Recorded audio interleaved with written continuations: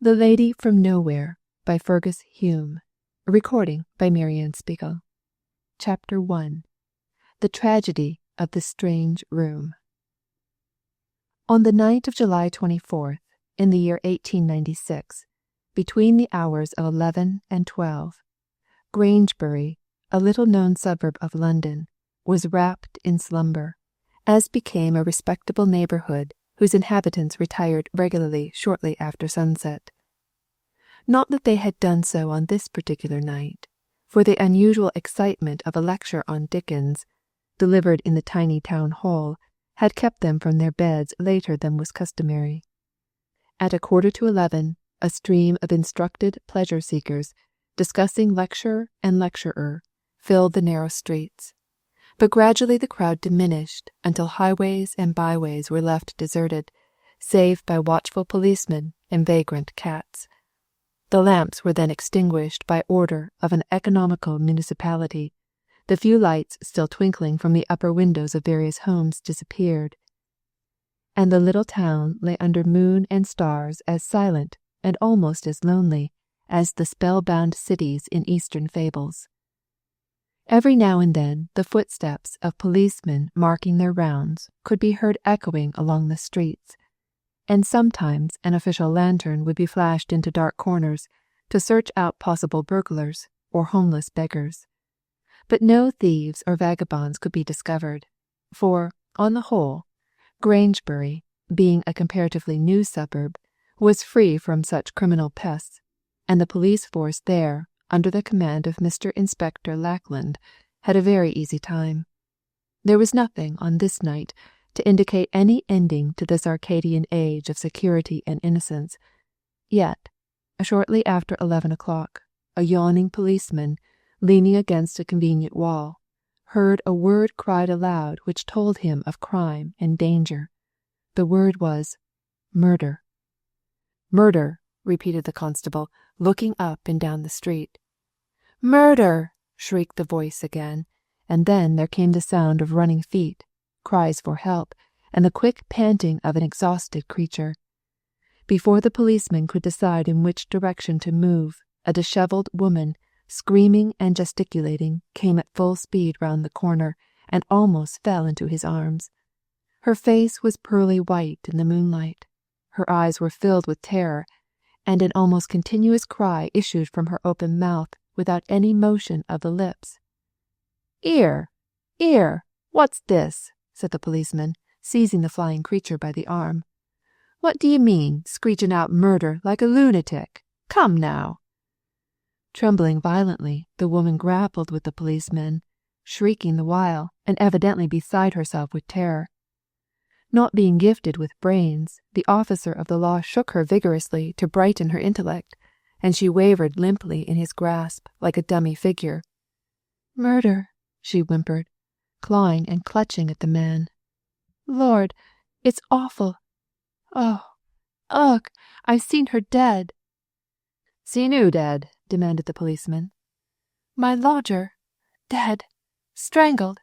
Oh, oh," cried the woman, breathlessly raising her voice higher at each word. "A corpse in the Yellow Room, Paradise Row. Come and see. Come and... oh, poor soul!" And she fell to wringing her hands again, quivering and panting. "Wait a bit," said the jack-in-office, bound by red tapeism. "The police station is just round the corner. Come up and see the inspector." I, gasped the woman, hanging back. "Neither Tilda nor I laid a finger on her." "Who said you did?" retorted the man suspiciously, and, for his own protection, he recited an official formula. "What you say now'll be used in hevidence against ye. Kim up, I tell ye." And, grasping her arm, he hurried her fighting and crying round the near corner and into a red brick building, over the door of which was a lamp inscribed "Police Station." In a stuffy room, rendered almost unbearable by the heat of the flaring gas, two men were talking earnestly together, notwithstanding the lateness of the hour. The one in uniform was a burly, red-faced martinet, known in Grangebury as Inspector Lackland. He was too completely hemmed in by red tapeism to count for much, But the other, in plain clothes, was Absalom Gebb, well known in Scotland Yard as a capable detective, but not so infallible as the miracle-monger of fiction. It was Gebb who brought home the theft of Lady Delshire's diamonds to herself, who proved Dr. Marner to be guilty of poisoning his wife, in spite of strong evidence to the contrary, who solved 9 out of every 10 criminal problems submitted to him, and who was the terror of all evildoers. This tall, lean man, with his clean-shaven face and black, observant eyes, was an enthusiast in his profession, and loved to ponder over and follow out the intricacies of criminal mysteries. At the present moment he was conversing with Lackland about a recent anarchist conspiracy, and therefore happened to be in the Grangebury police office when the zealous policeman appeared with his terrified prisoner. She cried out when she was thrust into the room, and, confronted by inspector and detective, covered her face with her hands. "Hey, what?"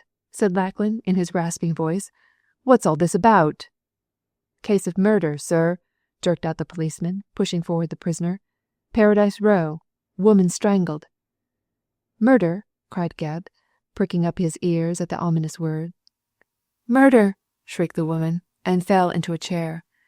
Evidently she had received a shock, and was on the verge of hysterics, for she began to babble and weep copiously. Accustomed to deal with this sort of emotion, Lackland seized a jug of water standing near his desk, and dashed the contents into her face. The remedy was efficacious, for with a gasp and a shiver the woman recovered her self-control, and tongue, and her inherent feminine vanity. "You brute!" she screamed, jumping up wrathfully. "My best bonnet spoilt!" "Attention!" roared the inspector in his sternest military manner. "None of this nonsense here. What about this murder in—" "I didn't kill her," interrupted the woman, wiping her face. "Tilda and me knew nothing about it till we found her strangled when we came back from the lecture." "Did you attend the lecture on Dickens in the town hall?" asked Gebb. "Yes, I did, sir.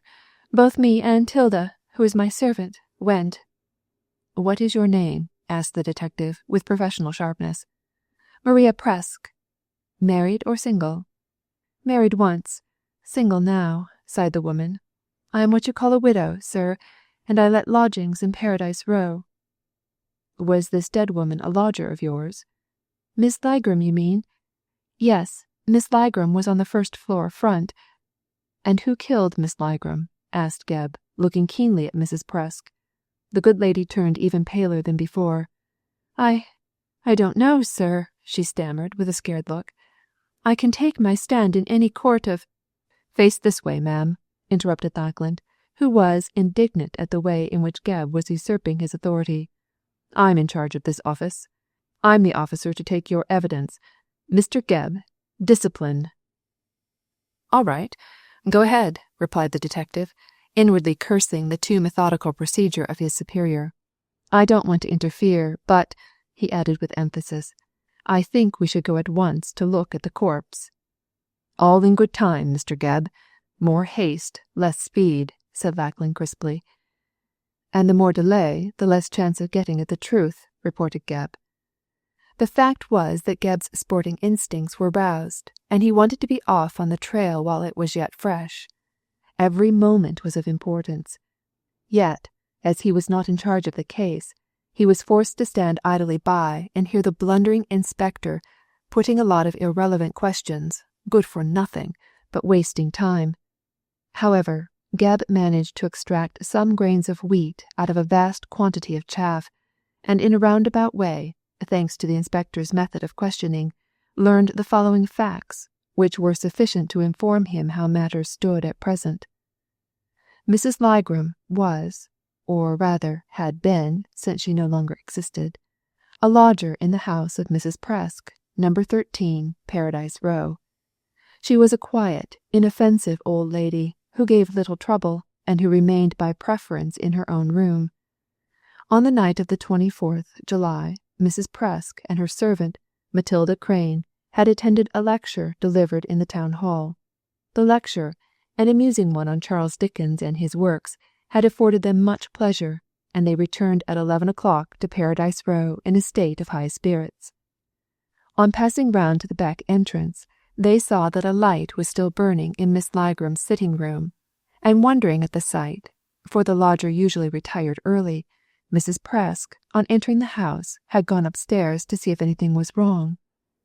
To her horror, she found Miss Ligram dead, with a cord round her neck. Terrified by the sight, she had called up Matilda Crane, who, more impressionable and less hardened, had promptly fainted away. Mrs. Presk, a woman of energy and resource, had immediately sought the aid of the police, and now insisted that Lackland and his subordinates should remove the corpse and capture the murderer. "That last is easier said than done," was Gebb's comment on this demand. "By this time the assassin is far enough away.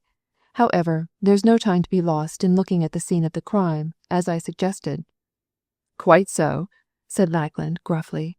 "No time to waste, ma'am," to Mrs. Presk. "March. Gebb, come with me and catch the murderer." This proposition recommending itself to Mrs. Presk, she left the police office with inspector and detective, and led the pair to her house, which was situated down a side street no great distance away. As the front door was closed, she conducted the men round the back way, through the kitchen, and up the stairs into Miss Ligram's sitting room. On the mat in the passage, Tilda, the servant, lay still insensible, so Mrs. Presk lifted her in her strong arms and carried her to the kitchen to be revived as speedily as possible, in case, as was almost certain, her evidence might be wanted. In the meantime Lackland and Gebb had entered the room wherein the crime had been committed, and were amazed at the splendour of the apartment.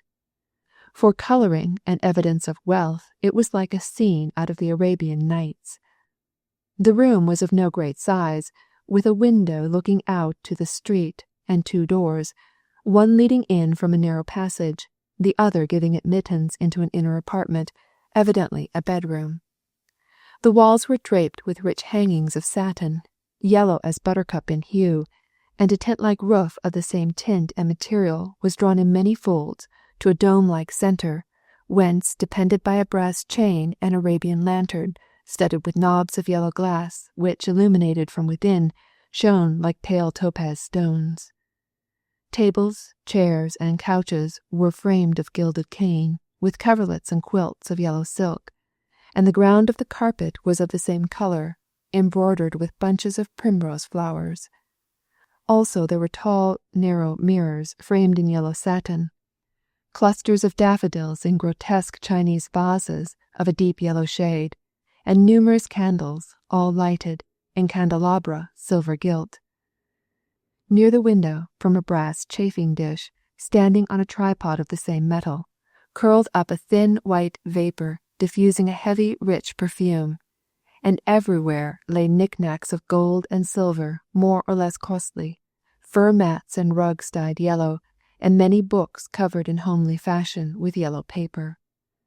The prevailing colour of the room was a violent yellow, and this, with the glare of the candles, the glitter of the mirrors, the scent of the flowers, and the strong perfume of the incense, made the heads of the onlookers reel. Even the matter-of-fact inspector was impressed by the uncanny magnificence of the place. "By George, sir," he said to Gebb, with the instincts of an old soldier, "it's like a Mandalay pagoda. If 'twas in Burma, now, shouldn't mind looting it." Gebb was rubbing his hands with sparkling eyes. "By the sight of it," he said joyfully, "this is going to be a romantic case. I only hope I'll be lucky enough to get charge of it.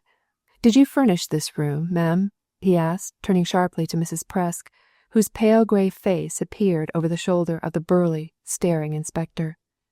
"No, I didn't," retorted the landlady. "Miss Ligram furnished it herself, and called it her yellow boudoir." Chapter 2. The Death Card. If the appearance of the room was amazing, that of the dead woman was not less so. The body was lying loosely in an armchair, with sprawling legs and arms, like a sawdust doll. The head lay limply on the shoulder, and a yellow cord, evidently torn from a near curtain, was bound tightly round the lean throat. The distorted face, the protruding tongue, the bulging eyes, and discolored skin all showed that the poor creature had been strangled in the most remorseless manner. Before her was placed a low cane table, on the yellow coverlet of which a pack of cards was spread out face downward, but in the lap of the dead woman lay another card with the face upward. It was the ace of spades. Mrs. Presk, noting it for the first time, gave a screech of mingled horror and surprise.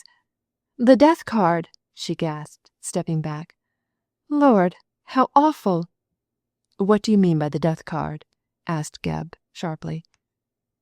"Why," said Mrs. Presk, astonished at the question, which to her seemed unnecessary, "it's the card in the pack as stands for death. When you turn up the ace of spades, you know it's time to order your coffin." "Rubbish," said Gebb. "Humbug," roared the inspector, and they both shrugged their shoulders to show their contempt for such superstition. Mrs. Presk shook her head gloomily. "Talk won't alter the matter," she said, pointing to the card. "There's the death token, and there's the corpse. What do you make of that?"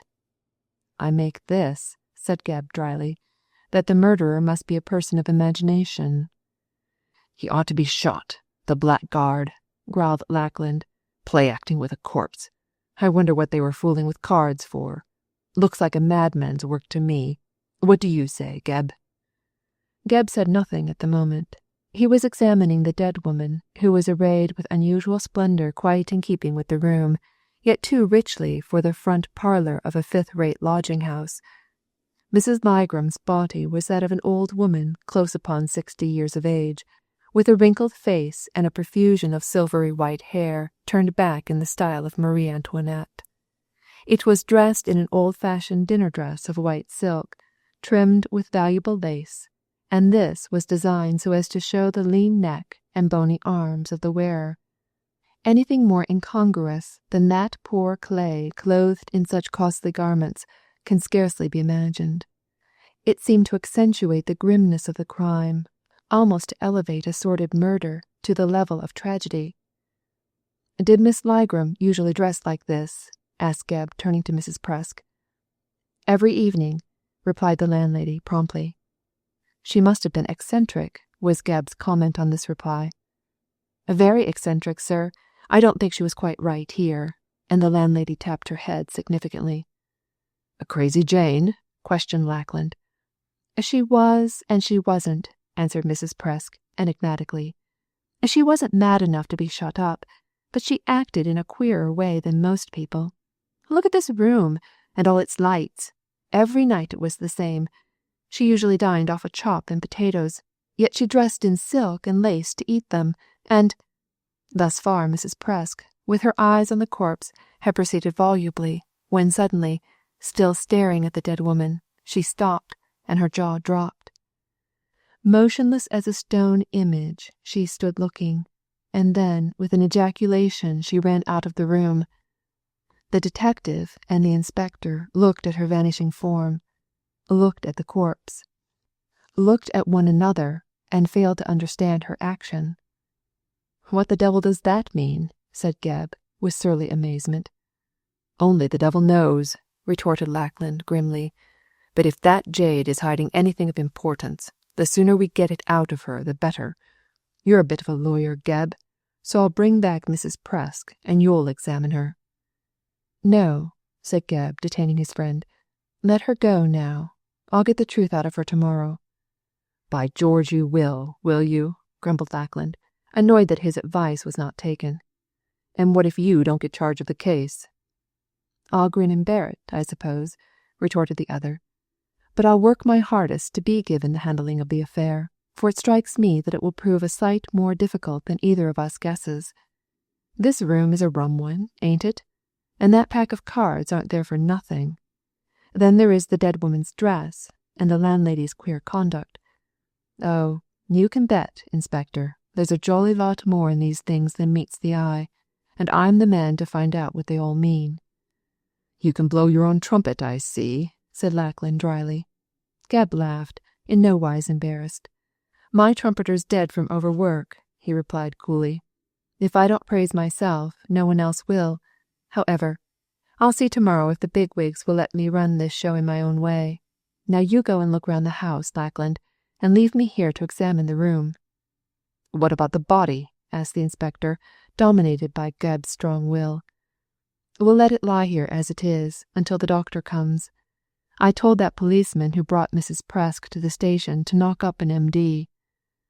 "By George, sir, one would think you were inspector here," sputtered the indignant Lackland. "Am I nobody?" "You're a good fellow, too good to get your monkey up for nothing. You let me look after this murder myself. I'll do you a good turn some other time." "Well, I'll let you have your own way for once. You're no fool, I will say," muttered Lackland, and withdrew to look through the house. He knew that Gebb was very clever, and in his heart was not unwilling to avail himself of the detective's assistance. Therefore he left him to his own devices, and set out to seek Mrs. Presk in the kitchen. Having found her, he made her show him the house, but judiciously refrained from commenting on her late conduct. He left the elucidation of that to Gebb. Left to himself, the detective examined the dead woman and the room with minute attention to detail, keeping up a running commentary the while on his discoveries. He had a habit of talking aloud when alone, as if to emphasize his opinions, and, while examining the boudoir, soliloquized with appropriate actions like a stage player. "The furniture is quite in order," he murmured, his keen eyes roving hither and thither. "Therefore there can have been no struggle. The murderer was no intruder, but was expected. A visitor, perhaps a friend. Let me presume the criminal to be a man. He no doubt entered and was kindly received by the deceased. Here's a bottle, and 2 glasses with wine in each, so the 2 were friendly enough to drink in company. There is a chair on either side of this table whereon the cards are laid out. The dead body remains in the one nearest the wall, so I expect the visitor sat in the other with his back to the door. Were they playing cards? I think not, as in that case the whole pack would not be laid out in this fashion." "I have it!" cried Gebb, smiting his open palm with his fist. "The visitor was telling Miss Ligram's fortune. He placed the cards in that position and told her to draw one. She drew the ace of spades, which yet lies in her lap, and when face to face with the omen of death, he killed her." Here the detective paused to consider if he was correct in assuming the assassin to be a man. Fortune-telling, especially by cards, is usually indulged in by the other sex. But would a woman, however cruel, have so brutally strangled her unsuspecting hostess and, as it may be assumed, friend? Gebb examined the chair on which the visitor had sat, and found traces of tobacco ash. "Cigarette ash," he pronounced it after an examination. "The quality is fine and quantity small. The visitor was a man, and he was smoking. This is not like a professional fortune-teller. Such a one would be too desirous of impressing his dupe to spoil the gravity of the situation by smoking. The man must have been a friend, and he probably told the woman's fortune in this way to throw her off her guard. Let us look further." The chair in which the dead body was lying stood some little distance from the hangings of the wall. These, as Gebb discovered on further examination, had been draped back with a cord to reveal a small oil painting, but the cord, which had a loop at either end to slip over a brass nail, concealed beneath the hangings of satin, had been deftly removed, not torn, from its peg, and flung round the victim's neck. On the floor behind the chair, Gebb picked up a half-burnt cigarette, which had smouldered out. With this in his hand, he returned to the centre of the room and looked once more at the cards. These attracted him strangely. "Without doubt, the fortune-telling was a trick," he said aloud. The man set out the cards, and while his victim was selecting one, he lighted a cigarette, and rose to stroll round the room. Not suspecting any danger, which shows, by the way, that she must have trusted him, his victim let him pass behind her chair. While there, he slipped the loops of the cord off the nail. Then when she turned up the death card, a pure coincidence, no doubt, he threw the cord over her head and choked her before the poor wretch had time to call out for assistance. He then robbed the body at his leisure and left the house. It's as clear as day."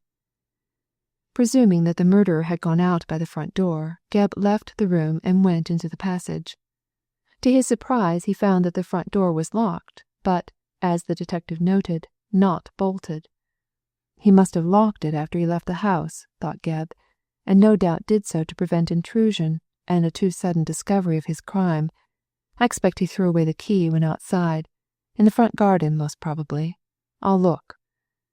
Before he could put his design into execution, which he intended doing by passing out the back way, Mrs. Presk arrived downstairs with the intelligence that Inspector Lackland was still searching the upper portion of the house for traces of the assassin, but could find nothing and no one. "So," said she, "I expect the wretch ran away after killing poor Miss Lygram." "By the front door," Gebb informed her, "and he locked it after him." "Did he?" said Mrs. Presk with a stare. "Now that's queer." "Why?" asked the detective sharply. "Because Mrs. Lygram always kept the front door locked and the key in her pocket. That was one of her queer ways, which I never could abide."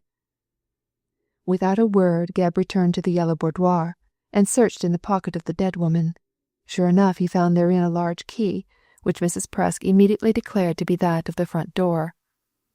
Gebb was puzzled, as this discovery upset much of his previous reasoning. In that case, the man could not have cleared out by the front door, he said, as not having the key, he could not lock the door after him. Let us see the back door. He may have escaped in that direction.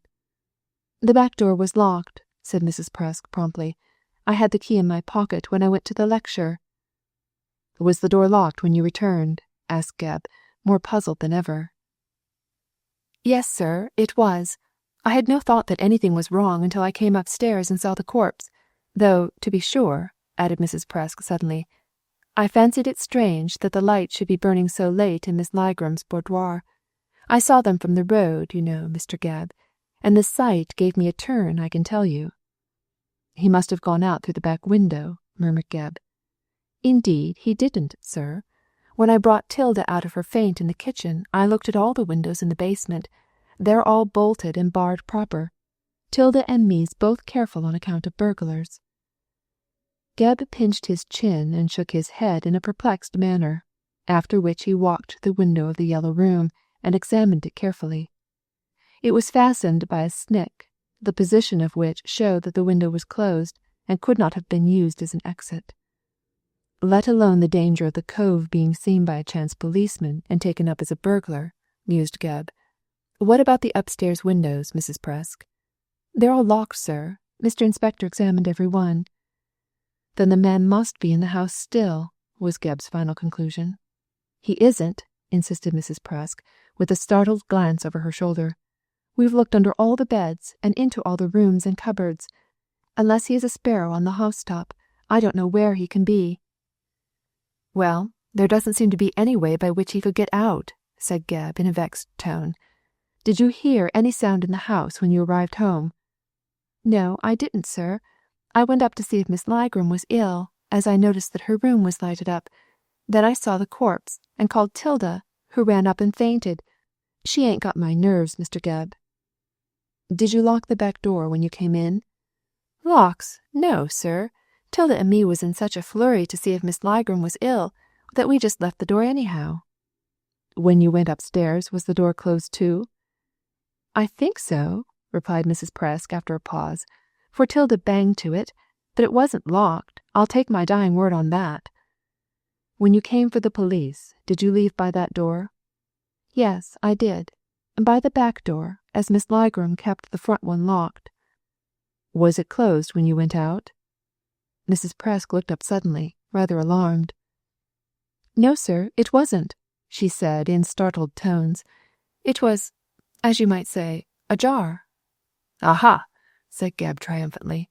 "Then you may depend on it, Mrs. Presk, that when you came home the assassin was in the house." "In the house?" gasped Mrs. Presk. "Lor, sir, it ain't possible." "Yes. He did not know where to find the front door key, and discovering that the back door was locked, he just hid himself in the kitchen until you and the servant went upstairs to look on his handiwork. Then he slipped out to escape the consequences." Mrs. Presk's knees gave way, and she was fain to sit down, as far away from the dead body as possible, however. It's past believing, she moaned, rocking herself to and fro. Lord, what an escape Tilda and me's had from being strangulated. Ugh, she shuddered. Look at that poor soul, sir. Ain't it enough to freeze your blood? Did it freeze yours, that you ran out of the room? Asked Geb, hoping to take her unawares. No, it wasn't that, whispered Mrs. Presk, turning pale. But I was afeard. Of what? Asked the detective, rather puzzled. Of you, sir, was the unexpected reply. Indeed, then you know something about the matter? Yes, issued from the landlady's pale lips. I noticed something. What did you notice? I daren't tell you. You must. Mrs. Presk rose and hastily made for the door. Before she could reach it, Geb had placed his back against it. You don't leave this room until I know what you are hiding. I'm hiding nothing, burst out Mrs. Presk. Haven't you got eyes? She pointed toward the dead woman. Look, she cried. Look! Chapter 3. A Woman Without a Past. As desired, Geb looked at the gaily decked figure in the chair, and tried to find out what Mrs. Presk meant. Well, I'm looking, he said at length, but I'm blessed if I can see anything. Of course you can't, cried the landlady, hysterically triumphant, 'cause they ain't there. What aren't there? The diamonds. Diamonds, repeated Geb with a start, as he noted that the dead woman wore no jewelry. Had she diamonds? I should think she had, said Mrs. Presk, sitting down again. Stars for her hair, rings, bracelets, and the loveliest necklace you ever saw, just like dewdrops with the sun on them. She wore her jewelry every night, and all to eat her chop. I saw them diamonds on her afore I went to the lecture. And when you came back, they were gone. Every one of them, replied Mrs. Presk defiantly. And when I noticed it, for, to own up, Mr. Geb, I didn't notice they were gone till I was here with you talking about her dress, but when I did notice, I ran out of the room, 'cause I was afeard you might say Tilda and I stole 'em. Nonsense. Why should I say that? Oh, there ain't no tellings, said Mrs. Presk, with a toss of her head. Was that why you made all that howling? Yes, it was, sir, and I ran out to the kitchen to ask Tilda if she had noticed if the diamonds were gone when we first came in, for I was that flurried I didn't look for 'em. And does Tilda say the diamonds were gone? Yes, I dare say the murdering villain who killed the poor dear stole 'em. I wish I had the hanging of him. Oh, you may assist me to put the rope around his neck, said Geb. Well, Mrs. Presk, I'll come and see you tomorrow, and you must tell me all you know about this woman. In the meantime, I think I hear the doctor coming. The detective's ears had not deceived him, for the approaching footsteps were those of the doctor. Escorted by the policeman who had met Mrs. Presk, he entered in no very good humour at being knocked up at so late an hour. However, the looks of the corpse and the appearance of the room both astonished and interested him, and he made his examination. It took only a few minutes for him to decide that the death had taken place shortly before or after 10 o'clock, and must have been almost instantaneous. When the examination was concluded, Geb and the inspector left the house in charge of the policeman and returned to the station to make their report. While the prosaic Lackland set down the bare details of the case for the information of the authorities, Geb mused over the events of the night, and pondered what was best to be done under the circumstances. As yet he had gained no information from Mrs. Presk about her lodger, but intended to examine her on the morrow when she was somewhat recovered from the strain of the late events. In the meantime, Geb fancied that the strange room, designed and furnished by the dead woman, might turn out a more important factor in the matter than at present appeared. Even if Mrs. Presk did prove to be ignorant of Mrs. Ligram's past, which was extremely unlikely, the strongly marked and eccentric taste of the lodger, as exemplified in illumination, colouring, and furnishing, might provide a sufficiently stable basis for operations. In a word, Geb considered that the most promising clue to the mystery was the predominance of the colour yellow in the sitting-room. Criminal problems, as he knew, had been solved by slighter means. As Lackland surmised, Gebb, being high in favour with the authorities as a detective of no ordinary capabilities, had little difficulty in gaining their consent to take charge of the case. The inspector made his report, Gebb his application, and after the due formalities had been complied with, the detective found that the responsibility of tracing Miss Ligram's assassin lay solely on his own shoulders, which, as he comfortably assured himself, were quite capable of bearing the burden. He was the more pleased with his employment, as the Grangebury murder case promised to be one of those mysteries which he loved. A dead woman, a strangely furnished room, a pack of cards, these were the elements of the case, and, so far as Gebb could see at present, there was no clue, save the lavish use of the colour yellow, to the past of the victim or the identity of the assassin. In Mrs. Presk lay his sole hope of gaining intelligence likely to lead to some practical result. So, at 11 o'clock the next morning, Gebb, in an anxious frame of mind, was once more on the scene of the murder, and in the presence of his principal witness. In the searching light of day, Mrs. Presk was more uncomely than ever. Tall, gaunt, angular, and dressed in the worst possible taste, she presented few of the alluring graces of her sex. To have wooed, and won, and lived with the strident Amazon, the late Mr. Presk must have been a suitor of no ordinary courage. However, she made an excellent witness, as her brain was clear, her courage high, and she had not a morsel of imagination.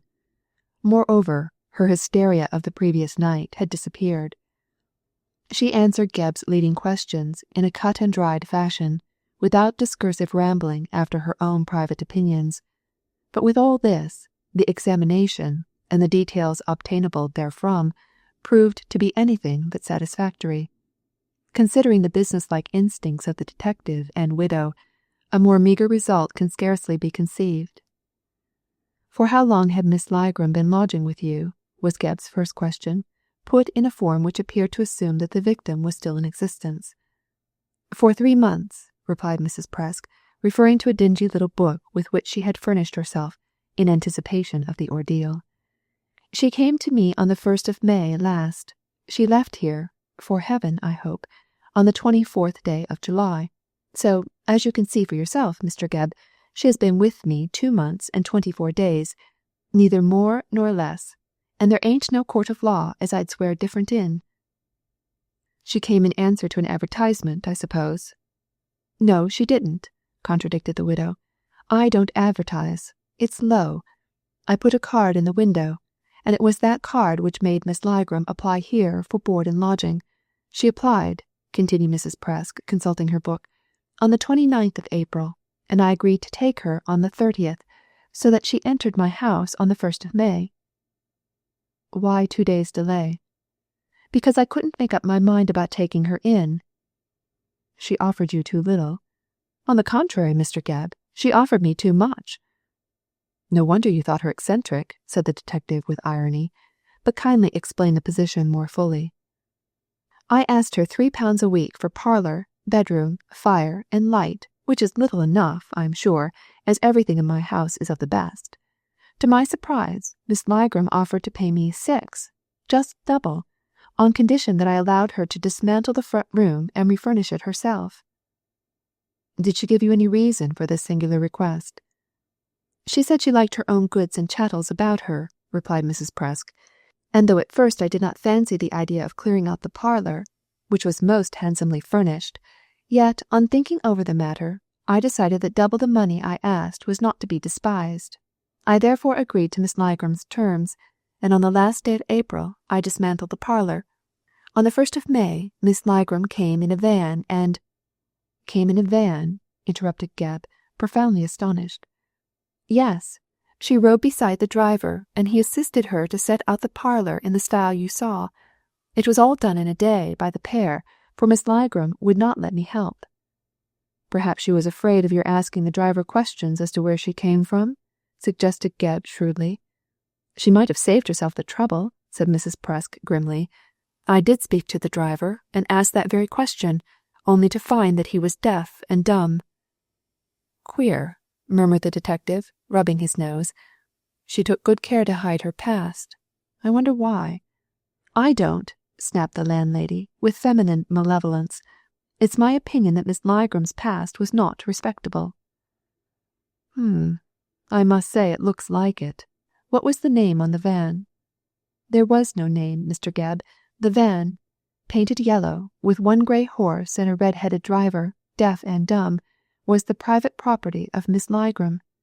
It was not the first time she had moved that yellow room about," and the widow nodded significantly. "Why are you doubtful of Miss Ligram's past?" "Well," said Mrs. Presk, taking time to answer this question, "you can only judge a person's past by a person's present, and Miss Ligram knew too many shady people for my taste." "Shady people?" echoed Gebb, pricking up his ears at this hint of a clue. "What sort of people?" "Fortune-tellers, conjurers, spiritualists, and such like, sir." "Ah!" Gebb recalled the spread-out pack of cards. So she was rather superstitious. "Superstitious!" cried Mrs. Presk, casting up her eyes. "She was a very pagan for omens, and talismans, and consultation of cards. There wasn't a fortune-teller in London she hadn't down here at one time or another to read her hand, or question the stars, or look into the crystal ball, or spread out the cards. She was a perfect gold mine to those swindlers, believing all their lies, like the poor benighted heathen she was." "And what did she particularly seek to know?" "The future," was the landlady's curt reply. "No doubt," returned Gebb dryly, "and her own future at that. But was there any particular aim in her questioning?" "Yes," said Mrs. Presk with a burst of confidence, "there was. I found it out from one of her fortune-telling visitors. She wanted to know if she would die by violence." "So," said Gebb, drawling out the word reflectively in the German fashion. "And was a violent death predicted?" "It was, by the fortune-teller I asked, Mr. Gebb, and sure enough the prediction came true, though, as a rule, I don't believe in such rubbish. Still, it was queer that she should die with the ace of spades in her lap." "A fortune-teller was with her on the night she was killed," said Gebb, after a pause. "How do you know, sir?" questioned Mrs. Presk, eagerly. "Because the cards were laid out, and the death card was in the lap of the corpse. Now I believe that this man— By the way," said Gebb, breaking away from his original speech, "did Miss Ligram smoke?" "Not to my knowledge," rejoined Mrs. Presk promptly. "She was a lady in her habits. Some of 'em was queer, but they were all genteel. Indeed they were." "It's not out of keeping with well-bred habits for a lady to smoke," corrected the detective mildly.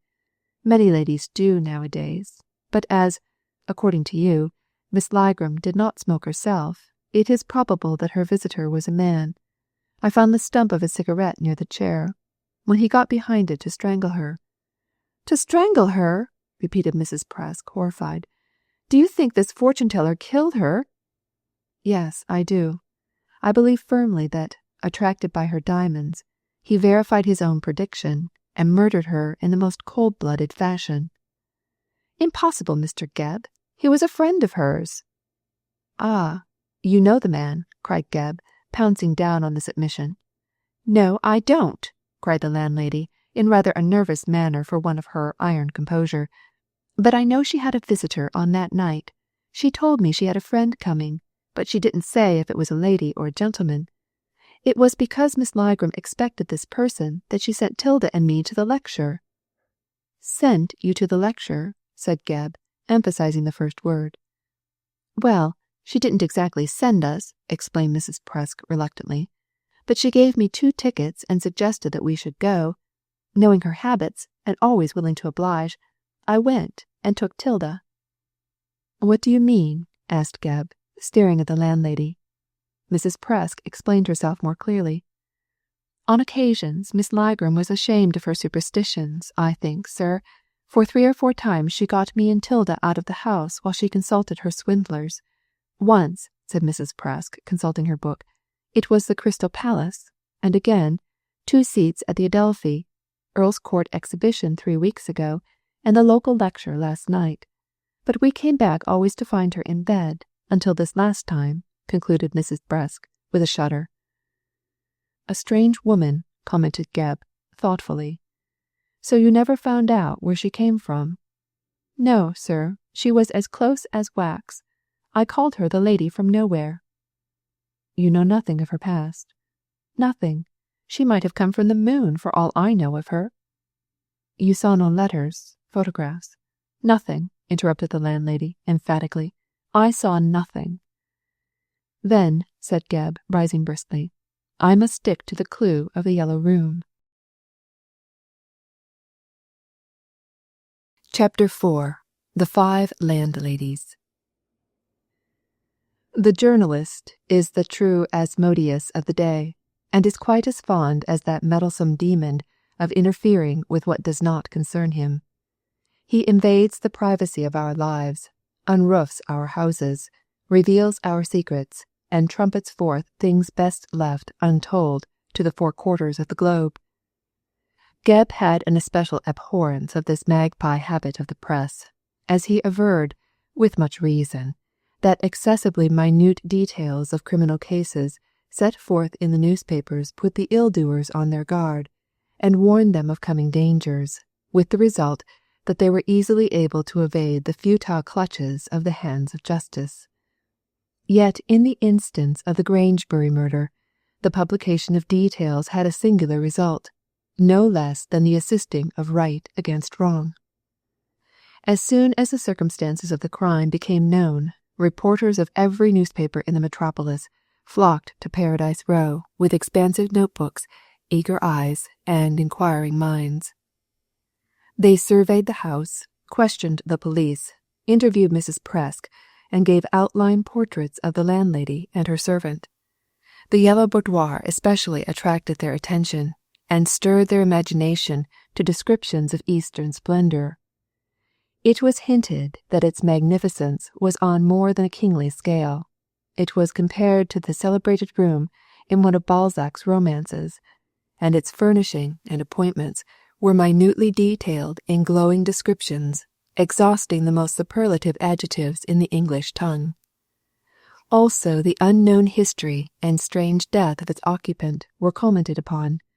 Guesses were made as to her identity, and reasons were given for her secretive life, for her strange belief in, and consultation of, charlatans and fortune-tellers, and all those cunning gypsies who live by the gullibility of the public. Appeals were made in these articles to the deaf and dumb driver to appear and declare the mystery of the yellow van, the Yellow Room, and their queer owner. In short, as the journals were in want of sensation, they made the most of this material supplied by chance, and England, from one end to the other, rang with the tidings of Miss Ligram's death, Miss Ligram's boudoir, Miss Ligram's mysterious life. And all this trumpeting and noise, Gebb, the enemy of the press, heard with singular complacency, indeed, with pleasure and satisfaction. As a rule, I hate these revelations, said he to one who knew his views and wondered at his equanimity, as in 9 cases out of 10 they do more harm than good by placing the criminal on his guard.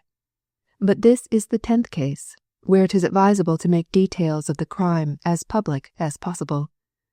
I rely on these descriptions of the yellow boudoir to trace Miss Ligram's past life. In what way? Demanded the inquirer.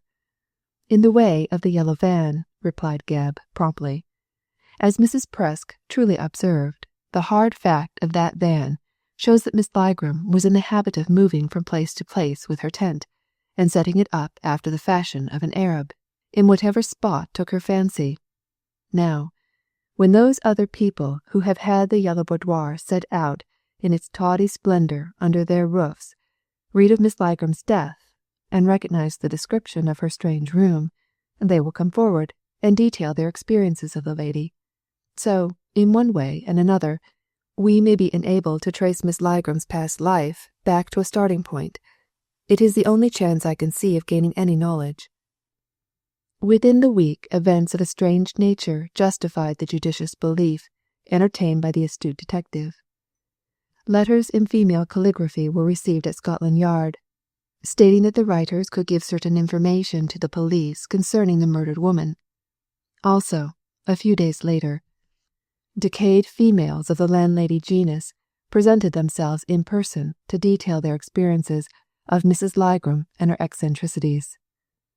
From all these personal and written statements, it appeared that for 4 years, more or less, Miss Lygram had been moving from one part of London to another.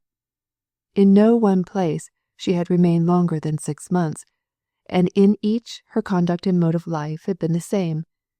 She arrived regularly in the yellow van, and, having obtained permission from the various landladies at the cost of paying double the rent demanded, as regularly set up and furnished her yellow boudoir. As in the latest instance of the Grangebury episode, she consulted fortune-tellers, spiritualists, and shady people of like nature, departing at the end of each tenancy without a word as to her destination. It would seem from this evidence that the woman was consistent in her eccentricities, and conducted her strange, secretive life on the most methodical principles. One thing which seemed of a piece with the dead woman's desire for concealment was that in every place she, so to speak, camped in, she gave a different name, each appellation being stranger than the last, and all apparently of her own manufacture. She figured at Hampstead under the name Margil. In Richmond she was known as Miss Ramling. When housed in St. John's Wood, she called herself Milgar. And at Shepherd's Bush. But, for the sake of clearness, it will be advisable to let the several landladies speak for themselves. 5 persons, 5 pieces of information more or less similar, and 5 obviously made-up names. So much for the past of Miss Lygram. Mrs. Brown, of West Kensington, stated that she knew the deceased under the name Miss Limreg. She arrived at Mrs. Brown's in the month of May, '95, and after 6 months' tenancy departed in the month of October in the same year. Mrs. Brown was ignorant as to where she came from, and equally at a loss to declare whither she went. Both in coming and going, Miss Limreg used as a means of transportation the yellow van, and during her residence she inhabited the yellow room of her own furnishing, for the consulting therein of the fortune-telling fraternity. Mrs. Kane testified that a lady who called herself Miss Milgar arrived in Shelley Road, St. John's Wood, on the 1st day of November, '95, and left the district in the last days of April, '96. Her conduct during her 6-month stay was similar to that described by Mrs. Presk and Mrs. Brown. On the evidence of such conduct, and the facts of the van and boudoir, both yellow in colour, Mrs. Kane had no hesitation in declaring that the murdered Miss Lygram of Grangebury was her eccentric lodger, Miss Milgar. The information given by Miss Bain, of Crescent Villa, Hampstead, showed that the name assumed there by the wandering lady was Margil, and that she took possession of her lodgings there in the month of November, '93, having arrived, according to her custom, in the yellow van. While the lodger of Miss Bain, she gave herself up to the study of dream books and the interpretation of visions. During her occupancy of Crescent Villa, the landlady, in spite of all efforts, could find out nothing about her past or discover where she came from, and the so-called Miss Margil departed with her furniture towards the end of April, 1894. She left no address. Miss Lamb, resident at Richmond, entertained the unknown from November 1894 to April 1895. She knew her by the strange name of Ramlig, and always thought her weak in her mind, owing to her queer mode of life and belief in omens. When Miss Ramlig made any boastful speech reflecting on her worldly prosperity, she would touch wood to avert the omen. Absit omen, umberufen, in a good hour be it spoken, neporte. These words and phrases were continually on her tongue, and she was a slave to all forms of superstition. She would not walk under a ladder. If she spilt salt, she threw a pinch over her shoulder. An unexpected meeting with a magpie, a hunchback, a cross-eyed person, or with a piebald horse, either made her rejoice in the most extravagant fashion, or threw her into a fever of apprehension. She was not communicative, and resisted all Miss Lamb's attempts at social intercourse. During the whole period of her stay, no words were spoken, and no event occurred likely to throw light on her past, nor, when she departed, did Miss Lamb discover whither she intended to go. In coming, in staying, in going, Miss Bramlage was a mystery. The owner of Myrtle Bank, Shepherd's Bush, a bird-like spinster called Cass, informed Gebb that a certain Miss Migrill lodged with her from the 1st of May to the end of October, 1894. She arrived in the van spoken of by the other witnesses. She paid double rent for the privilege of dismantling a room, and therein set up her tent-like habitation of yellow satin, furnished with cane chairs and tables, illuminated with candles, and perfumed with incense. She was, said Miss Cass, superstitious beyond all belief, actually divining by teacups, and believing in the future as foretold by the position of the tea-leaves, after the fashion of illiterate servant girls.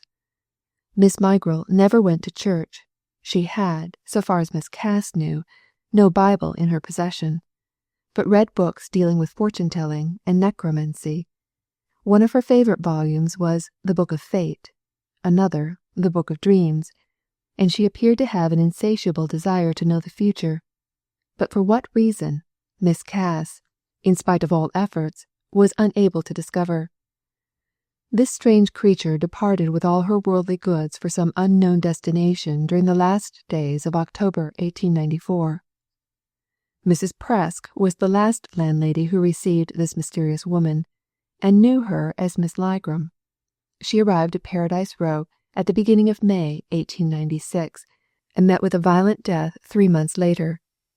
Mrs. Presk was as ignorant of the woman's past as the other landladies had been. She arrived from nowhere, and, no doubt, would have departed 6 months later in an equally mysterious fashion. But in the middle of her Grangebury tenancy, a violent death put an end to her further wanderings. Gebb heard all this evidence, which was monotonous from its sameness, with much satisfaction and great attention. By means of the details afforded by the 5 landladies and Mrs. Presk, he traced back the wanderings of the dead woman to the month of November 1893. But further back he was unable to go for lack of information. In spite of all publicity given to the case, notwithstanding advertisements and his own private efforts, no other witnesses came forward to give evidence as to the past of Miss Ligram. So, in finding he was at a dead stop, the detective resolved to stand, at all events for the present, on the information he had already acquired. For his own private information and guidance, he tabulated an account of Miss Ligram's names, addresses, and former landladies, together with the dates of her various arrests, as follows: Miss Bain, Hampstead, Margil, November 1893 to April 1894. Miss Cass, Shepherd's Bush, Migrill, May to October 1894. Miss Lamb, Richmond, Ramlig, November 1894 to April 1895. Mrs. Brown, West Kensington, Limreg, May to October 1895. Mrs. Kane, St. John's Wood, Milgar, November 1895 to April 1896. Mrs. Presk, Grangebury, Ligram, April to July 1896. And at the foot of this table he noted the fact that on the night of the 24th July 1896, according to medical evidence at 10 o'clock, the so-called Miss Ligram met with a violent death at the hands of some unknown person.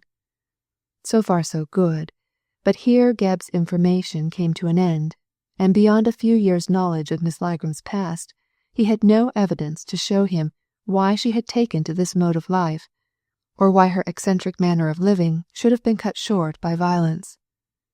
Ready as he was in resource, the detective did not know how to act or in which direction to turn for information. While thus perplexed, he received a hasty note scribbled on a half-sheet of dirty paper. It ran as follows: 48, Guy Street, Pimlico. Come and see me at once about the Grangebury case. I have solved the mystery and can hang the criminal. Yours, Simon Parge. Chapter 5. A Friend in Need. But that Gebb knew the writer of this curt note, which was hardly civil in its brevity, he would have been much surprised at the untoward chance of its coming at so critical a moment to help him out of his difficulties. As it was, he felt more relieved than astonished, and hastened to obey the summons without delay.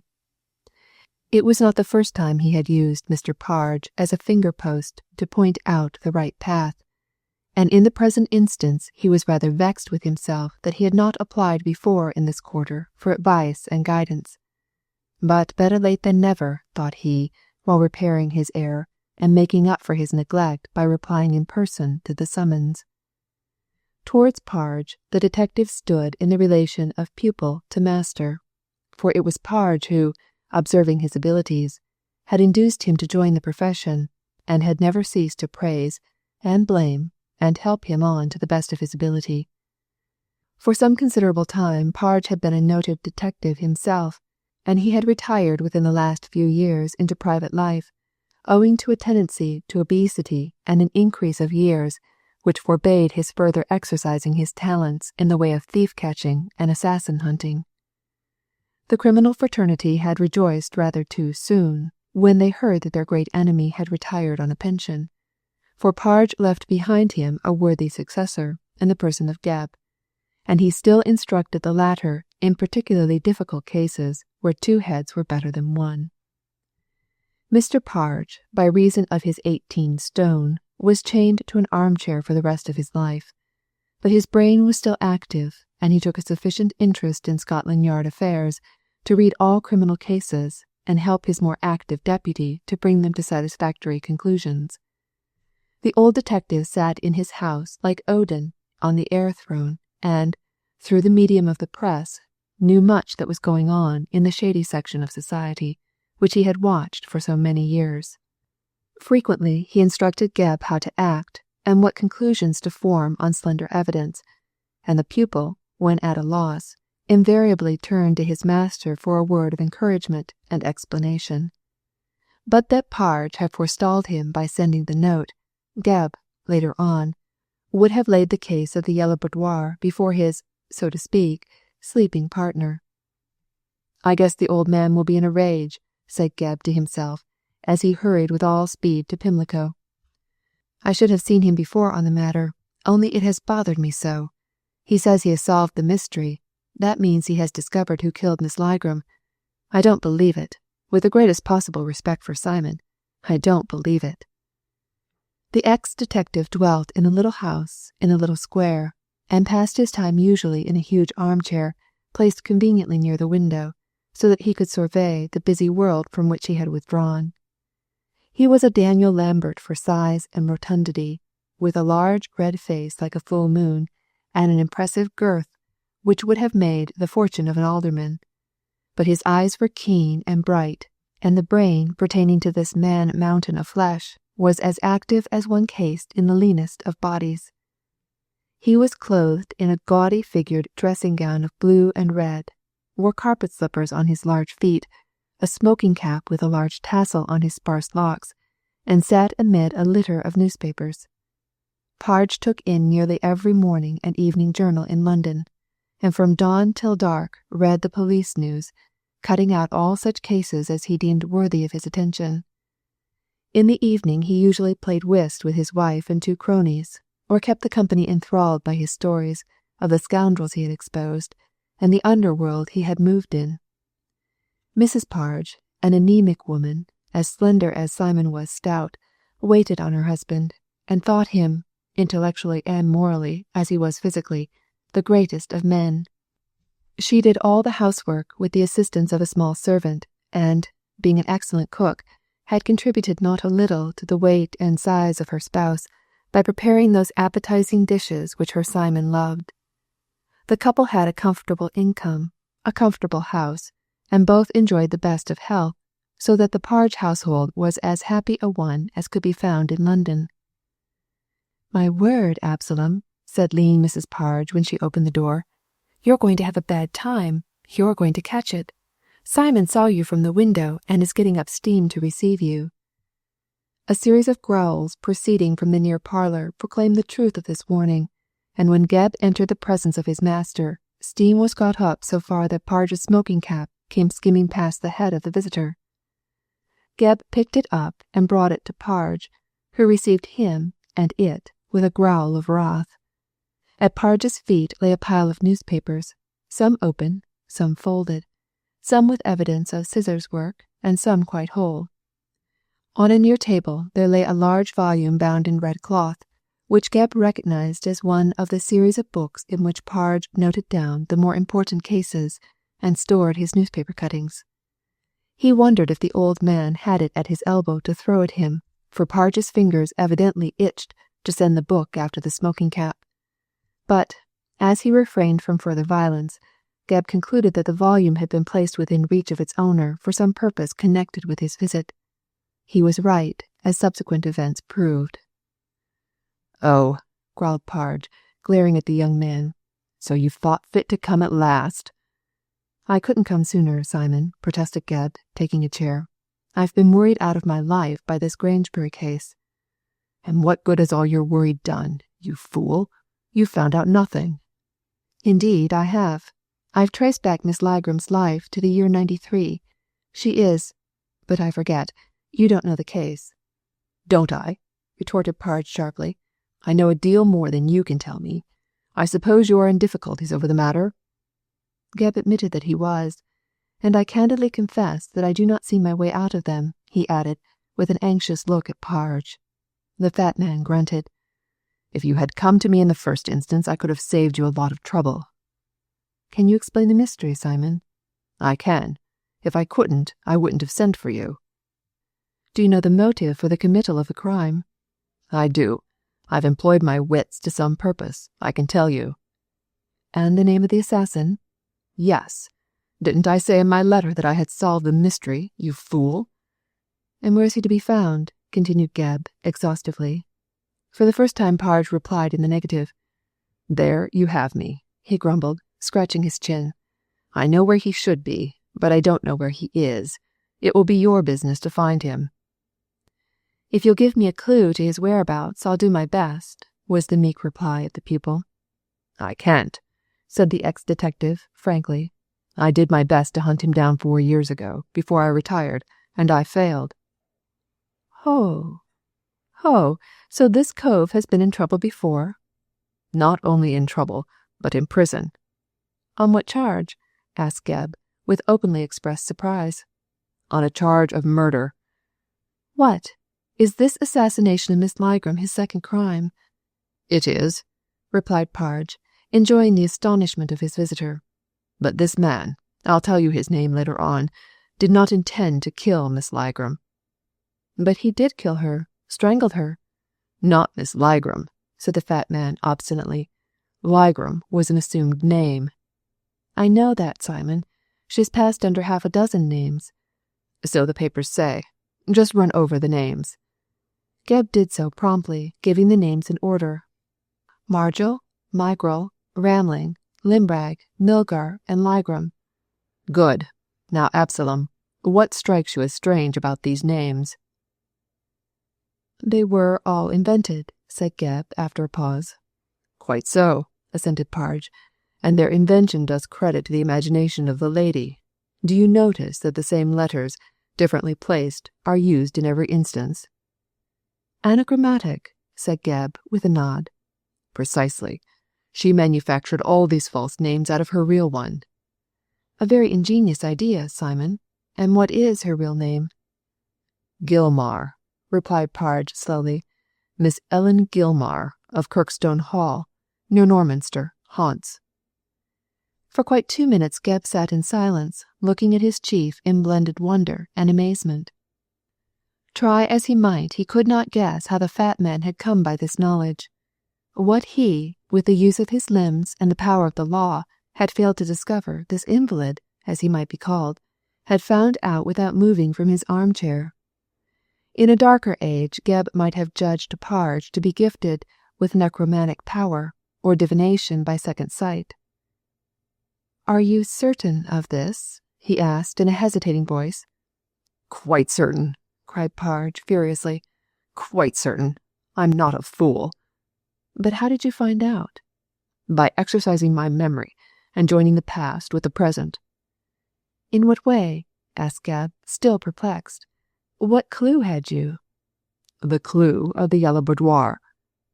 The yellow boudoir, repeated Gebb, recalling his own fancy. Yes, said Parge gravely.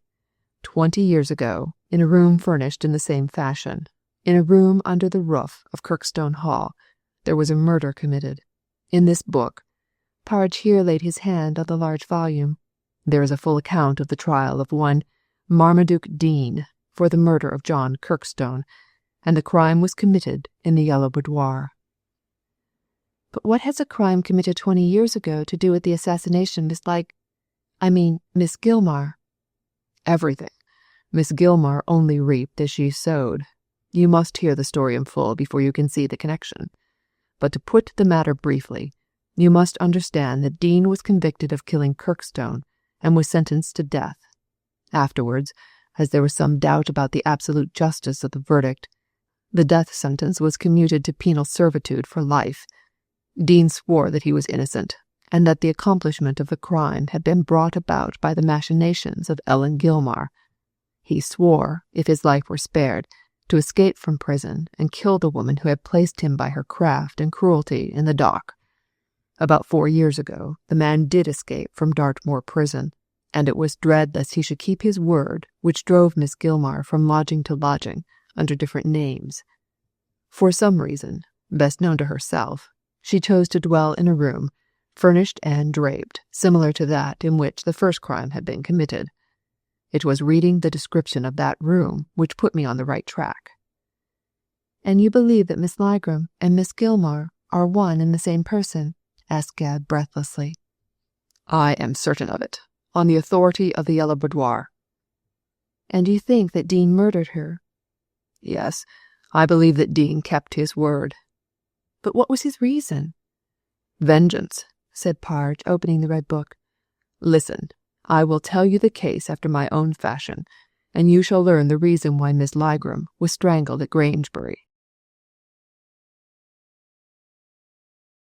Chapter 6. The Crime of Kirkstone Hall. It sometimes happens that a youthful spendthrift becomes an aged miser, and hoards money in the same extreme fashion as formerly he wasted it.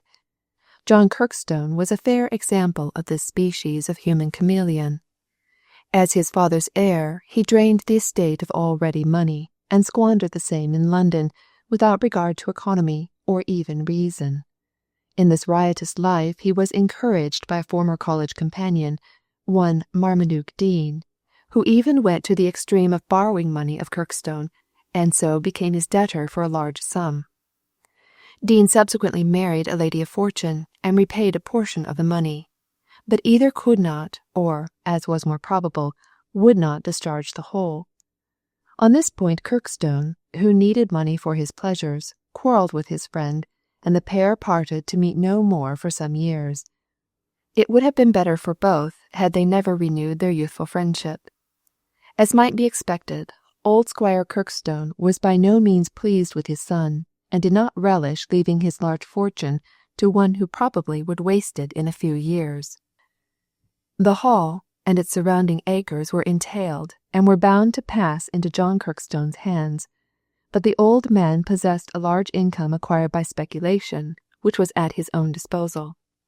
Wrathful at his spendthrift son, he resolved to leave this personal property to his only daughter, and accordingly, when John became squire on the death of his father, he found that his sister Laura was in possession of a good income, while he had to be content with a dwelling far too large for his means, and several farms whose tenants did not always pay their rents. The shock of this discovery was unpleasant, but salutary.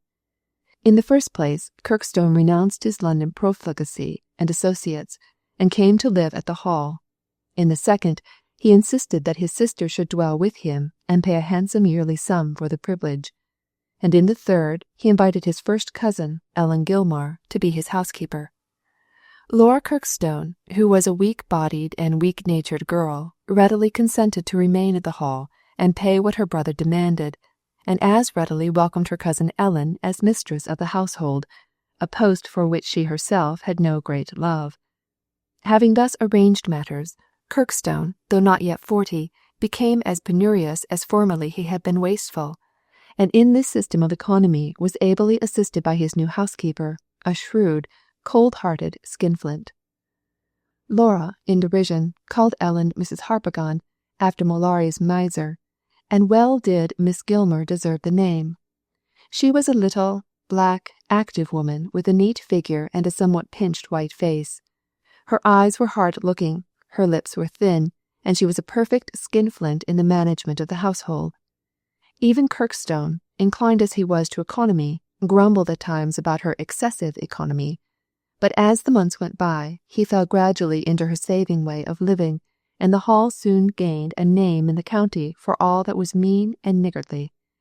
The larder was always kept locked, the servants were ill-fed, and the occasional beggars who came to that forbidden door were not fed at all.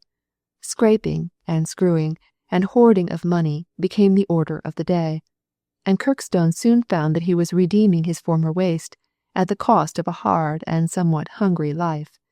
However, the habit of living thus penuriously became confirmed, and both he and Mrs. Harpagon vied with one another in discovering new methods of saving money. The only person in the Hall who did not relish this extreme economy was Laura Kirkstone. The attitude adopted by Kirkstone toward his wealthy sister was a fairly amiable one. Having a strong will, he compelled the weaker one to bow to it, and kept a sharp watch on her, lest she should marry some one of whom he did not approve, and so take the money, which he looked upon as rightfully his own, out of the family. Many a young man would have been glad to marry Miss Kirkstone, both for her money and good looks, for in a pink and white sort of way the girl was pretty. But Kirkstone invited none of these would-be suitors to the house, and turned a cold shoulder to them in public. Laura was forbidden even to speak to them, and being kept closely to her own home, lived in the gaunt, grim hall like an enchanted princess guarded by 2 ogres. And none of the young knights who wished to marry her had sufficient courage to brave the black looks of Kirkstone, or the acidulated sneers of his amiable housekeeper and cousin. Such was the position of affairs at Kirkstone Hall when Marmaduke Dean again entered into the life of his former friend. It was the death of his wife which led to Dean's visit to Kirkstone Hall. He had squandered the fortune of the unhappy lady, and had treated her with so much coldness and neglect that she had died of a broken heart, leaving him a little son. Dean promptly placed the child with some distant relatives, and, being poor again, looked about him for some means whereby he could procure money. Recalling the easy-going and generous disposition of Kirkstone, he resolved to apply to him for aid, quite oblivious to the fact that he was already in his debt. To this end, he one day presented himself at the Hall, and was astonished to find that its owner, from a generous friend, had changed into a miserly curmudgeon. Kirkstone not only refused to help Dean, but demanded immediate repayment of the moneys already due. Dean, seeing that only trouble would come of his application, was on the point of withdrawing, so as to save himself the danger of being sued for the lent money, when a new idea entered into Kirkstone's knavish brain, which made him detain Dean at the Hall as a necessary element to bring it to fruition.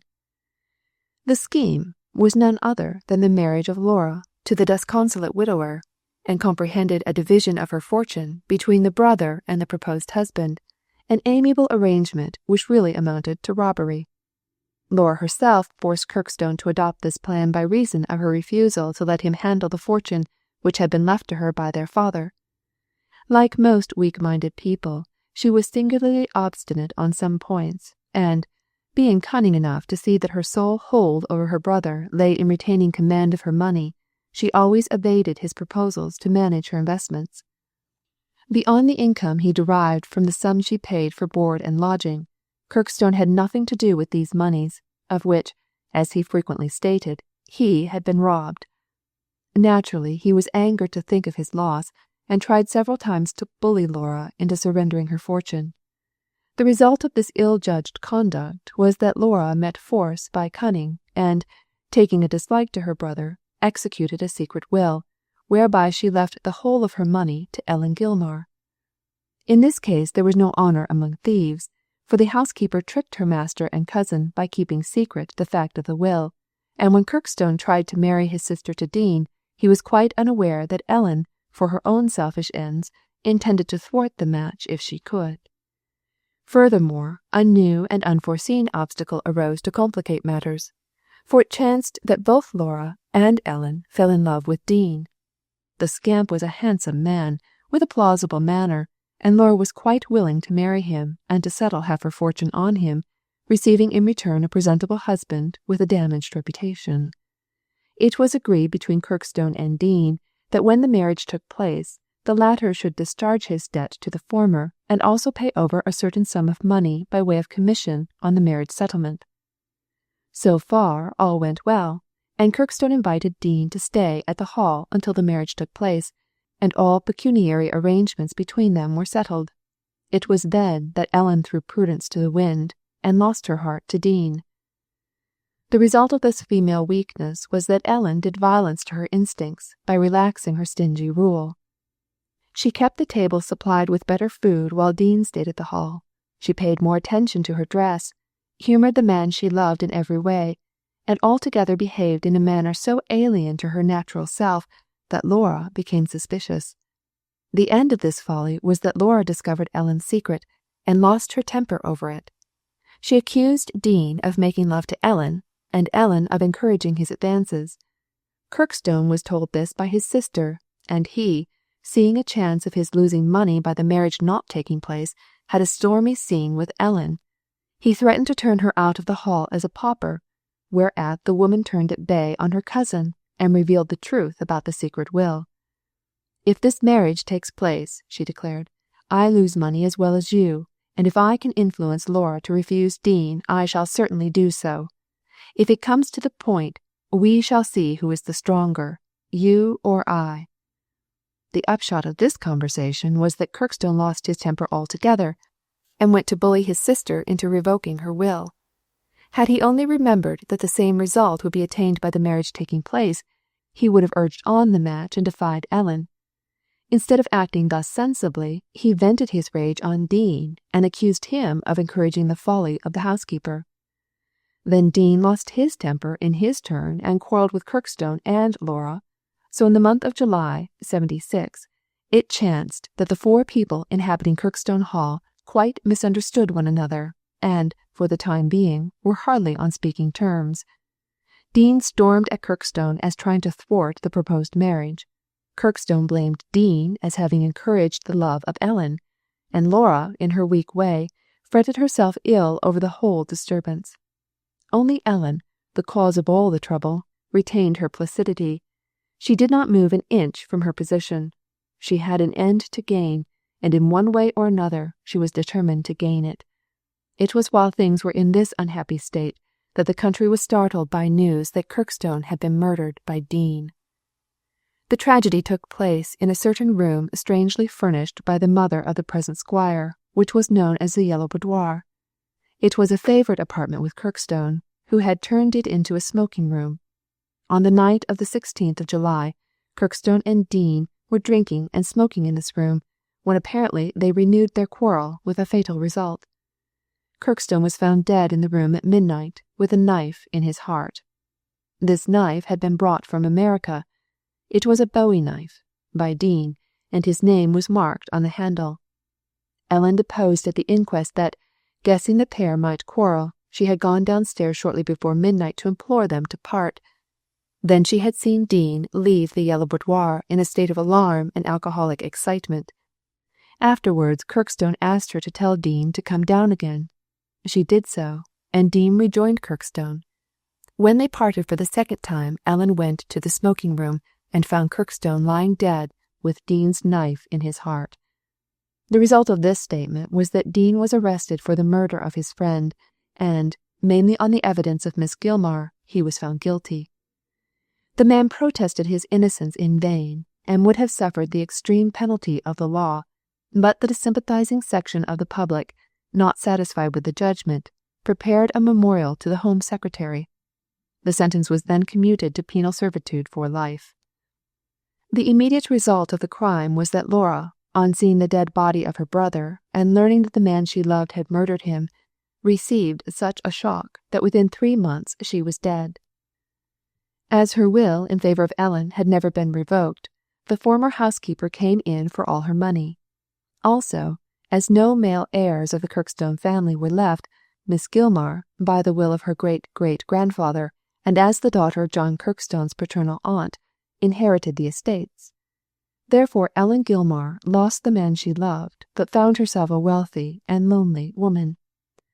Only one thing she feared, and that was a violent death, for Dean had declared that his unjust sentence was due to her lying evidence, and that, if his life were spared, he would some day kill her. Apparently he had done so.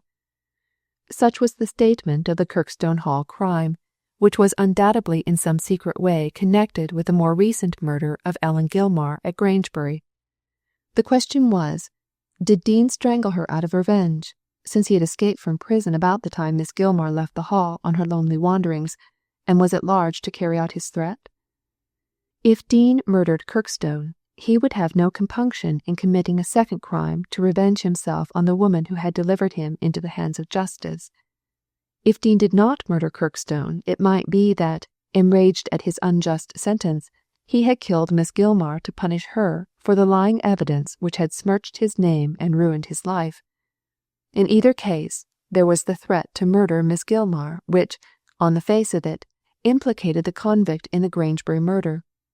Deeming the man guilty of the first crime, Parge declared that he had committed the second. Putting aside the first crime, Gebb maintained that Dean was innocent. It now remains to discover which of the two is in the right. Chapter 7. Comments on the Crime. It must not be supposed that in informing Gebb of these details in connection with the long-forgotten crime, Parge gave the exact content of the newspaper reports. He used them rather as notes to refresh his memory, and detailed the somewhat barren information in a conversational manner, adding, suppressing, and amplifying evidence in the way most necessary to convey a clear idea of the case to his hearer.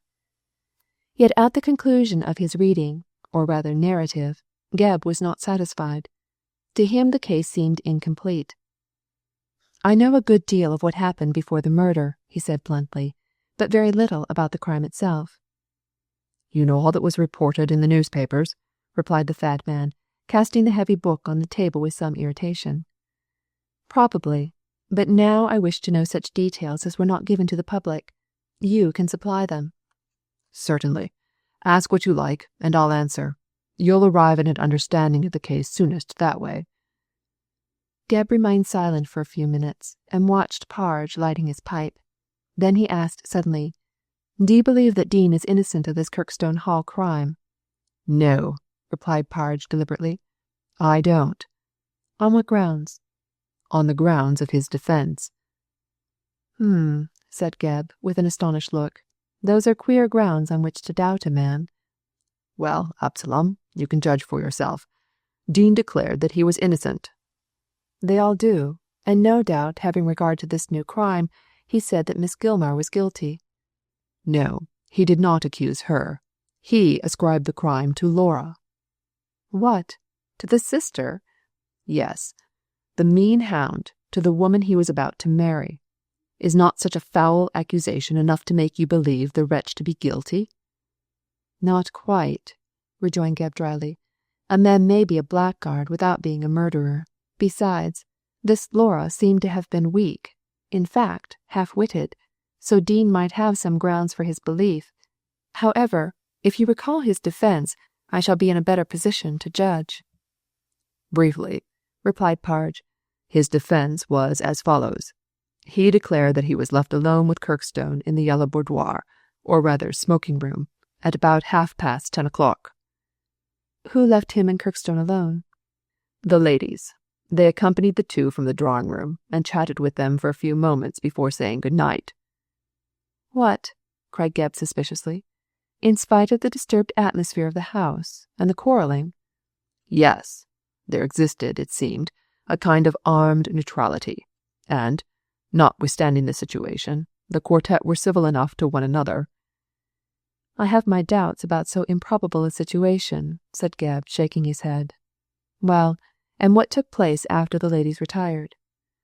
"Kirkstone and Dean quarrelled over the marriage. Kirkstone, it seemed, began to taunt Dean about his attentions to Miss Gilmar. Dean turned round and declared that he was not attached to Miss Gilmar, nor, for the matter of that, to Laura. Both women, he said, were in love with him, and he could marry either without consulting Kirkstone. He furthermore swore that if Kirkstone insulted him any more, he would marry Laura without her brother's consent and refuse to pay the money. And no doubt at this point Kirkstone lost his temper, suggested Geb. So Dean declared, and the quarrel reached such a pitch that Dean killed Kirkstone, finished Geb quickly. No, replied Parge. He denied that. He left the room, according to his own story, about 11 o'clock and retired to his bedroom. Shortly before midnight, when he was considering how to act, Ellen Gilmar knocked at the door and said that Kirkstone wanted to see him in the smoking room. Dean descended and found Kirkstone dead. At first he was tempted to give the alarm, but reflecting on the quarrel, which must have been overheard by some of the servants, a fact afterwards proved, and finding that the knife with which the crime had been committed was his own, he fled back to his room. Then Miss Gilmar came to see what had occurred, found the dead body, and gave the alarm. She accused Dean of being the murderer because she had left Kirkstone alive when she brought the message, and afterwards found him dead when Dean fled from the room. But how did Dean implicate Laura? He declared that he had given her the bowie knife at her own request to prune some plants with in the conservatory. Now, that is ridiculous, cried Geb. Of course it is, and a further proof of his own guilt. Ladies don't use bowie knives to prune plants. Dean, however, stated that he left Kirkstone alive when he first retired to his room. Miss Gilmar stated that her cousin was not dead when she conveyed the message to Dean. So for the defense, it was maintained that between the time Miss Gilmar left Kirkstone and the time Dean returned to the Yellow Room for the second visit, Laura must have killed her brother with the bowie knife, which she had obtained 2 days previously from Dean. But why should Laura kill her brother? Because, as prisoner's counsel argued, it was probable that after the last conversation, Kirkstone fancied that Dean may not pay over the money if the marriage came off, so he resolved to stop it by exercising his influence over Laura while there was yet time. Laura, so Dean declared, must have revolted and killed Kirkstone in a moment of uncontrollable anger. Still, why should she bring the knife into the smoking room if she committed the crime on the impulse of the moment? Dean could not explain that point, replied Parge with contempt. All his defense was that he gave Laura the bowie knife, that he left Kirkstone alive in the Yellow Boudoir about 11, and that when summoned by Miss Gilmar he found the man dead. Also, that he held his tongue because he was afraid of being accused, as there had been a quarrel between himself and Kirkstone. I don't wonder he was afraid, said Geb thoughtfully. And in any case, his defense was extremely weak. What evidence did the prosecution bring forward? Miss Gilmar was their principal witness, as she was the last person to see Kirkstone alive. She denied any knowledge of the bowie knife, but stated that she had come downstairs to prevent further quarrelling. Kirkstone was alone, but asked her to request Dean to come back to the Yellow Boudoir. She went up to Dean's room and asked him. At first he refused, but later on consented. It was 20 minutes between the time Miss Gilmar left Kirkstone alive and Dean found his dead body. One point of the evidence against Dean was that blood was found on his shirt cuff. He explained this away by stating that he had felt Kirkstone's heart to see if any life remained, and so got his cuffs soiled with the blood from the wound. What did Laura say to Dean's accusation? She denied it altogether, but it was the horror of thinking that the man she loved deemed her capable of such a foul crime, which was one of the causes to bring about her death. She was half-witted, you say? Said Geb after a pause. No, replied Parge sharply. I don't say so. She was weak-witted and soft-natured, but, as I truly believe, perfectly sane. I see that you think she might have killed her brother in a fit of insane rage. Well, that was Dean's defense, or at least part of it. But Laura, when in the witness box, declared that after leaving Dean and her brother in the Yellow Boudoir, she had not left her room all night, and in this statement she was supported by Miss Gilmar. Now you can see for yourself, Geb, that Dean was rightfully convicted. Well, said the detective reflectively. "It looks like justice, but it may not be so. For my part, knowing what I do of women, I should not be at all surprised to learn that Miss Gilmore was the guilty person." "Some people suggested as much at the time," said Parge, in no wise disturbed by this suggestion. "but I did not believe it then, and I don't now. What possible motive could she have?" "Quite as feasible a motive as the one ascribed to Laura," replied Gebb. "Did not Kirkstone threaten to turn her out of doors? Was it not his intention to deprive Miss Gilmore of Dean by marrying him to Laura? And did he not try to induce Laura to revoke her will in favour of the housekeeper? Oh, there are plenty of motives." "But when do you suggest she committed the crime?" "Why, between the time Dean left the Yellow Room and returned to it again. I dare say she had a row with Kirkstone on her own account, and killed him, then went up to Dean with a lying message to implicate him in the matter." "But," objected Parge again, "why should she accuse Dean? He was the man she loved." "Yes, but he did not love her, and no doubt since she was old and ill-favoured, he showed his dislike to her advances too plainly. I fancy that it was a case of a woman scorned, and that Miss Gilmore revenged herself by accusing Dean. However, this is all theory," added Gebb with a shrug, "and, as such, is worth little.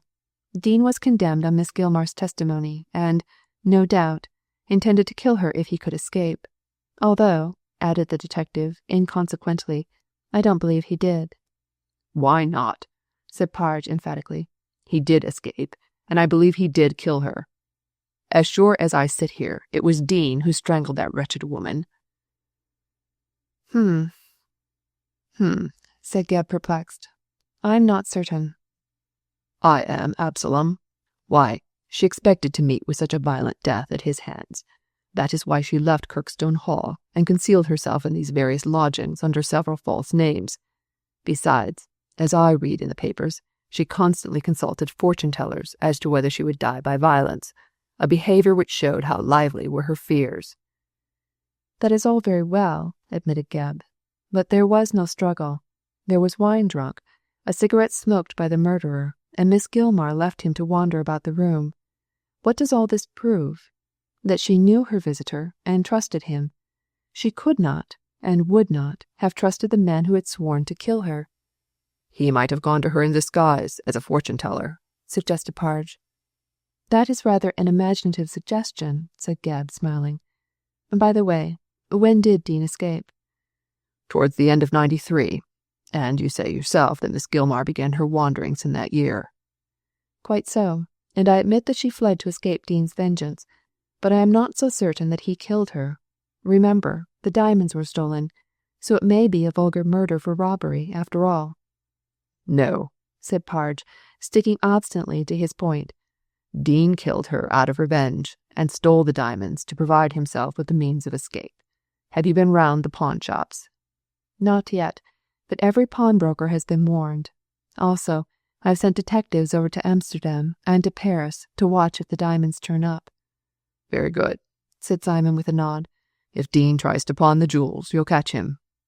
"I don't believe the thief is Dean." "I do, and also that he killed Miss Gilmore. Well, and what do you intend to do now?" "Go down to Kirkstone Hall and see the original of the Yellow Boudoir." "Good. And afterwards?" "Interview the solicitor who conducted the defence for Dean." "You mean the barrister?" "No, I don't. I mean the solicitor. Who was Dean's solicitor?" "Mr. Prain, of 40, Beacon Lane. You won't get anything out of him, Absalom," said Page warningly. "He's as close as wax." "Who was Dean's counsel?" asked Gebb, ignoring the hint. "Clement Basson," replied Parge. "You'll induce him to talk freely, for a drink." "Oh, he is dissipated?" "In a sort of way.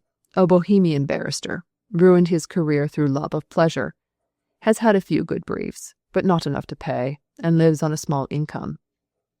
Gebb noted this nutshell biography in his pocket-book and prepared to take his departure. He had a parting glass with the fat man, and after promising to advise him of all that took place in connection with the case, he left the house. "And tell me," cried Parge after him, obstinate to the last, "tell me when you find Dean."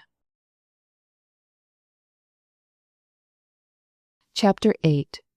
Mr. Prain, Solicitor. When Gebb left Parge, he intended to go down to Norminster with as little delay as possible and look over Kirkstone Hall. There he hoped to learn further details of Miss Gilmar's life, and to ascertain, if possible, whether she had other enemies besides the man she had condemned to lifelong imprisonment. Owing to her grasping disposition and penurious mode of life, it was probable that she had been extremely unpopular, and it might be that amongst those who disliked her might be found one who had carried the feeling so far as to kill her. On considering the circumstances of the case, Gebb could not bring himself to believe that Dean was the assassin. All the same, he was anxious to ascertain the hiding place of the convict and make certain of his innocence of this second crime. With the first, which was before his time, he had nothing to do. On second thoughts, however, the detective judged it would be wiser to call on Mr. Prain beforehand and learn his opinion on the matter. Also, Gebb wished to discover why the solicitor had not come forward to identify the body of Miss Gilmar. From the description of the Yellow Boudoir, so often referred to in the papers, he must have been aware that the so-called Miss Lygram was none other than Ellen Gilmar. If so, why had he not assisted the police to trace the woman's past history? It was mainly to elucidate this point, which might be an important one in solving the mystery, that Gebb called at the office in Beacon Lane. Mr. Prain proved to be a small, lean-faced man with a sharp pair of eyes and a hard-looking mouth. He was neatly and spotlessly dressed in the plainest fashion, and his office, a somewhat dingy place, was as clear and trim as himself. When Gebb sent in his card, Mr. Prain had only to glance at the name to know that his visitor was the Scotland Yard detective, and told the clerk to show him in at once. It was with his hard little face set like a mask that Prain received the officer of the law, for he had quite expected sooner or later to receive such a visit, and was not unprepared. "You wish to see me, Mr. Gebb?" said the solicitor, in a low, crisp voice.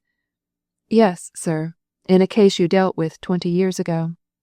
"Oh, then you have no question to ask about the case of today," said Prain, composedly, and he darted a sharp look at his visitor to see how the shot told.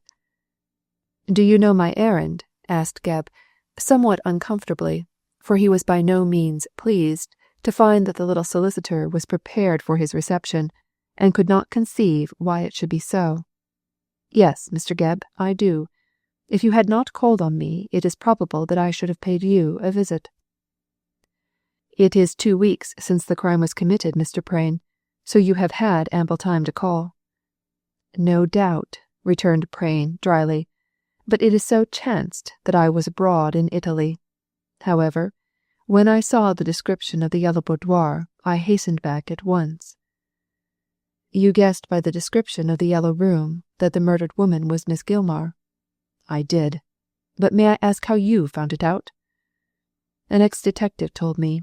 He traced her identity by the same means as you did. But for his recollection of the room, I should have known nothing." "Oh, so the Yellow Boudoir gave Parge the clue," said Prain thoughtfully. "Yes, but how did you guess that I referred to Parge?" "He was the detective employed by the prosecution to hang my client, but he did not succeed, for Dean still lives." "Ah, does he? Do you know where he is to be found?" asked Gebb sharply. "No," replied Prain, shaking his head. "I know that he escaped about 4 years ago, and that Miss Gilmar, out of fear of him, left Kirkstone Hall lest he should kill her. I know no more." "You know one thing at least," retorted Gebb, astonished at the coolness of the man. "That Dean killed Miss Gilmar." "I deny that," said Prain sharply. Then after a pause he added, "Do you know why I came back to England on reading about her death?"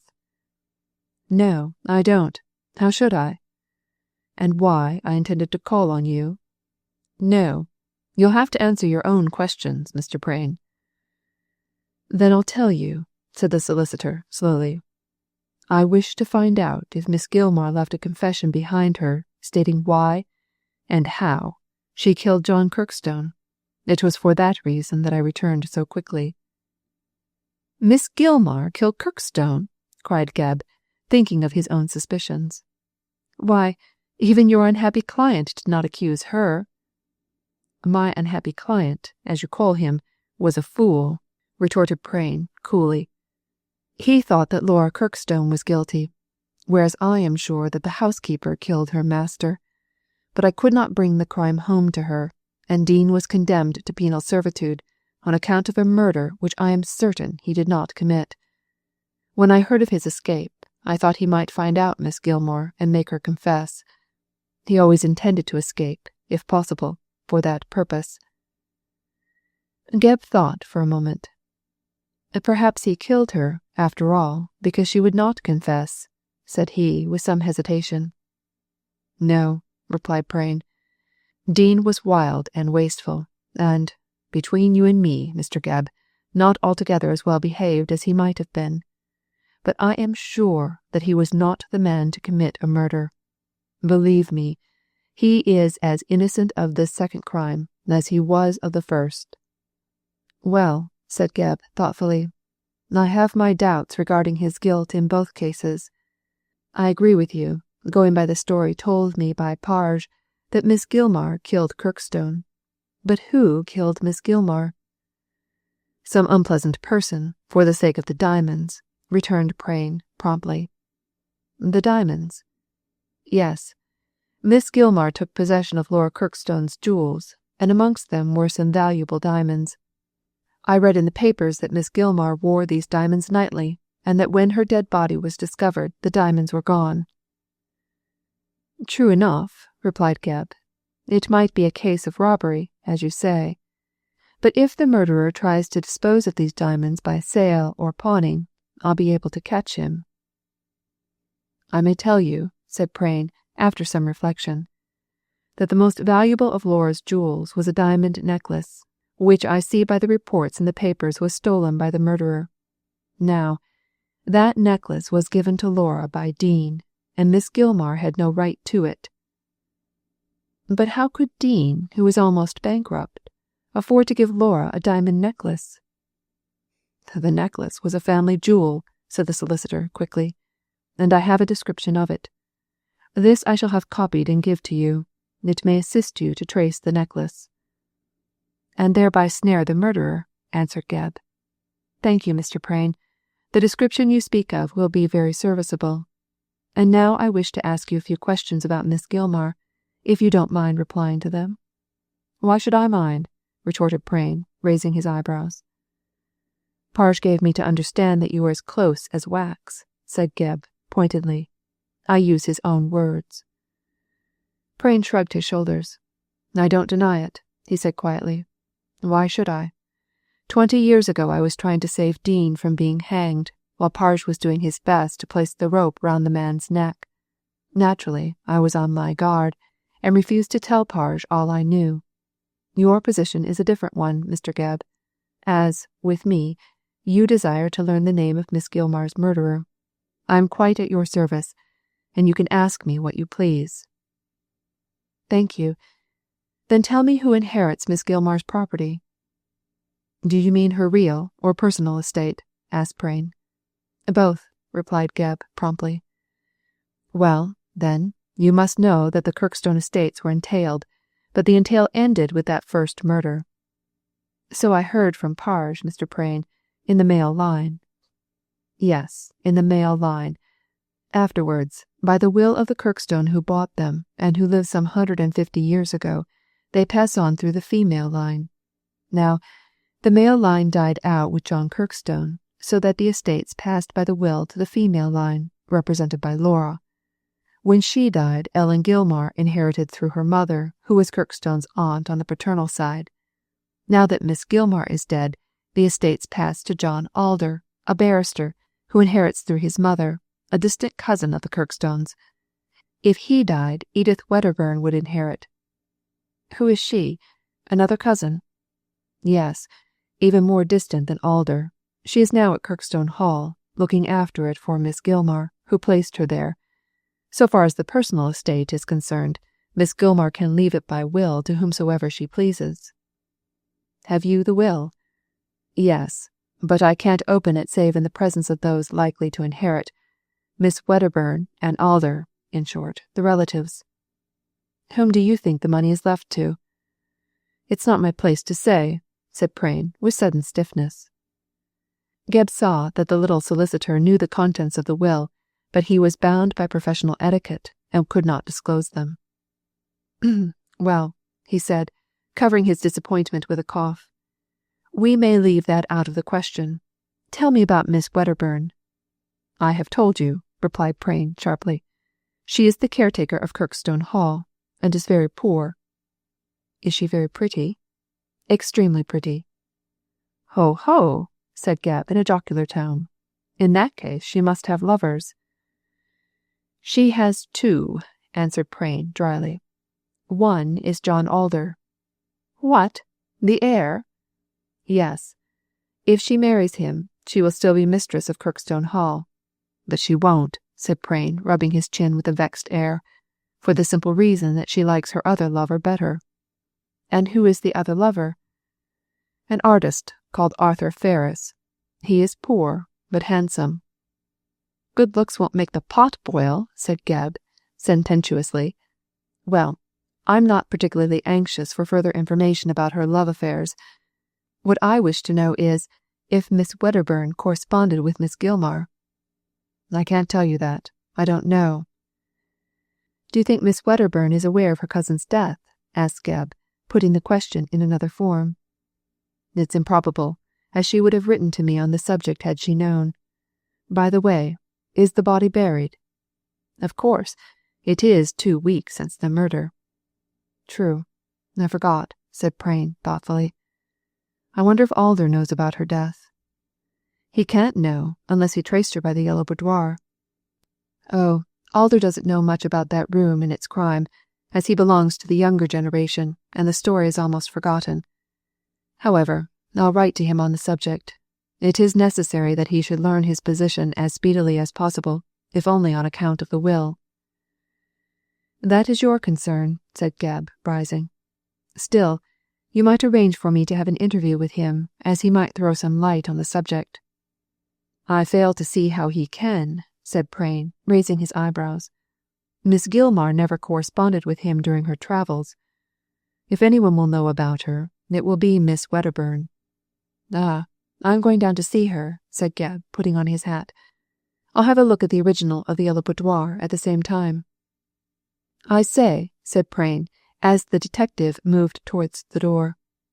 "Well," replied Gebb, turning. "If you see Edith, ask her about her lover." "Which of them, Alder or Ferris?" said Gebb, stolidly. "Don't mention the name of either," repeated Prain slowly, "but ask her about her lover. Then, well, you'll see what will come of your question." The detective gazed steadily at the solicitor. "What do you mean?" he demanded, struck by the significance of the man's words and look. "You'll find that out when she answers." "How will she answer?" demanded Gebb, quite mystified. "Ah," said Prain with a long breath. "You ask and see." Chapter 9. Kirkstone Hall. The day following his conversation with the little solicitor, Gebb left Waterloo Station for Norminster in Hampshire, and arrived at that quaint little town about midday. On making inquiries, he learned that Kirkstone Hall was a mile distant, situate amid some woods near the banks of the Avon. As it was a fine morning, and Gebb was fond of walking, he used his own legs to reach his destination, and after a pleasant stroll through rural lanes, and crossing flowering meadows, he reached a pair of finely wrought iron gates, which stood wide open. The gates themselves were covered with red rust. The lodge beside them was shut up, and the stately avenue, which curved upward between noble oak trees, was overgrown with grass. Even on the threshold, as it were, of the estate, Gebb espied the ruinous economy of the late Miss Gilmar. On coming in sight of the hall, he found the hand of time was still more heavily laid upon the works of man. It was a quaint Jacobean building of red brick, set upon a rise and surrounded by stone terraces. From the main body 2 wings spread to right and left, but the windows of these were all closely shuttered. The hall door was also closed, and, so far as Geb could see, no smoke curled from the stacks of chimneys. The terraces were grass-grown, the gardens untended and in disorder, and the whole place had a silent, melancholy aspect, as though the soul of the house had departed. It was the palace of the Sleeping Beauty, enchanted and spellbound, and it seemed as though there were a curse on the place. And no wonder, said Geb, looking at the gaunt mansion, grim even in the sunshine, seeing the kind of people who lived in it and the crimes they committed. He ascended the steps and rang the bell, but before the sound had died away, he was aware of a brisk step approaching, and turned to see a young lady walking along the terrace on the right. She was tall and dark, with fine eyes and a handsome face. Her figure was shown to perfection by the trim, tailor-made costume which she wore. In her hand she carried a silver-headed cane, and walked smartly toward the detective, with the air of a woman fully alive to the importance of time. When she spoke, her voice was deep and full, but the matter of her speech was remarkably businesslike. On the whole, Geb judged Miss Edith Wedderburn, for he guessed that this was the young lady referred to by Prain, to be a clever, plain-spoken woman, with few of the weaknesses of her sex to hamper what she conceived to be her duty. "A good day," said the lady, with a comprehensive glance. "May I ask what you want?" "I wish to see Miss Wedderburn." "Well, you see her now. I am Miss Wedderburn. Can I do anything for you?" "Yes," replied Geb, becoming as curt and as businesslike as herself. "You can give me a trifle of information." "Can I?" said Miss Wedderburn dryly. "That entirely depends upon my humour and what you want to know. Also, why you want to know it. Who are you?" "My name is Absalom Geb." "I am no wiser," interrupted the girl, with pointed insolence. "Of New Scotland Yard, detective," finished Geb, coolly. This time his reply made a decided impression on his hitherto cool auditor. The rich colouring of her face vanished as by magic, and she became pale even to the lips. Nevertheless, she forced herself to smile with some composure, and controlled her emotion by a powerful effort of will. Startled as she was, she even attempted to speak lightly. "And what does Mr. Absalom Geb, detective, wish with me?" she said in a low voice, her eyes fixed on the man's face. "He wishes to ask you a few questions," said Geb in the same vein. "About what? About whom?" "About Miss Lygram." "Lygram? I don't know the name," said Edith calmly. "Who is Miss Lygram?" "The owner of this place." "You are wrong there, Mr. Geb. The lady who owns this place is called Miss Gilmar." "I am aware of the fact, but it suited her to take other names while she lived." "While she lived?" repeated Miss Wedderburn, raising her voice in surprise. "What do you mean?" "I mean that Miss Gilmar is dead." "Dead?" "Murdered." "Murdered? Oh, God! When? Where?" "In a suburb of London called Grangebury, on the 24th of last month." Edith looked rigidly at the detective with horror in her dark eyes, and for the moment seemed scarcely to comprehend his news.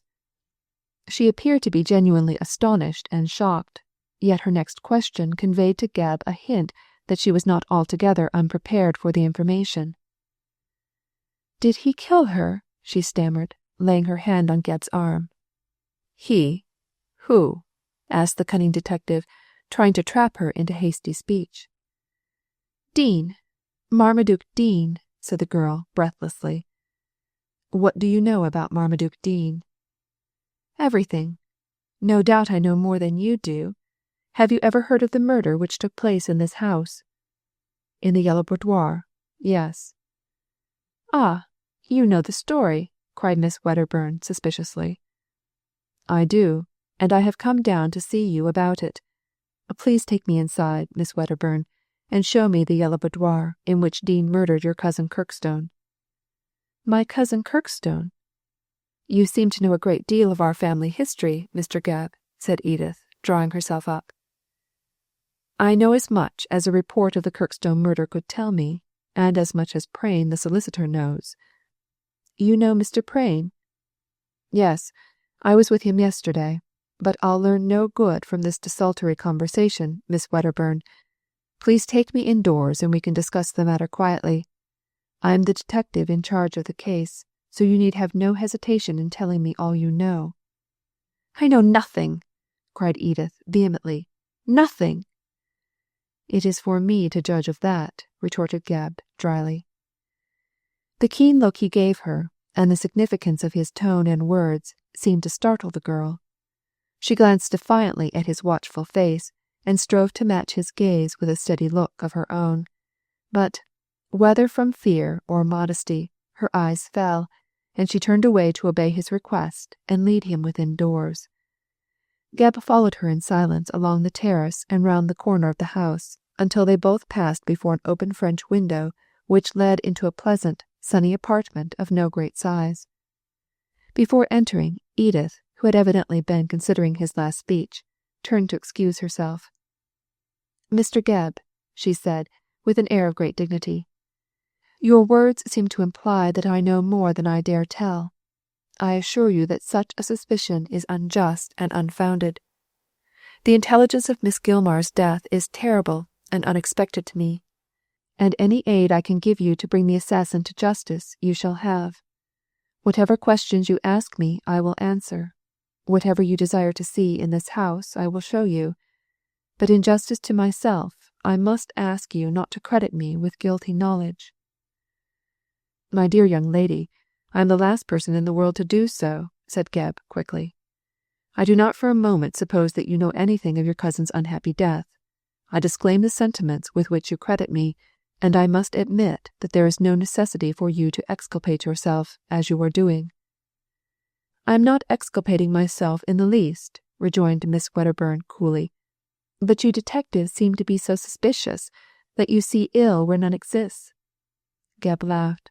"You have been reading detective novels," he said indulgently. "Believe me, we detectives are not so black as the novelists paint us. But, as I said before, this desultory conversation is not useful. I would rather see the yellow boudoir." Edith nodded and led the way into the house. Gabb followed her through the sitting room, which faced the terrace, and down a wide passage, on the wall of which hung many pictures, most ancestral portraits. At the end of this passage his guide unlocked a door, with a key selected from a bunch which dangled at her girdle, and threw it open, so that Gabb could pass into the room before her. He did so without hesitation. "This is the yellow boudoir," said Miss Wedderburn, following the detective. "It was in this room that the unfortunate Mr. Kirkstone was killed 20 years ago." "By Dean." "Not by Dean," replied Miss Wedderburn sharply. "From all I have heard, Dean is as innocent of that crime as you are." "Then who is guilty?" asked Gabb artfully. "I am not a detective," said Edith, moving towards the window, "so I cannot give you an opinion. If you will permit me, I will admit air and light so that you can see the room to its fullest advantage." When they entered, the boudoir had been in a kind of semi-darkness, as the shutters of the one window were closed. But now Miss Wedderburn threw these open, and the sunlight poured in. The dust raised by their feet danced in motes and specks in the sun's rays, and Gabb, dazzled by the strong glare, felt his eyes somewhat painful. However, they soon became habituated to the flood of glorious light, and he looked with deep interest at the original of the room which he had seen in Paradise Row. The apartment was larger than that which had been occupied by Miss Gilmar in Grangebury, but in every respect the furnishing and appointments were the same, as she had carried out her whim with the utmost care. The furniture, in place of being cane, was Chippendale. The window and door were differently placed, and the colouring of the whole room was more subdued and mellowed by time. But the predominating hue was the same, The carpet was yellow, sprinkled with bunches of pale primrose flowers. The walls were draped with costly hangings of golden tint, and from a domed ceiling of drawn silk depended an exact copy of the Arabian lamp studded with knobs of yellow glass. The furniture was cushioned and covered with yellow silk. The vases and metalwork were of brass. There was even a brazen tripod and a chafing dish standing in the same position as its imitation had occupied in Paradise Row. The main difference in the room lay in the absence of books, knickknacks, flowers, and magazines, which showed that it was not in daily use. Otherwise all was the same. Gebb almost fancied that some genie of the lamp had transported the Grangebury Palace to Norminster. "It is just the same," he said aloud, having taken in these details. "What is the same?" asked Miss Wedderburn, who was standing near the window. "This room. It is similar to that in which Miss Gilmar was murdered." The girl looked puzzled. "You are making a mistake," she said. "It was Kirkstone who was killed here, not Miss Gilmar." "Oh, but I am referring to the room at Grangebury," returned Gebb quickly. "Miss Gilmar's lodgings, you mean?" asked Edith, still perplexed. "Yes, her room was furnished like this." "Impossible. From what I knew of my cousin, she would not have spent the money in furnishing a costly room." "Nevertheless, she did," replied Gebb coolly.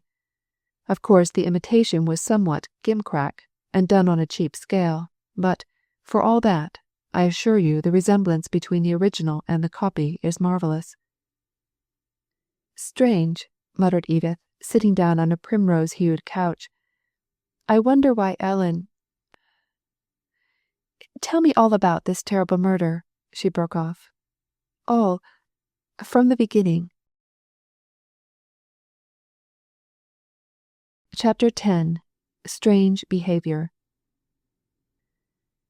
After some reflection, Gebb concluded that Miss Wedderburn was quite ignorant of the causes which had led to her cousin's death, also of the details, and of the death itself.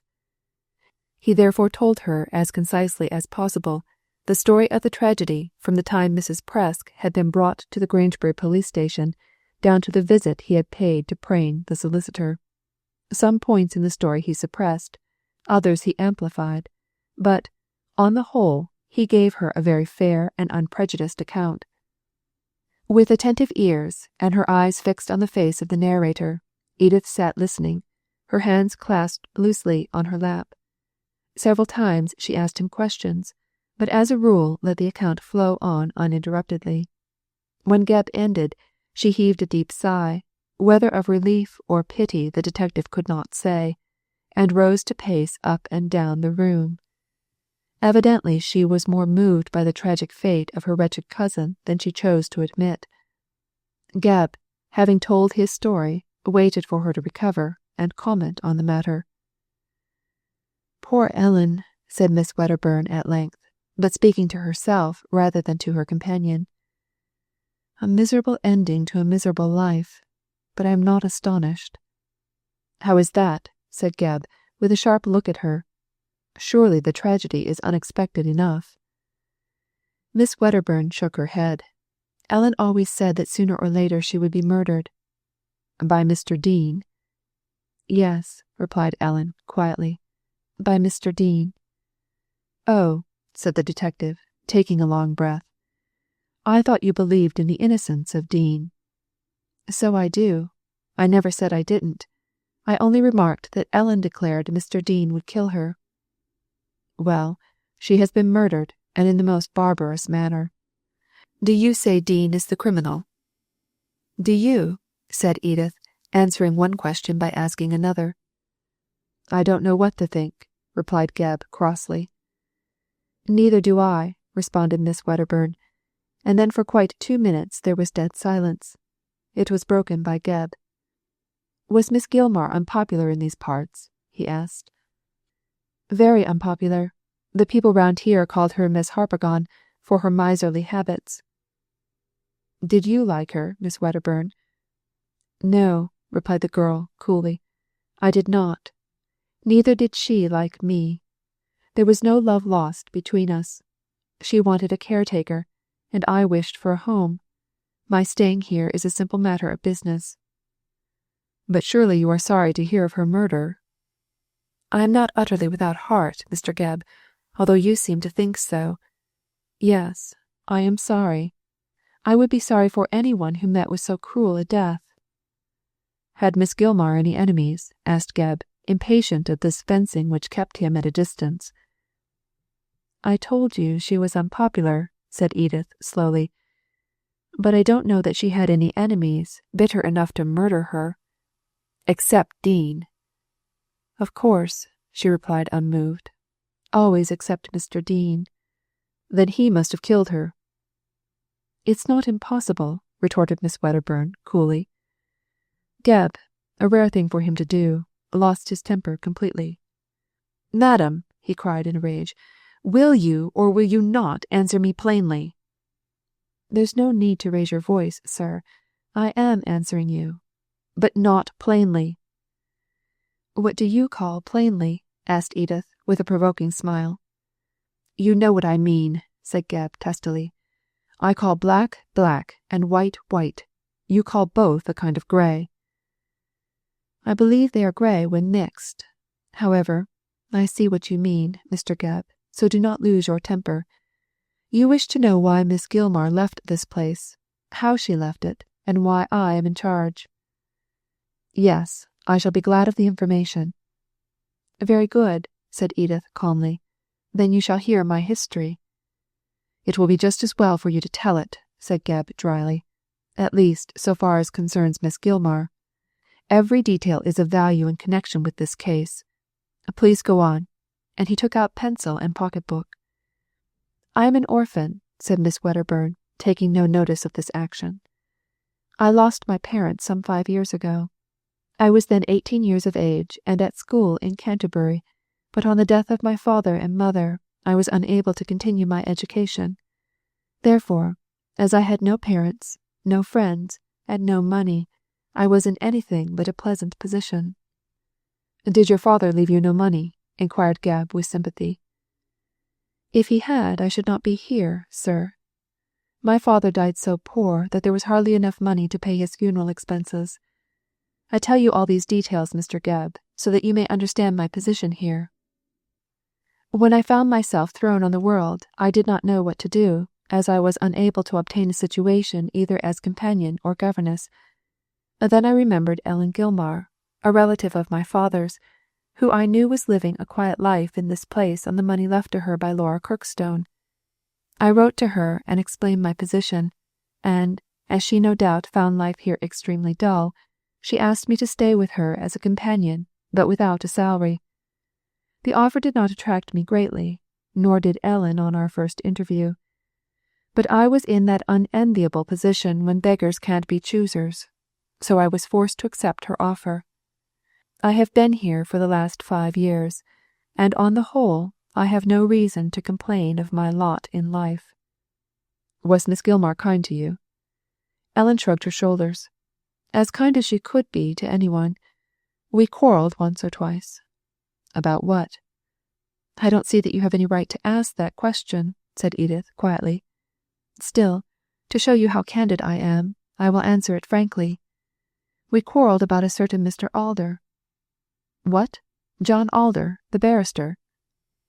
"Yes," said Miss Wedderburn, rather surprised. "Do you know him?" "Not personally, but I heard about him from Mr. Prain." "Mr. Prain seems to have been very confidential. However, this gentleman wished to marry me, and Miss Gilmar thought that I ought to accept him, as he was the heir to the Kirkstone estates, and also because she intended to leave him her money." "Without a provision for you?" "Oh," said Miss Wedderburn indifferently, "Ellen was not bound to leave me her money, seeing that she had provided me with free board and lodging. But she advised me to marry Mr. Alder, and so make certain of being comfortable for life. But I did not like him, so I refused to become his wife. Now I suppose he will turn me out of doors." "Would he be so cruel?" said Gebb, with a glance at her handsome, haughty face. "He might, and he might not. He is much liked by his friends, and, I suppose, has as much charity as most people. But whatever he decides, I can't stay on here, now that he is the master. Does he know that his cousin is dead?" "I can't say. I don't think so, unless, like myself and Prain, he discovered her death through the newspaper descriptions of the Yellow Boudoir." "He'll find out soon, I've no doubt," said Edith, "and come down to offer me a choice of being his wife or leaving the Hall. I shall certainly go. But to continue my story, I remained with Miss Gilmar and got on fairly well with her. She told me all about the murder and her fears of being killed by Dean. Often she congratulated herself that he was in prison." "And what did she do when she heard of his escape?" "She was beside herself with terror, and thinking he would come down here to murder her, she determined to leave the Hall. She made all arrangements as regards money with her solicitor, and asked me to take charge of this place. I agreed, and she went away over 3 years ago. I have never," said Miss Wedderburn with emphasis, "set eyes on her since." "Did you know the course of her wanderings?" "Sometimes, when she wrote to inquire if Dean had made his appearance at the Hall, but as a rule I heard nothing, and knew not where she was. The last time she wrote was about 6 months ago, but she did not say then where her next resting place would be, and as she was not inclined to be confidential, I did not ask questions." "Did you know that she carried about a duplicate of this room?" "No, not until you told me. I never see the newspapers down here." "Can you tell me why she did so?" "It is hard to explain," said Edith with a puzzled look. "When Ellen was here, she sat constantly in this room, and seemed greatly attached to it. I do not know why, seeing that it had been the scene of her cousin's murder. But I suppose she wanted to keep the threats of Dean to kill her constantly in mind, and so framed a duplicate of this room, that she might not forget her danger and run the risk of being lulled into a state of dangerous security." "That would hardly account for her strange fancy for this room," said Gebb, shaking his head. "I can supply no other reason," answered Edith reflectively. "Ellen was very eccentric, and one could not always account for her whims." "She was superstitious?" "Very. Believed in omens and fortune-tellers and all kinds of rubbish. Yet I fancy she had not always been so weak-minded. It was the dread of a violent death that made her consult these people." "Did she ever drop any hint about the murder?" "She dropped no hint, as you call it," said Edith stiffly, "but told me the whole story very plainly. She quite believed that Dean was guilty." "Yet she might have killed Kirkstone herself," said Gebb after a pause. "That is impossible. She had no reason to do so. And moreover, if she had been guilty, she would certainly have betrayed herself to me. It is no use speaking ill of the dead, Mr. Gebb." "Yet you cannot say that your cousin was a good woman." "Perhaps not," retorted Miss Wedderburn. "On the other hand, I cannot say that she was a murderess. Well, sir, I have told you all I know, and you see I cannot help you in any way." "I am not so sure of that," replied Gebb coolly. "I have not yet closed my examination." Edith flushed and looked uneasy. "I don't like that word," she said in irritable tones. "It sounds as though I were a criminal in the dock." "That is a strange way of putting it, Miss Wedderburn. Why not compare yourself to a witness in the witness box?" "Oh, call me what you like," cried the girl, rising impatiently. "But let us finish our conversation as quickly as possible. I have told you about Miss Gilmar, about this room, about Mr. Alder. I know nothing more." "Nothing, Miss Wedderburn? Think again." "I tell you I know nothing," said Edith, now crimson with rage. "What do you mean by your hints?" "I mean that you have another lover," remarked Gebb, acting on the advice of Prain, but quite in the dark as to what it would bring forth. Miss Wedderburn sat down promptly again on the couch as though her limbs refused to support her, and the flush on her face gave place to a deadly pallor. She shook in every limb, as though overcome with terror. "Arthur," she faltered, "you know about—" Her voice stopped, and she fell back in a faint. Chapter 11. The Mad Gardener. Gebb was not easily surprised, being used by reason of his profession to traffic in mysteries, but the unexpected fainting of Edith at his apparently innocent question perplexed him beyond measure. Of course, the girl had not told him the whole of her history, so no doubt in the portions thus kept back lay the explanation of her violent emotion.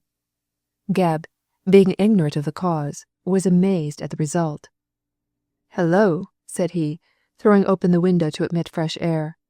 "There is something queer about this.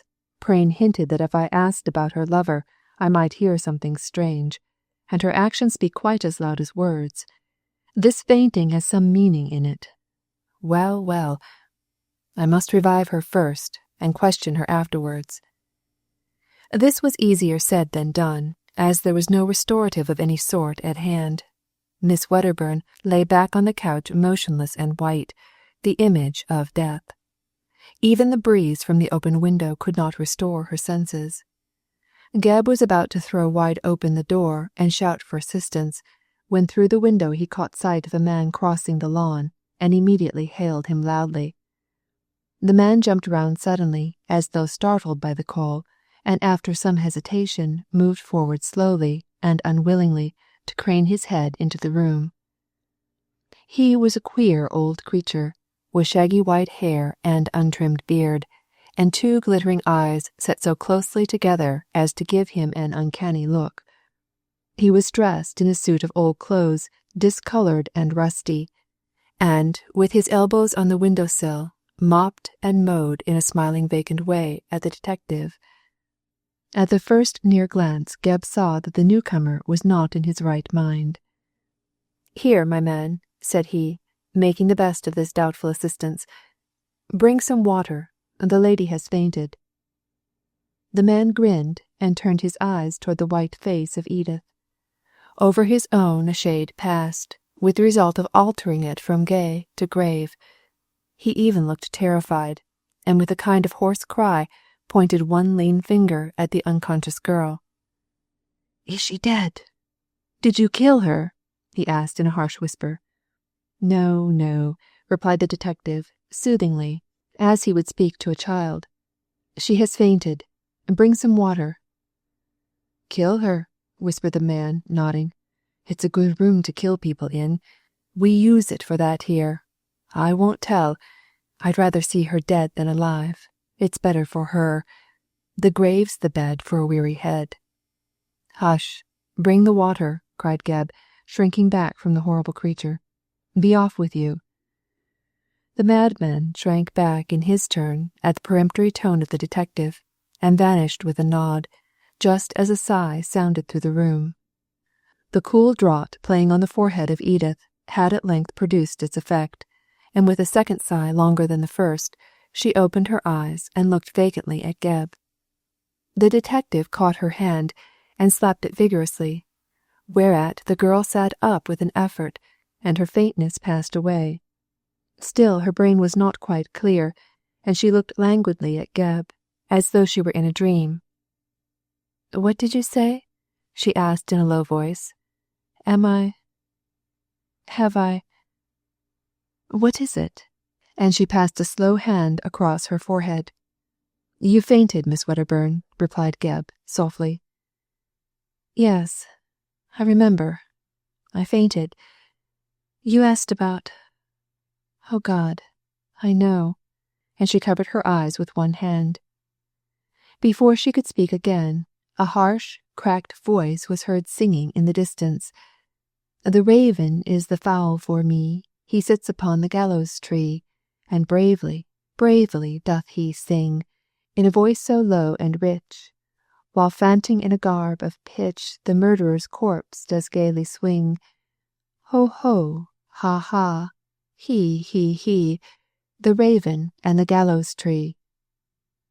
"Ah," Miss Wedderburn shivered nervously as this gruesome ditty sounded nearer, and put her fingers in her ears to shut out the singing. "It is Martin with his fearful songs," said she softly. "Martin? And who is Martin?" asked Geb, amazed at these extraordinary proceedings. "Martin, mad Martin," croaked the harsh voice, and there at the window stood the crazy man, leering in a fawning manner and holding a tin basin half full of water. Dipping his hand into this, he sprinkled a few drops toward Edith, singing tunelessly the while. Weep till tears roll as a flood, I baptize thee now with blood. With an exclamation of annoyance, Edith rose, and, snatching the basin out of the man's hand, shut the window hurriedly. Martin gave a frightened whimper and slunk away, while his mistress, soaking a handkerchief in the water, bathed her pale face. Geb, judiciously waiting the development of events, stood quietly by, wondering but silent. "Is this a lunatic asylum, Miss Wedderburn?" he asked when she was more composed, and he judged it judicious to recommence the conversation. "No, of course not," she replied irritably. "The man is mad, but quite harmless. Martin, I don't know his other name. He is an excellent gardener, and usually quiet enough, although he will sing those gruesome songs about gallows and murders. Today, for some reason, he is worse than usual." "He ought to be placed under restraint," said Geb carelessly, for he was too bent on questioning his companion to be distracted by a lunatic. "But this is not to the point. May I ask what caused you to faint, Miss Wedderburn?" The girl raised her head and directed a steady stare at Geb. "In my turn, may I ask why you came here to question me?" she said defiantly. "I thought I explained my errand before," replied the detective mildly.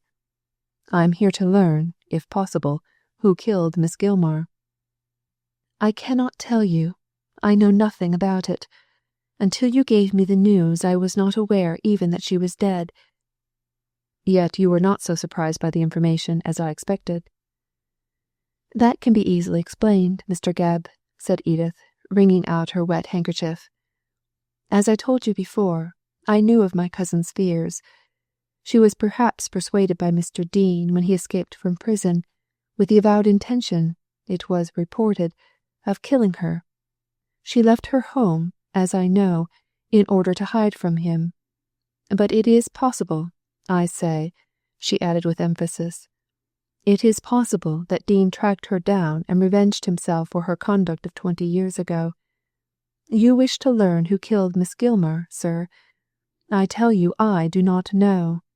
Mr. Dean, in my opinion, is innocent, but on the face of it, I admit that appearances are against him.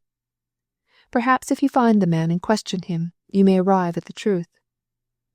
"It is not improbable," replied Geb coolly, "but we must catch him first. Still, Miss Wedderburn, your opinion of Dean's guilt or innocence does not explain your recent conduct. To put a plain question, miss, what made you faint?" "That is my business," said Edith, haughtily but with averted eyes. "And mine too. Why should you faint because I asked if you have another lover besides Mr. Alder?" "I refuse to answer." "In that case," observed Geb artfully, "there must be something wrong with Arthur." "How dare you call him Arthur?" flashed out Miss Wedderburn. "Call who Arthur?" asked Geb, laying a trap for her hasty tongue. "Mr. She stopped and bit her lip, hesitating, as it would appear, whether to tell the name or not. After a momentary pause, she evidently deemed bold speaking the safest policy, for she continued calmly, "After all, there is no reason why I should not tell you his name." "None in the world, so far as I can see," answered the detective with a shrug. "I know that his Christian name is Arthur, but what is the surname of your lover, Miss Wedderburn?" "How do you know that I have a lover?" retorted Edith, answering one question by asking another. "How do I know that you have 2 lovers?" corrected Geb coolly. "Because you told me about one named Mr. John Alder, and Mr. Prain spoke to me about the other. I came here with a certain amount of knowledge, miss." "Mr. Prain? What has he to do with it?" "I don't know.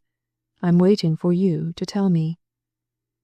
Edith clasped her hands together with a restless movement and walked up and down the room hastily. Suddenly, as though making up her mind to the inevitable, she stopped before the detective. "Mr. Geb," she said, clearly and distinctly, "I have no reason to conceal anything in my life. I am engaged to a gentleman named Arthur Ferris, whose occupation is that of an artist. He has nothing to do with the murder of Miss Gilmar. That I swear." "There's no need to swear," said Gebb, wondering at her vehemence. "But why did you faint when I asked you about him?" I thought you might suspect him," faltered Miss Wedderburn in a low tone. "I know how suspicious you detectives are. You seem to think that I know more than I tell you. But you are wrong. I do not." "I suspect neither you nor Mr. Ferris," said Gebb quietly. "But it was so strange that you should faint at a simple question that I naturally wished to find out the reason." "Well, sir, you know it now." "I know the reason you choose to give," replied Gebb significantly, "but you will excuse my saying that it is a rather weak one." "I can give no other." "You could if you wished." "Then I refuse to give any other," rejoined Edith with a frown. "Quite so," replied Gebb, rising. "Well, there's nothing for it but for me to take my leave. For the present," he added significantly. This sudden cessation of Gebb's questions alarmed Edith more than the questions themselves had done, and she looked uneasy. Once or twice she appeared about to speak, but closed her lips again without a word, and conducted Gebb silently out of the house. The detective was rather annoyed by this self-control, as the sole reason of his maneuver was to make Miss Wedderburn talk. 9 women out of 10 would have done so, and have defended themselves with many words, but this girl was evidently the 10th, and knew the value of silence. However, Gebb was too experienced to show his annoyance, and, mentally resolving to question this Sphinx on a future occasion when she was not so much on her guard, he took his leave with a last warning. "You ought to have that mad gardener locked up," he said, looking up to Miss Wedderburn as she stood on the terrace. "Else there will be another murder in the Yellow Boudoir." "Oh, Martin is quite harmless," replied Edith calmly. "I told you so before." "So harmless that had he lived in Grangebury I should have suspected him of killing your cousin," responded Gebb, dryly, and forthwith took his departure, considerably puzzled, as well he might be, by the attitude of the young lady. So far she had baffled him completely. As he walked down the neglected avenue, he heard the harsh, cracking voice of Mad Martin piping a tuneless ditty, and shortly afterwards met with the man himself face to face. With his lean, bent form, picturesque rags, and venerable white beard, the man looked like Lear, insane and wretched. When he saw Gebb, the creature stopped singing and broke into a crackling laugh which had little mirth in it. Gebb, usually self-controlled and careless of impressions, shuddered at the merriment of hell. "Are you in love with her too?" he asked the detective. "No," replied Gebb, humouring the man. "Why do you think so?" "John Alder came here and loved her," said Martin reflectively. "Arthur Ferris came and loved her. I thought you might be a third, but you won't win her heart. Oh no, young Arthur has done that. Tall, straight, dark, handsome Arthur, with the mark of Satan on his cheek." "The mark of Satan," repeated Gebb, puzzled by this description of Ferris. "Hist!" cried Martin, with uplifted finger. "He is a wizard, and she a witch, and they dance in the Yellow Room when the moon is up. Young Arthur has a red mark on his cheek. Satan baptized him there with blood. Oh, blood! Oh, blood!" moaned the wretched creature. "Nothing but blood. A knife for you and a rope for me, and death in the Yellow Room. I am alive and you are dead, but each hath gotten a tomb." And with a long, dolorous cry, Martin ran up the avenue swinging his arms, leaving Gebb to puzzle out his enigmatic verse as best he could. Chapter 12. The Diamond Necklace. Gebb, much to his disgust, returned to Norminster as wise as he had left it. Beyond meeting a lunatic and interviewing an obstinate young woman, he had spent his time and money to little purpose, and it was with a perplexed brain that he sat down to consider his future movements. In the face of his failure, he was at a loss how to act. Miss Wedderburn, with what looked like deliberate intention, only repeated the story he already knew. Miss Gilmar had confessed to a fear of Dean. She had fled from the Hall on account of that fear. Her travels and hidings and extraordinary precautions had been undertaken solely to thwart the revenge of Dean. Gebb was aware of these facts, but there was nothing more in them likely to instruct him. He had, so far, exhausted their capabilities. What am I to do? He asked himself for, say, the 50th time. How am I to act? In what direction am I to move? Miss Wedderburn, without any given reason, says that Dean is innocent. Prain is of the same way of thinking, and so am I. Parge alone seems to believe in Dean's guilt, and I don't agree with him. The man himself may be able to supply evidence to reveal the truth, but where is he to be found? Gebb could answer this question no more than he could the others he propounded, and vainly racked his usually inventive brain to settle on some course likely to elucidate the mystery. Finally, after mature reflection, he resolved to call upon Prain and ask him to explain the meaning of Miss Wedderburn's fainting. The lawyer had told him to ask a certain question and see what answer it would bring.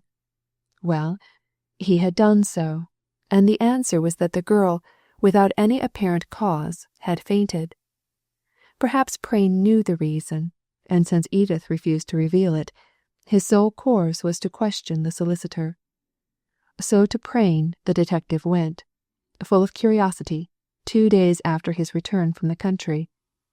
The interval had been filled up in attending to business unconnected with the Grangebury mystery, but now Gebb returned to it again, and sought Mr. Prain in the hope of learning something tangible, but his spirits were very low. "Well, Mr. Gebb," said brisk Mr. Prain, after the greetings had passed, "I have not been idle since I saw you last. I have sent a description of that necklace to the police. I have informed Mr. Alder of Miss Gilmar's death, and I have received his instructions about the will." "There is a will, then?" "Without doubt. Miss Gilmar made her will before she left the Hall." "In favour of Mr. Alder," said Gebb. "Yes, of course. By the will of Kirkstone's ancestor, Mr. Alder becomes possessed of the Hall. But Miss Gilmar has left her personal property, that is, the money which she inherited from Laura Kirkstone, to him also. Miss Wedderburn, I am sorry to say, receives nothing." "Poor girl. She will have to leave the Hall." Prain shrugged his shoulders. "That is at her own discretion," he said, coolly. "Mr. Alder is in love with her, so if she marries him—" "She won't marry him," interrupted Gebb. "She is in love with, and engaged to, Mr. Ferris." "Ah, she told you about that scamp?" "She told me very little, Mr. Prain, but she fainted when I mentioned the man under the very general description of a lover." "She fainted? Prain looked so serious and perplexed that Gebb was impelled to question him further touching the matter. "Why did she faint?" asked the detective, bluntly. "I don't know. That is, I can't exactly say," stammered the other. Gebb looked at the solicitor, who in his turn stared at the carpet, the ceiling, at the papers on his desk, anywhere but at his questioner. "Mr. Prain," he said seriously, "you are not treating me fairly." "I beg your pardon," said Prain, nervously, and as a rule he was not a nervous man. "I don't see how you make that out." "I do," replied Gebb sharply. "You know the reason of that fainting." "Perhaps I do, but I am not at liberty to reveal my knowledge. The secret is Miss Wedderburn's." "Has it anything to do with this murder?"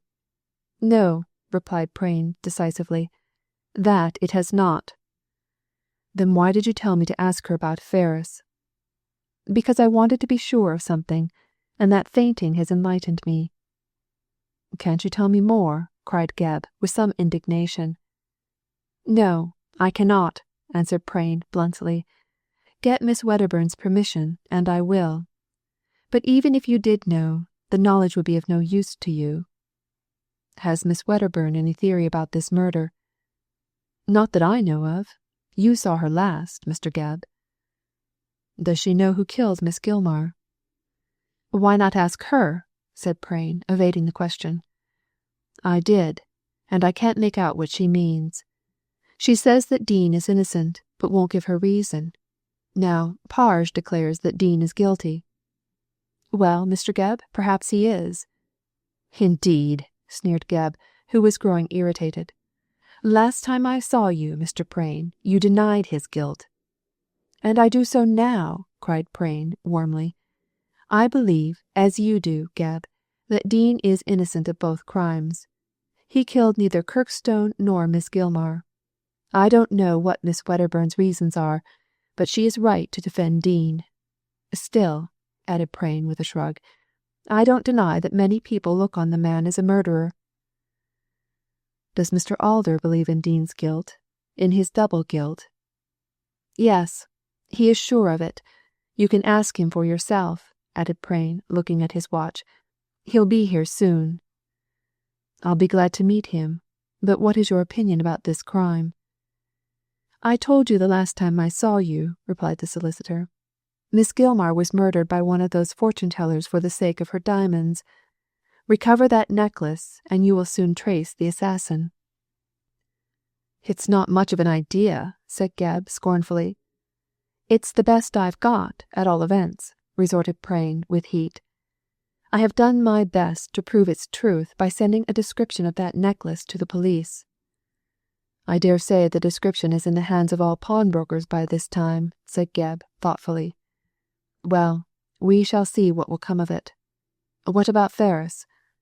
"Ferris?" repeated Prain, in no wise astonished at this abrupt question. "Well, he is an artist, and a bit of a scamp, with whom Edith Wedderburn is in love. I don't know why, perhaps because he is a scamp. Women seem to like scamps for some reason best known to themselves." "Is he handsome?" "Very. Tall and dark, rather military looking." "Has he a mark on one cheek?" "Yes, a birthmark, but not disfiguring. How did you know about it?" "That lunatic at Kirkstone Hall told me. He called it the mark of Satan. By the way, who is that man?" "A gardener who used to live at the Hall in Kirkstone's time. I think the tragedy of the Yellow Room must have sent him off his head. At all events, he ran away after it occurred, and only turned up a year or two ago, quite mad." "Why don't they lock him up?" "Well, you see, Miss Wedderburn, who is a rather strong-minded young woman, thinks kindness may cure him, so she gave him back his old post of gardener. If Miss Gilmar had been there, I don't think he would have been allowed to stay. I don't think either that Miss W.'s experiment will be a success." "He sings the most gruesome songs about murder and blood and the Yellow Room." "I know," replied Prain cheerfully. "I'm afraid that last muddled his brain and inspired his muse. He didn't sing or compose verse when I knew him, but the man's a complete wreck. He used to be rather handsome and stupid, but his own father wouldn't know him now. I'm sorry for the poor devil, as now that Alder owns the Hall, I dare say he'll be kicked out and have to end his days in an asylum." "The best place for him, in my opinion," said Gebb emphatically. "He is as mad as a March hare, and not half so harmless. Hullo, who is that knocking? Come in." It proved to be a note from Inspector Lackland asking Gebb to come down to Grangebury. In the first instance it had gone to Scotland Yard, and, as it seemed important, had been sent on to the detective, who had left word that he would be at Prain's in case he was wanted. "Seems important," said Gebb, reading it. "I wonder what Lackland wants to see me about. Prain?" But Prain was not attending to him. He was busy shaking hands with a tall, broad-shouldered man, fair-haired and blue-eyed, and altogether comely to look upon. This gentleman was introduced to Gebb by the name of Alder, whereby the detective was informed that he stood in the presence of Miss Gilmar's heir and Miss Wedderburn's lover. Alder, on hearing Gebb's name, looked at him keenly, and saluted him with marked cordiality. "I'm glad to meet you, Mr. Gebb," he said in loud and hearty tones. Indeed, he was rather like a fox-hunting squire than a barrister. "How are you getting on with the case of my poor cousin's murder? Have you caught Dean?" "No," answered Gebb plainly. "And, to tell you the truth, I'm not sure that Dean is the culprit." "But if you knew what Dean said about—" "I know all that Dean said," interrupted Gebb. "Also that he escaped. But, for all that, I do not think he killed Miss Gilmar, or Kirkstone either, for the matter of that." "Hum," said Alder thoughtfully. "I see you're of Basson's opinion." "Mr. Clement Basson. Do you know him?" asked the detective. "I should think so," replied Alder, smiling. "I have known him for years. He was Dean's counsel in the Kirkstone case."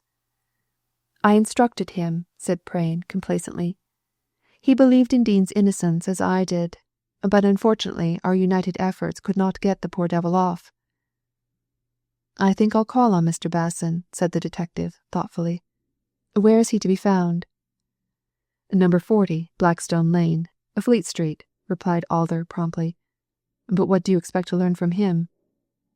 "His reasons for believing Dean not guilty." "They're the same as mine," cried Prain, "and I don't know how his stating them over again can help you. He does not know where Dean is." "Still, Mr. Gebb had better see Basson," suggested Alder with conviction.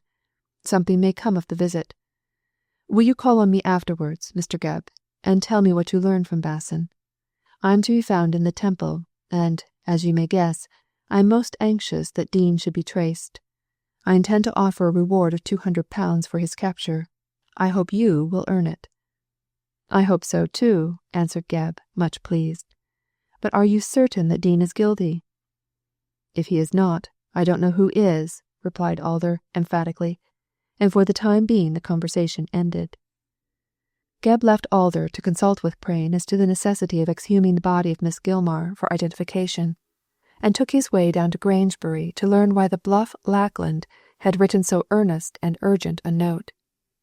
He found the plethoric inspector in a state of excitement bordering on apoplexy, and wondered what could have occurred to stimulate the marionette to such unusual excitement. "That you, Gebb?" cried Lackland, the moment the detective put his nose inside the door. "George, I am glad to see you. It's found, sir, found. What do you think of that, hey?" "What's found? The name of the murderer?" No, but something as useful. The diamond necklace," said Lackland slowly. "You don't say so!" cried Gebb excitedly. "Was it sold? Pawned?" "Pawned," interrupted the inspector. "Aaron and Nathan's, Harrod Street, City. It came into their possession the day after the murder." "The devil! Our assassinating friend lost no time. Who pawned it?" "A young man who called himself James Brown." "James Fiddlesticks," said Gebb contemptuously. "A false name. What is he like?" "Tall, dark, handsome," said Lackland with military brevity. "Aaron said that he put the necklace up the spout as cool as a cucumber. He was—" "Hold on," cried Gebb eagerly. "Had he a mark on one cheek? A birthmark?" "By George, he had. A purple spot, but not large enough to spoil his looks." "I thought so," said the detective joyously. "So it was Arthur Ferris did it." "Arthur who?" asked Lackland gruffly. "Arthur Ferris, of Chelsea. Artist. He pawned the necklace. He stole the diamonds. He murdered Miss Gilmar. Hurrah, we've got him!" Chapter 13. Arthur Ferris. The unexpected discovery that Ferris had pawned the necklace spurred Gebb to unusual activity. No longer doubtful how to act, he hastened to procure a warrant of arrest against the young man.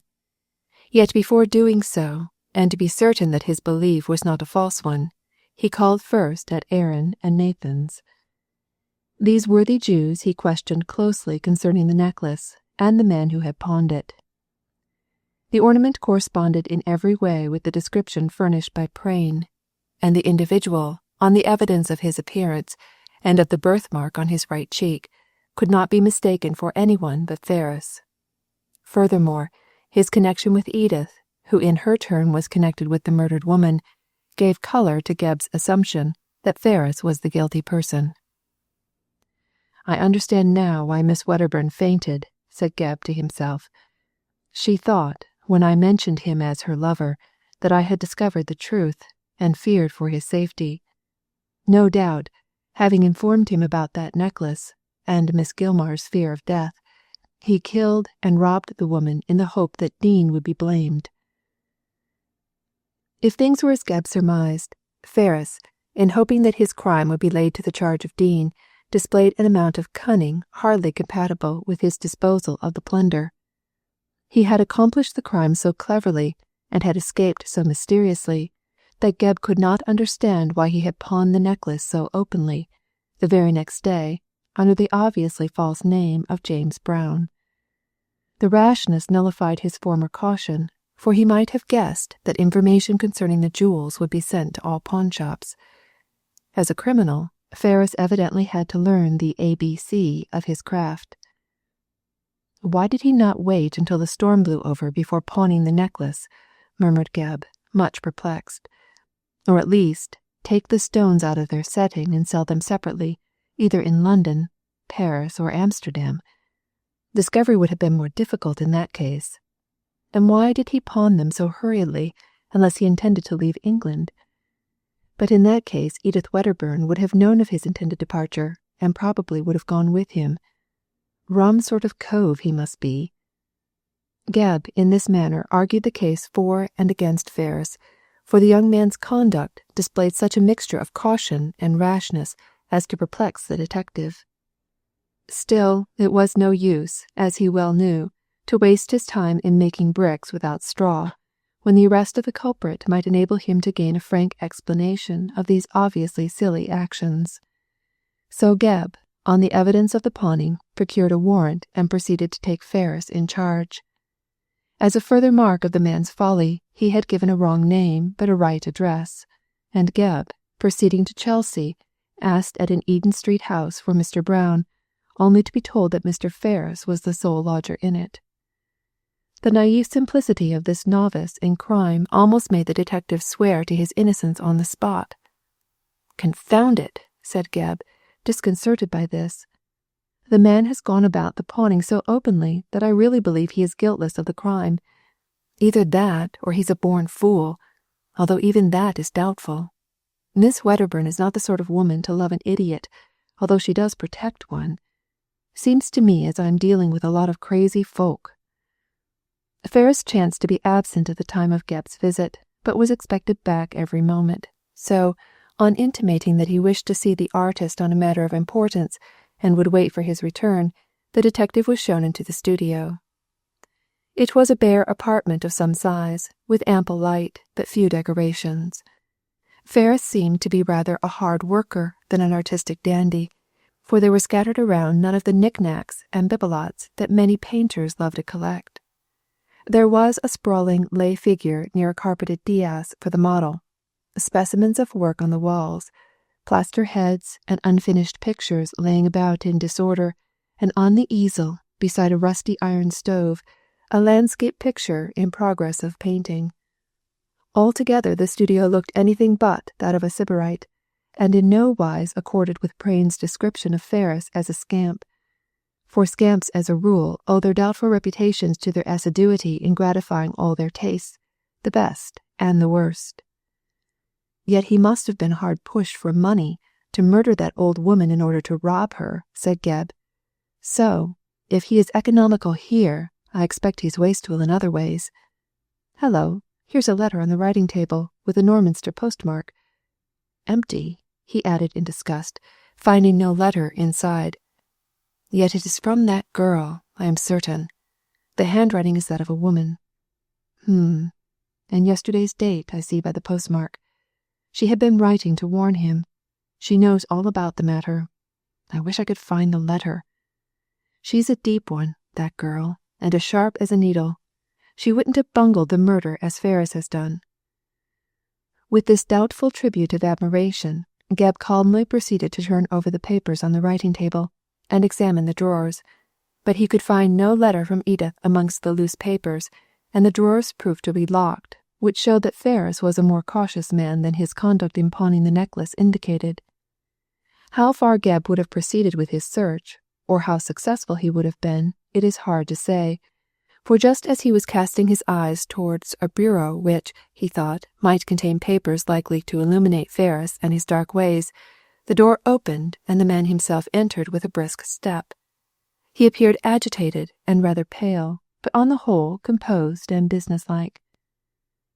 For a moment or so he did not speak, but looked at Gebb with no very friendly expression of countenance. On his side, the detective scrutinized the face of the newcomer with close attention, to see in what degree he corresponded to the descriptions of Prain and Martin. He beheld a tall, slender man, with an intelligent expression and brilliant black eyes. On his short upper lip there was a small pointed moustache, which gave him a rather military appearance, and on his right cheek a purple mark, the size of a sixpence, but which, his skin being so dark, did not show very conspicuously.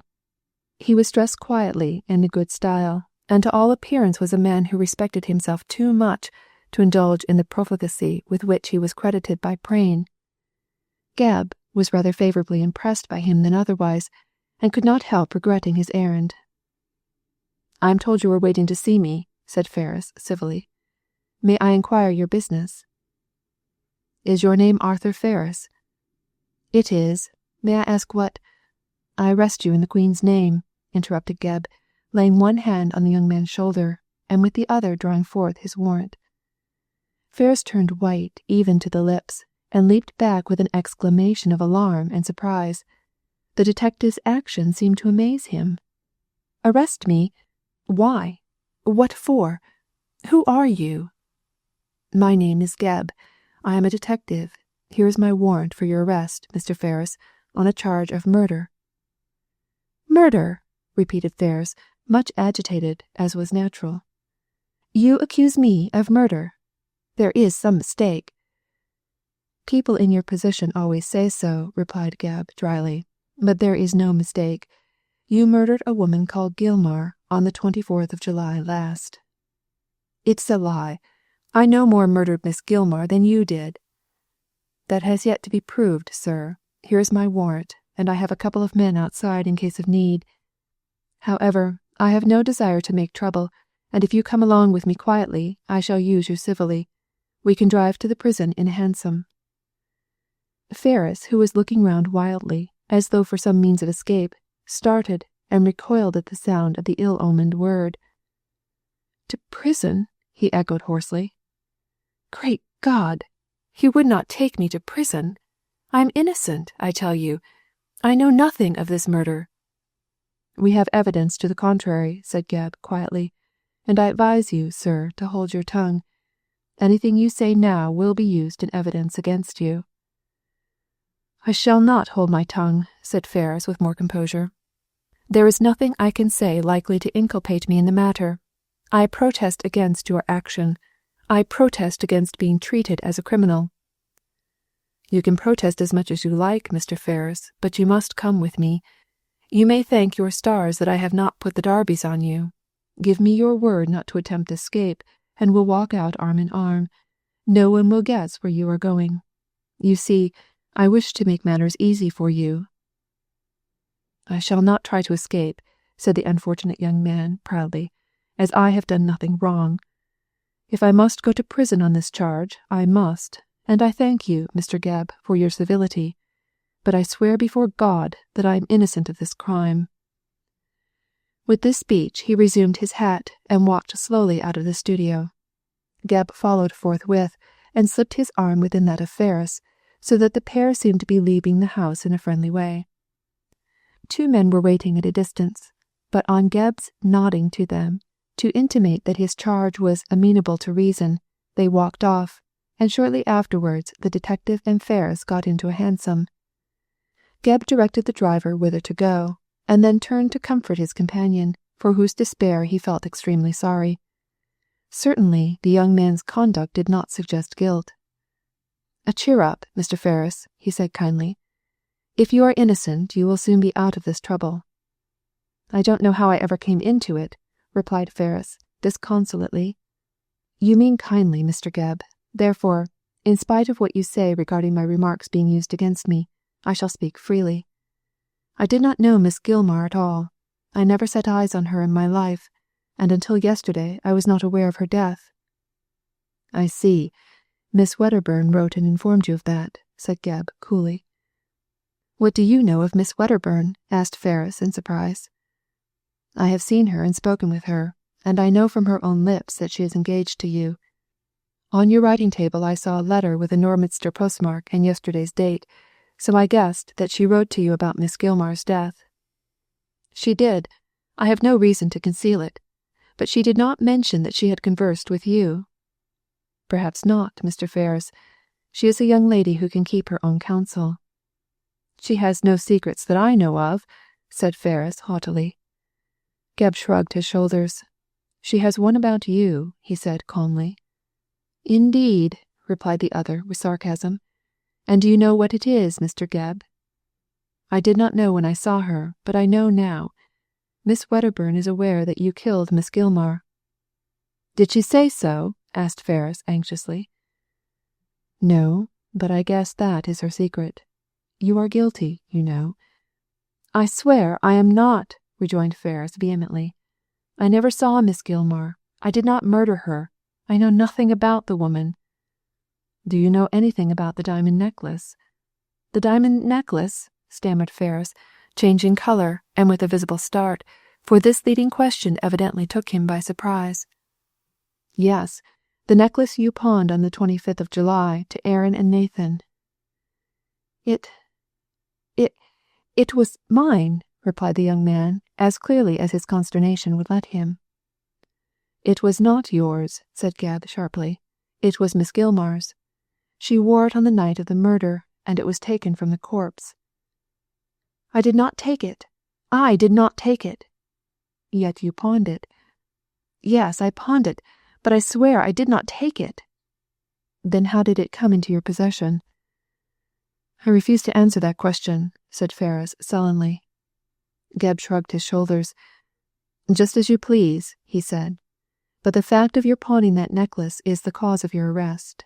If you can explain—" "I explain nothing. I intend to keep my business to myself." "Then you will be in danger of the gallows." Fergus bit his lip and shuddered. "I am innocent," he said, wonderfully calm considering his position. "But I refuse to state how I became possessed of the necklace." Chapter 14. A Surprising Discovery. The next day Fergus was brought up before the magistrate on the charge of murdering Miss Gilmar. He looked pale and ill, and heard the evidence of his pawning of the necklace in absolute silence. When he was asked to defend himself, he refused to utter a word. He declined even to engage a solicitor. So in the face of this conduct there was nothing for it but to commit him for trial. Fergus asked for bail, but his request being refused, he was taken back to prison, still silent. He might have been a stone image for all the information the law got out of him, and everyone marvelled at his obstinacy, so dangerous to himself, so inexplicable to others. Gebb could not understand why he acted in this way and risked his life in so obstinate a manner. Certainly Fergus declared himself to be innocent, but he refused to prove the truth of his words, and preserved an impenetrable silence which at once perplexed and provoked the detective. The only reason he could conjecture for the mulish behaviour of the artist was that the evidence against him was too strong for disapproval, and he knew this to be the case. Still, he might make an effort to save himself, thought Gebb, as he sat meditating in his office. If only to tell a lie, although I don't quite see what he could say. Mrs. Presk declared that Miss Gilmar wore her jewels on that evening, and when we found the body those jewels were gone. The principal jewel, which is a necklace, was pawned the day after the murder by Arthur Ferris, who knows Miss Wedderburn, who knew Miss Gilmar, and he refuses to state how the necklace came into his possession. If he murdered the woman, his possession of the diamonds is easily accounted for. If he is innocent, he must have obtained the necklace from the assassin. Therefore, if not guilty himself, He must know who it is. That is plain logic. Logic or not, the result of the argument was very unsatisfactory, and Gebb, in his own mind, was unable to decide either for or against Ferris. He had that morning informed Prain by letter about the artist's committal for trial, and asked him to call at the prison to discover if possible the reason for the strange conduct of Ferris. Also, he requested Prain to call at his office and tell him the result of the interview. So when his meditations were interrupted by a sharp knock at the door, he quite expected to see the little solicitor enter. In place of Prain, however, he beheld the burly form of John Alder, who appeared to be different from his usual genial self. "You are no doubt surprised to see me here, Mr. Gebb," he said when the first greetings had passed. "But I am greatly distressed about Ferris. He is a friend of mine, you know." Gebb did not know about the friendship, but he was well aware that Ferris was Alder's favoured rival with Edith Wedderburn, so wondered at the tender-heartedness of the man who was distressed over the removal of an obstacle to his wooing. "Why are you disturbed?" asked Gebb, rather sceptically. "What makes you worry over Ferris?" "Because I am sure he is innocent of this murder," replied Alder. "Oh, I heard all about his arrest and committal for trial from Prain, who has gone round to see him. So I thought I would come and tell you that I am convinced of his innocence." "But he pawned the necklace, Mr. Alder. He admits that he did." "Then he must have obtained the necklace from someone else." "That may be, sir," said Gebb quietly. "But if he did, he refuses to say as much, and whosoever gave him the necklace killed Miss Gilmar." "What defence does he make?" asked Alder, looking puzzled. "None. He asserts his innocence, but refuses to explain how he became possessed of the necklace. If he can't explain, or won't explain, those diamonds will hang him." "In what way? I don't quite see how you arrive at that point." "Miss Gilmar wore the necklace on the night she was killed," explained the detective. "It was gone when we found the body, so by the strongest of circumstantial evidence, the assassin must have taken it." "All this may be true, Mr. Gebb, but it does not prove that poor Ferris is guilty." "I think it does," replied Gebb coolly, "seeing that he pawned the necklace in question. If he isn't the principal, he is an accessory before the fact." "Won't he confess how he became possessed of the diamonds?" "No, not to me. He refuses to say a word in his own defence." "Then I tell you what," said Alder gravely. "This quixotic young man is defending another person. He is shielding the assassin." "If he is, that shows him to be an accessory either before or after the fact," repeated Gebb. "But who is the person you think he is shielding?" "Dean. I believe the man killed my cousin." "Does Mr. Ferris know Dean?" asked Gebb, looking up sharply. "No, nor does he know Miss Gilmar, so far as my knowledge goes," said Alder with a nod. "Ferris has been a friend of mine for many years, and although for certain reasons we are not very intimate, I am sure he is not guilty of this crime." "If Ferris did not know Dean, or does not know him, I don't very well see how he can be shielding him," cried Gebb irritably. "If you'll excuse me saying so, Mr. Alder, I think you are talking sheer nonsense." "I am sorry you think so," said Alder stiffly. "Of course, I only state that Ferris is not acquainted with Dean, so far as I am aware, but he may know him for all that." "Why?" asked Gebb, pertinently. "Because I am certain that Dean is guilty." "Admitting that he is, which I don't on the strength of the romantic vow, how did Ferris become possessed of the necklace?" "I don't know. Only Ferris can explain that." "Well, then, Mr. Alder, he won't explain, so on the face of it, he is guilty, and Dean isn't." "I tell you he's innocent," said Alder angrily, "and my friend Mr. Basson can prove it." "Basson? Clement Basson, the barrister?" said Gebb with a stare. "Why, what on earth has he got to do with it?" "He saw Ferris on the night of the murder." "Saw him? Where?" "At Grangebury, in the evening." "And Miss Gilmar was murdered at Grangebury," said the detective. "Why, that looks as though Ferris was guilty. Your evidence rather condemns than exonerates him." Not at all, rejoined Alder tartly. I read the evidence of the murder in the daily papers, although I did not know at the time that Miss Lygram was my cousin, Ellen Gilmar. Well, what of that? Inquired Gebb, rather puzzled by the irrelevancy of this remark. This much. Mrs. Presk and her servant were at a lecture on Dickens in the Grangebury Town Hall. I know that. Well, Mr. Gebb, that lecture was given by Basson. By Clement Basson, the barrister who defended Dean 20 years ago. The same. You must know that Basson is a friend of mine, continued Alder conversationally, and a barrister like myself. He is by no means well off, as he is fonder of play than of work. I suggested to him that he should write and deliver a few lectures, in order to make money, for he has a fine voice and is an excellent orator. He adopted my suggestion and wrote a lecture on Dickens, but being nervous, he wished to make an experiment in the suburbs before attempting to interest a London audience.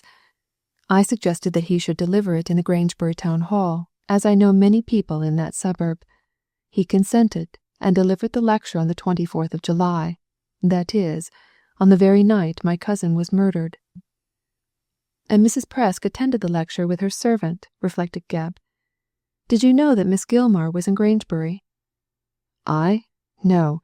She took lodgings in Paradise Row under the name of Lygram, you know, said Alder. I had not set eyes on her for years. In fact, not since she left Kirkstone Hall. Out of terror lest she should be killed by Dean, she kept her address secret from all, although I believe she occasionally wrote to Miss Wedderburn on business. I know, replied Gebb, with a nod. But Miss Wedderburn had not heard from your cousin since 6 months before the murder, so she was not aware of Miss Lygram's, or rather Miss Gilmar's, presence in Grangebury. But what has the lecture to do with Fergus and his innocence? I'm coming to that, said Alder quietly. As I had suggested the lecture to Basson, I wished him to have a large audience, so I asked my friends in Grangebury to attend. Also, I invited some London acquaintances, among them Fergus. Did Fergus go to the lecture? Yes. I saw him myself at the door when I spoke a few words to him. He sat in a front row, and Basson, who knows him, told me that he stayed almost to the end of the lecture. Oh, said Gebb meaningly. Almost to the end? Well, at all events he stayed until 10 o'clock, replied Alder, rather nettled. And as my cousin was killed about that time, Fergus could not have murdered her. No, certainly not. As far as I can see, Fergus can prove an alibi. If so, why does he not defend himself in that way? Alder shrugged his shoulders. I can't say, unless he is shielding someone else. I suggest Dean, as I really believe that Dean is guilty. But then, so far as I know, Fergus is not acquainted with Dean, nor is anybody, for the man has not been heard of since he escaped from prison. But you see, Mr. Gebb, that if my cousin was murdered at 10 o'clock, and the medical evidence says she was, Fergus, who was in the Grangebury Town Hall at that hour, cannot be guilty. I admit that. I shall look into the matter, said Gebb, and let me tell you, Mr. Alder, that I think very well of you from coming forward with this evidence, as I know that Mr. Fergus is your rival. With Miss Wedderburn, said Alder, colouring. True enough, but for all that I don't want him to be hanged when I know that he is innocent. If Miss Wedderburn marries Fergus, I'll just have to put up with it, that's all. Gebb was about to express further admiration of Alder's conduct when the door opened unexpectedly, and Prain came hurriedly into the room. The little man looked worried, and with a nod to his brother lawyer, he threw himself into a chair near the detective's desk. Well, Gebb, he said in a vexed tone, I have been to see that young ass, and I can't induce him to speak. There will be no need for it, said Gebb quietly. I now know that he is innocent, Mr. Prain. How is that? Asked the solicitor in amazement. Whereat Gebb, with the assistance of Alder, told him of the presence of Fergus in the town hall at the hour the murder was committed. Prain was more amazed than ever. Great heavens, he said, if the man is innocent, and can prove it, as you say, why doesn't he speak out? Because he is screening someone, I think, said Gebb. I know he is, said Alder, and I believe that someone is Dean. Why? Asked Prain with a sharp look. I believe Dean committed the crime, Mr. Prain. Yes, but you also believe that Ferris does not know Dean, cried Gebb crossly. So why should he shield him? That is a paradox, said Alder, smiling. Prain looked up with a grave expression on his face. It's a paradox which I can explain, he said shortly. Ferris does know Dean. He does know Dean, cried both his hearers in amazement. Yes, I may as well tell you both that Arthur Ferris is the son of Marmaduke Dean. Chapter 15. The Revelation of Mr. Prain. Arthur Ferris, the son of Dean, repeated Gebb, looking alternately at solicitor and barrister. Well, I never heard of such a thing. Did you know of it, Mr. Alder? Alder shook his head with unqualified amazement. Not I, he said. I suggested that Ferris was shielding Dean only because I am certain Dean is the assassin, and only the assassin could have given that necklace taken from the dead woman to Ferris, but I had no idea that there was any relationship or even acquaintance between them. Nevertheless, it is true, replied Prain with a nod. I was Dean's lawyer, as you know, and he told me much of his family history. When his wife died, he placed his son Arthur with some of her relatives and went himself as a bachelor down to the Hall to court Laura Kirkstone for his second wife and meet with his fate. When he was imprisoned for the murder of Kirkstone, the relatives of Arthur gave him his mother's name of Ferris. I have kept my eye on that young man all my life, or, rather, all his life of 25 years, and have even assisted him on occasions with money. He is the son of Dean right enough, although he still keeps to the name of Ferris. Oh, he knows who he is, then, said Gebb, sharply. Certainly, he has known it for many years. Has he any idea of the whereabouts of his father? Questioned Alder. No, he would have told me if he had, as he is well aware that I consider his father innocent, and would not give him up to the law even if I knew of his hiding place. Do you believe that Dean is innocent in this instance, Mr. Prain? The little man moved restlessly and evaded a direct reply to the inquiry of Alder. That is a question I cannot answer, he said dubiously. I asked Ferris if he obtained the necklace from his father, but he denied that he did, and added that he was ignorant of his father's whereabouts. He declared that he had not seen his father since he was 5 years of age. Oh, of course he would say that, cried Alder with scorn, in order to shield his father, as I suggested, although until you spoke I did not know who Dean really was. The evidence against Dean seems clear enough to me. In what way? Asked Gebb, anxious to hear Alder's ground of accusation, since he appeared so certain of Dean's guilt. In every way, retorted the barrister. Dean hunted Miss Gilmore down and killed her in Paradise Row. Being hard up, as he must be, seeing that he is an outlaw and in hiding, he stole the jewels she wore. He, no doubt, gave the necklace to Ferris, as I know the young man is as poor as a church mouse, and kept the other jewels to himself.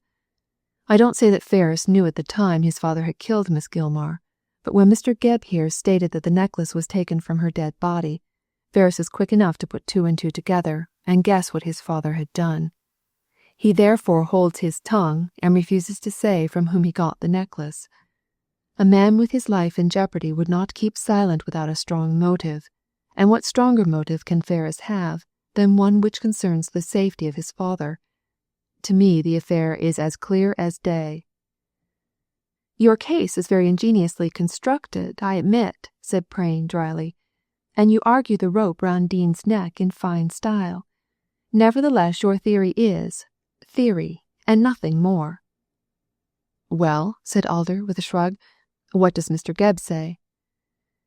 Mr. Gebb says nothing at present, rejoined that gentleman after a moment's thought. Least said, soonest mended. When I gather more evidence, I shall speak more freely. Where do you intend to look for evidence? At Kirkstone Hall.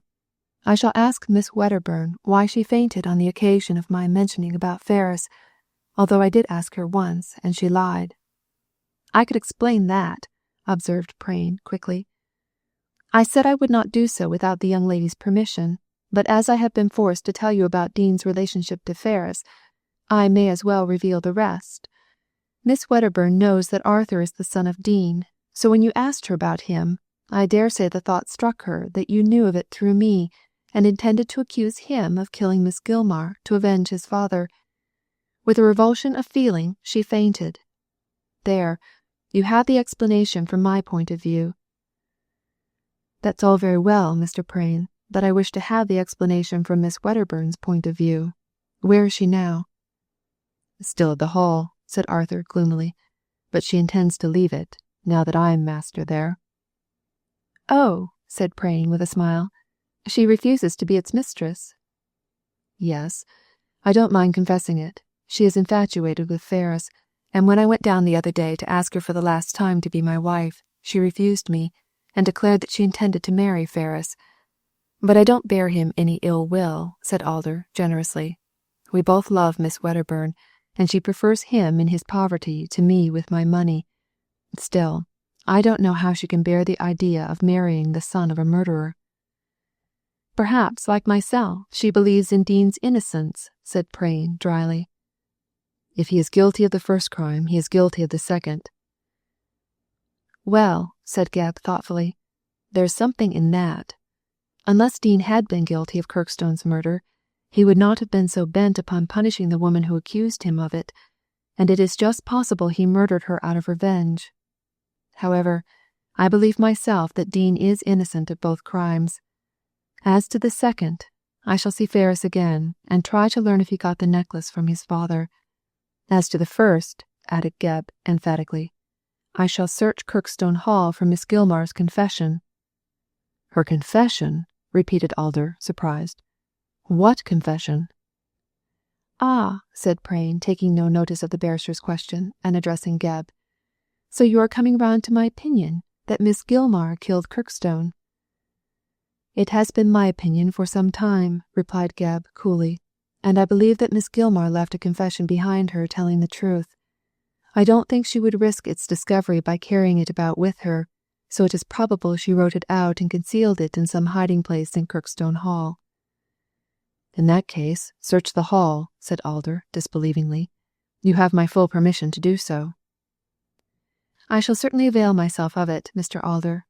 So, Miss Wedderburn leaves the hall. What about her protégé, Martin? That lunatic? I don't know. He had better stay where he is for the present, although I think myself he should be locked up. What does Miss Wedderburn think? She says he is mad, but not dangerous, and asked me to let him stay on at the Hall until she is settled, with Ferris, I suppose, when she will take him with her. A nice companion he will be to a young married couple. I'm afraid that marriage won't take place for some time, said Prain gloomily. Even if Arthur does escape, he's too poor to keep a wife. In that case, said Alder, rising to take his leave, there may be a chance for me. While there is life, there is hope, you know. Prain shook his head with a doubtful smile. While Arthur Ferris lives, Miss Wedderburn won't marry you, he said positively. Alder stopped at the door and looked back. See here, Mr. Prain, he remarked earnestly. I'm all fair, square, and above board. Gebb here will tell you that before you came I defended Ferris because I consider him innocent. But I believe that his father killed Kirkstone and my cousin, and I am certain that both crimes will be brought home to him. In that case I have my doubts as to whether a proud girl like Edith will marry the son of a murderer. If she does not, she will accept me, of that I am certain, and I shall do everything to bring such a marriage about. Well, said Prain, I've known Edith all her life, and I don't think she will marry you. We'll see about that, rejoined Alder confidently, and swung out of the door with a look of determination in his blue eyes. Prain shook his head and shrugged his shoulders, for he thought that the barrister was overconfident for a lover. Then he took up his hat to go, and addressed a last question to Gebb. Well, sir, said he grimly, and what do you intend to do now? 3 things, Mr. Prain, and I don't mind telling you what they are. I intend to question both Ferris and Miss Wedderburn. I intend to search Kirkstone Hall for that confession of Miss Gilmar's, which I really believe exists, and I intend to call upon Mr. Clement Basson. What about Basson? Can he prove anything?" "He can prove an alibi in favor of Ferris," said Gebb, and forthwith related to Prain all that he had been told by Alder regarding the lecture in the Grangebury Town Hall. Prain listened attentively and nodded his head approvingly, for he was pleased to find a loophole for Arthur's escape. "Very creditable to Alder," he said when the detective finished. "His conduct in speaking up for Ferris deserves our praise. Few men would be so generous to their rival. But if this is so, why did not Ferris clear himself before the magistrate? He would be free now, had he done so." "Well," said Gebb thoughtfully, "so far as that goes, we come back to Mr. Alder's belief. Ferris is shielding his father." "If he is," said Prain, "Dean must be guilty." "It looks like it. But I tell you what, Mr. Prain," cried Gebb emphatically, "as sure as I sit here, Dean is innocent. Whosoever killed Miss Gilmar was expected by her, was a friend with whom she was at ease. That was proved by the smoking and the wine. She would not have been at ease with Dean." "He might have been disguised as a fortune-teller," suggested Prain. "No, I don't believe it. No disguise could have hidden him from the eyes of a woman who feared him so. Whoever killed that woman, it wasn't Dean." "Then why is Ferris shielding Dean?" "We don't know if he is. You, yourself, said that he denied it." "I know I did. I know he does," cried Prain in despair. "God bless my soul, what a case this is! The more we talk about it, the more confused does it become. I tell you what, Gebb, your only chance of arriving at the truth lies in either forcing Ferris to confess where he got the necklace, or in hunting down Dean." "I'll try the first of your suggestions at once," said Gebb, putting on his hat. "And if Arthur Ferris won't confess to me, I'll write and ask Miss Wedderburn to come to town." "What good can she do?" "She can make him confess the truth. What the man won't do for justice, he may do for love. However, I'll see him at once. Justice will make the first attempt, love the second." "And both will fail," cried Prain. "You'd better catch Dean, my good man."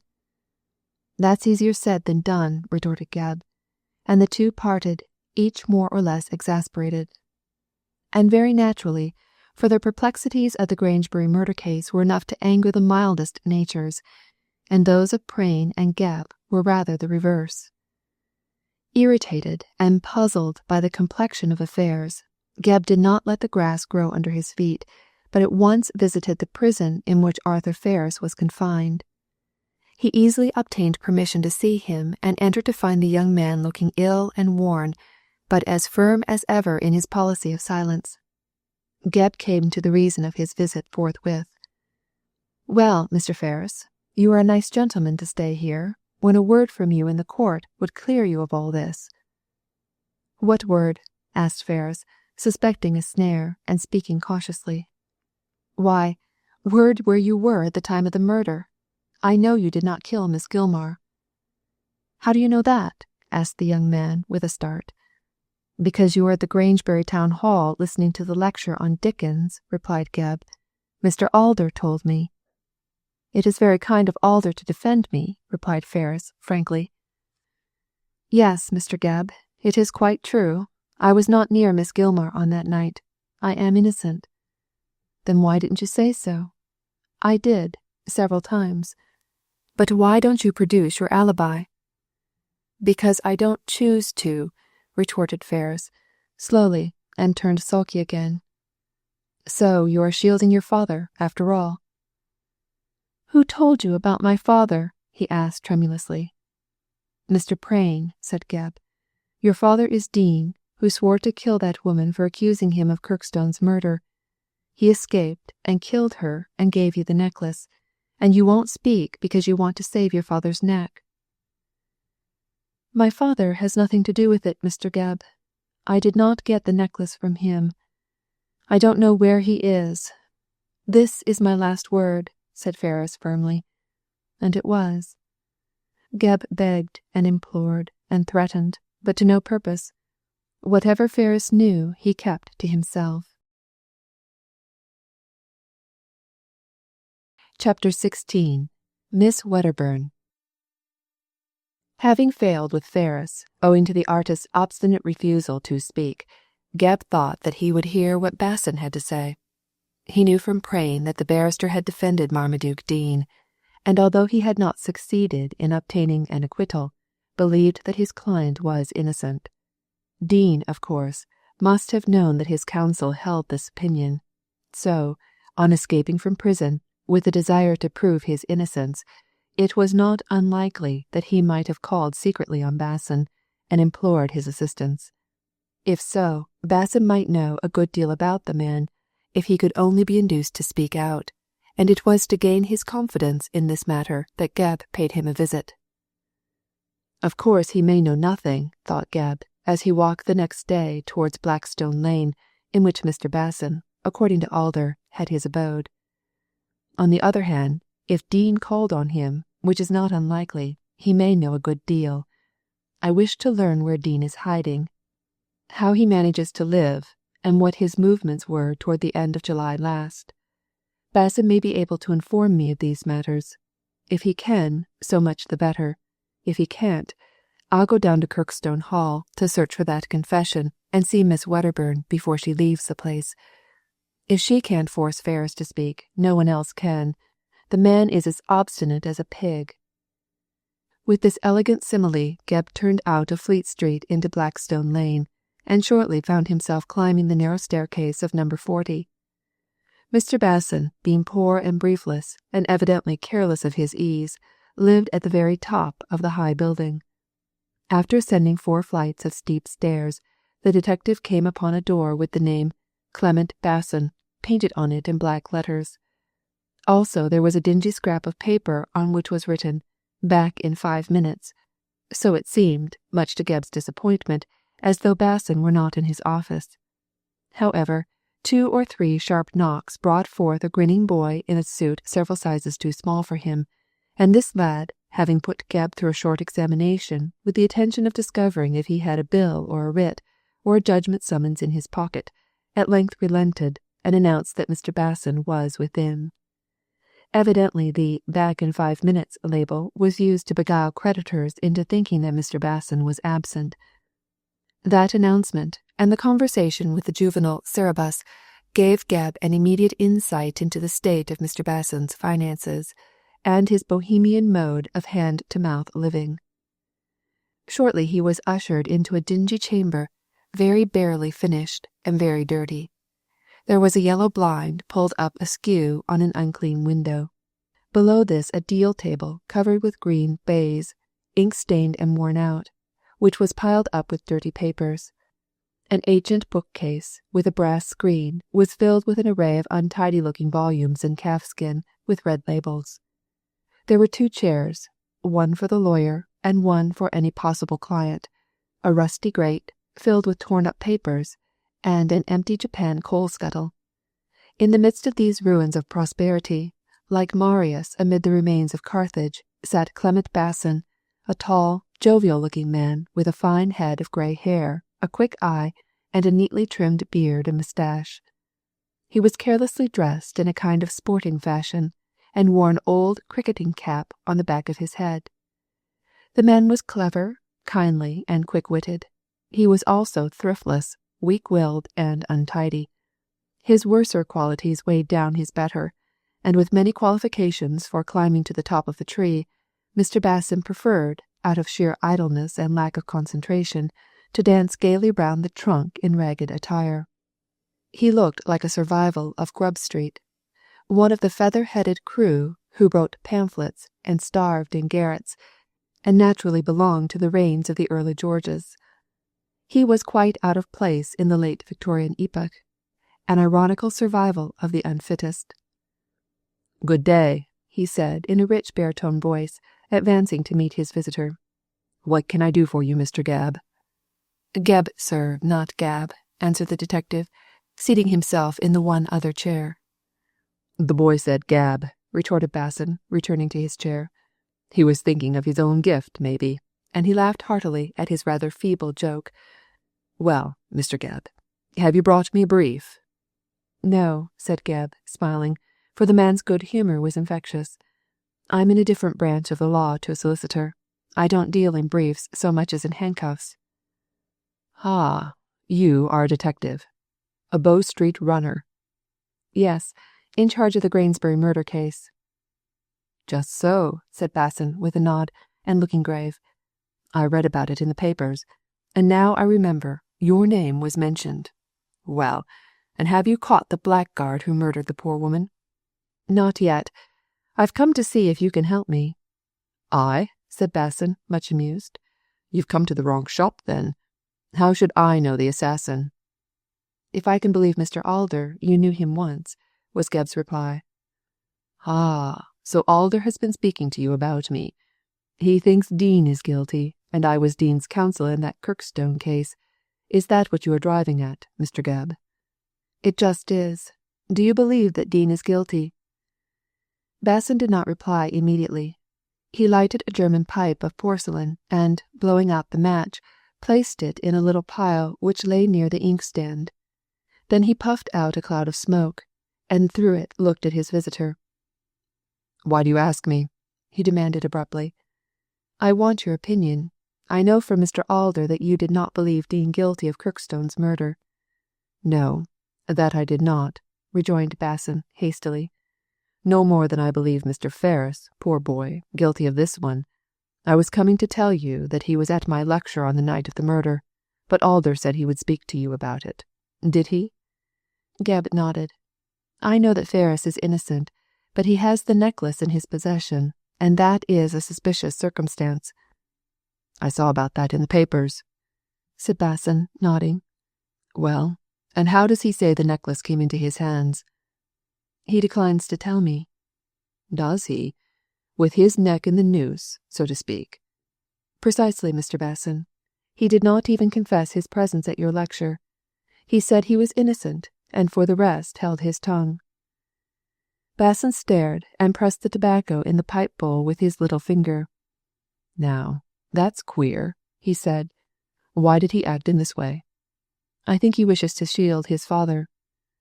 "I didn't know he had a father. Thought his father was dead." "As good as dead, I am afraid. Dean is his father." "What?" Basson's pipe fell out of his hands, and he looked at Gebb in amazement. "Dean, the man I defended, Ferris's father?" "Yes. Ferris lived with some relations who changed his name when his father was condemned. Now, Mr. Basson, I don't believe Dean is guilty of this second murder, but on no other ground than that he did kill the woman and give Ferris the necklace to pawn can I account for the young man's silence." "Does he say that Dean is guilty?" asked Basson, picking up his pipe. "No, he denies it, but he refuses to confess how he became possessed of the necklace. Mr. Basson, tell me on what grounds you believed that Dean did not kill Kirkstone." "No motive," rejoined Basson. "People don't commit murders without motives. But a year or two ago I got an anonymous letter which strengthened my belief in his innocence. Wait a bit, and I'll get it for you." He opened a small safe standing at the end of the room near the bookcase, and after 5 minutes groping in its depths, at last fished out a dingy bit of paper which he brought back to Gebb. This he spread out on the table and raised his finger to enforce the attention of the detective. "Dean declared his innocence to me," said the barrister with forensic force, "and I believe him. But he thought that Laura Kirkstone was guilty, that in a mad fit she killed her brother. I did not agree with this, for I held then, and I hold still, that Ellen Gilmore stole that knife from Laura and murdered Kirkstone before she went upstairs to call Dean and inculpate him in the murder. Now, when Dean escaped from prison, I received this letter. Read it." Gebb glanced his eye rapidly over the scrap of paper, which contained 2 lines of writing running thus: "If you see Dean, tell him not to hunt down a wretched woman. When she dies, justice shall be done." To this there was no name and no date, and no envelope. Gebb inquired after this latter. "I'm sorry to say I destroyed it by mistake," said Basson with regret. "But I remember that it had the Norminster postmark on it. Therefore I am sure the note came from Miss Gilmore." "But why should she write to you?" inquired the detective.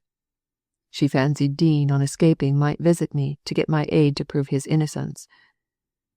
"I thought such might be the case myself," said Gebb thoughtfully. "Did he come near you at any time after his escape?" "No," said Basson emphatically. "I never saw him from the time he went into prison. I don't know where he is. I wish I did, as this note shows that Miss Gilmar knows herself to be guilty, and has left some sort of confession behind, to be read after her death and clear Dean." "Where do you think this confession is to be found?" "I don't know. She may have hidden it at Kirkstone Hall, or may have had it with her. When I got this note, I went at once to the hall to tax Miss Gilmar with writing it. However, she had fled out of fear of Dean, and I could not learn her whereabouts. The next I heard was her murder at Grangebury under the name of Lygram." "Do you think Dean killed her?"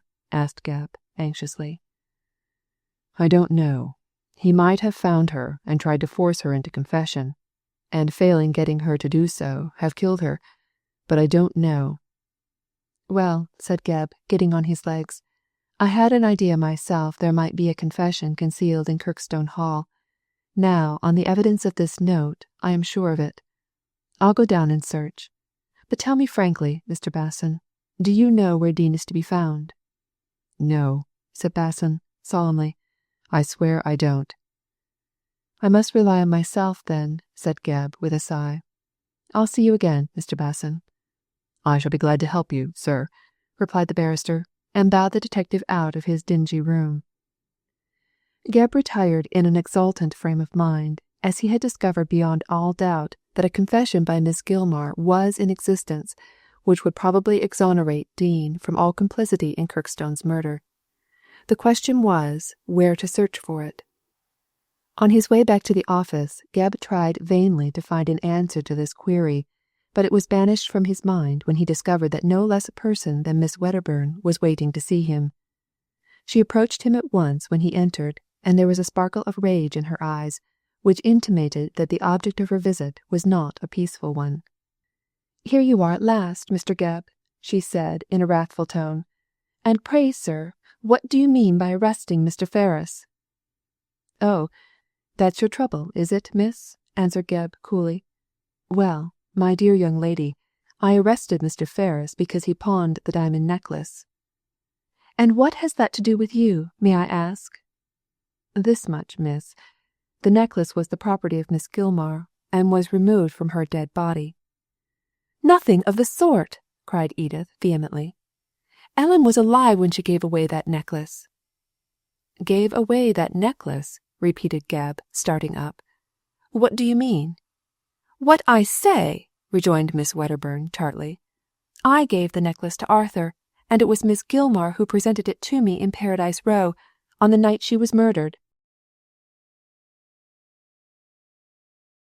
Chapter 17. An Explanation. It took Gebb some time to grasp the meaning of Miss Wedderburn's remarks, for the information it conveyed seemed impossible of belief.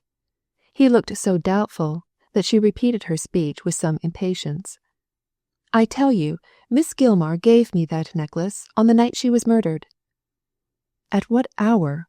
gasped Gebb, not quite master of himself. "Shortly after 9 o'clock." "Did you see her on that night?" "Of course I did," said Ellen sharply. "How else could I have got the necklace?" "But you told me at Kirkstone Hall that you did not know Miss Gilmar was in Grangebury." "That is perfectly true," rejoined Edith, colouring, "but I told you many things that were false. I was forced to do so to protect Arthur and myself." "So you knew of the murder when I paid my first visit?" "Yes, and when you inquired after Arthur, I fancied you had discovered his pawning of the necklace, and that you intended to accuse him of the crime. Naturally, I was anxious to save him." "That was why you fainted," said Gebb, suddenly enlightened. "It was. In a moment I saw Arthur's danger, as I knew well he would not say that I gave him the necklace, so the thought made me faint. When I learned later that you knew nothing, I held my tongue." "You did, and to some purpose. I congratulate you on your power of acting, Miss Wedderburn. You deceived me completely." "What else was I to do?" said Edith resentfully. You would not have had me betray myself, or Arthur. How did you find out that the necklace was pawned?" "That I shall explain later," replied Gebb, annoyed by her attitude. "And, in my turn, may I ask why you killed Miss Gilmar?" Edith stared at him in surprise and laughed. "You are making a mistake," she said with haughty coolness. "I did not kill Ellen Gilmar." "But you were with her on that night?" "So I was, but I left her at 9 o'clock, and then she was alive and well. Why should I kill her?" "To obtain the necklace." "What nonsense you talk, Mr. Gebb. She gave me the necklace for Arthur of her own free will. Even if she had refused to give it to me, I should certainly not have murdered her. I love Arthur very much, it is true, but hardly enough to commit so wicked a deed for his sake." "Do you swear that you are innocent?" asked Gebb, looking at her keenly. "Yes, I swear I am," she answered, meeting his look with much frankness. "If necessary, I can prove my innocence and that of Arthur." "Oh, Mr. Alder has proved his innocence already."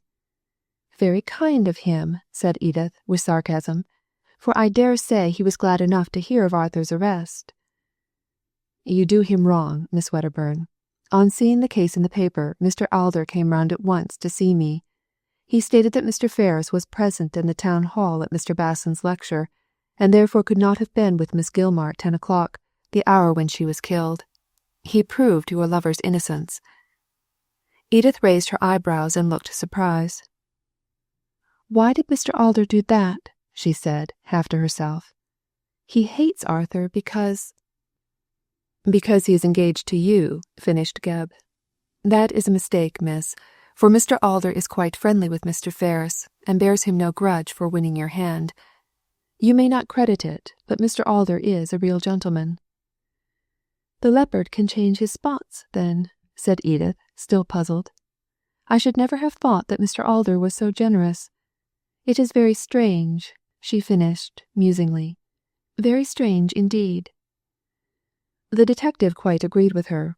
He thought that the whole affair was wonderfully strange, particularly as he was ignorant of how Edith had obtained a valuable necklace from an old miser like Miss Gilmar. And also, he could not understand her reason for taking it. He quite saw that she had deceived him in order to save herself and Ferris from being accused of the murder, but he was doubtful if she was so innocent of all knowledge concerning the death as she feigned to be. With this idea in his mind, he addressed her with some sharpness, and asked her a leading question. "If you did not kill the woman yourself," said he, "who did?" "I don't know," answered Edith, candidly. "She was alive when I left her at 9 o'clock, and when I saw her death in the paper, I was as much surprised as anyone."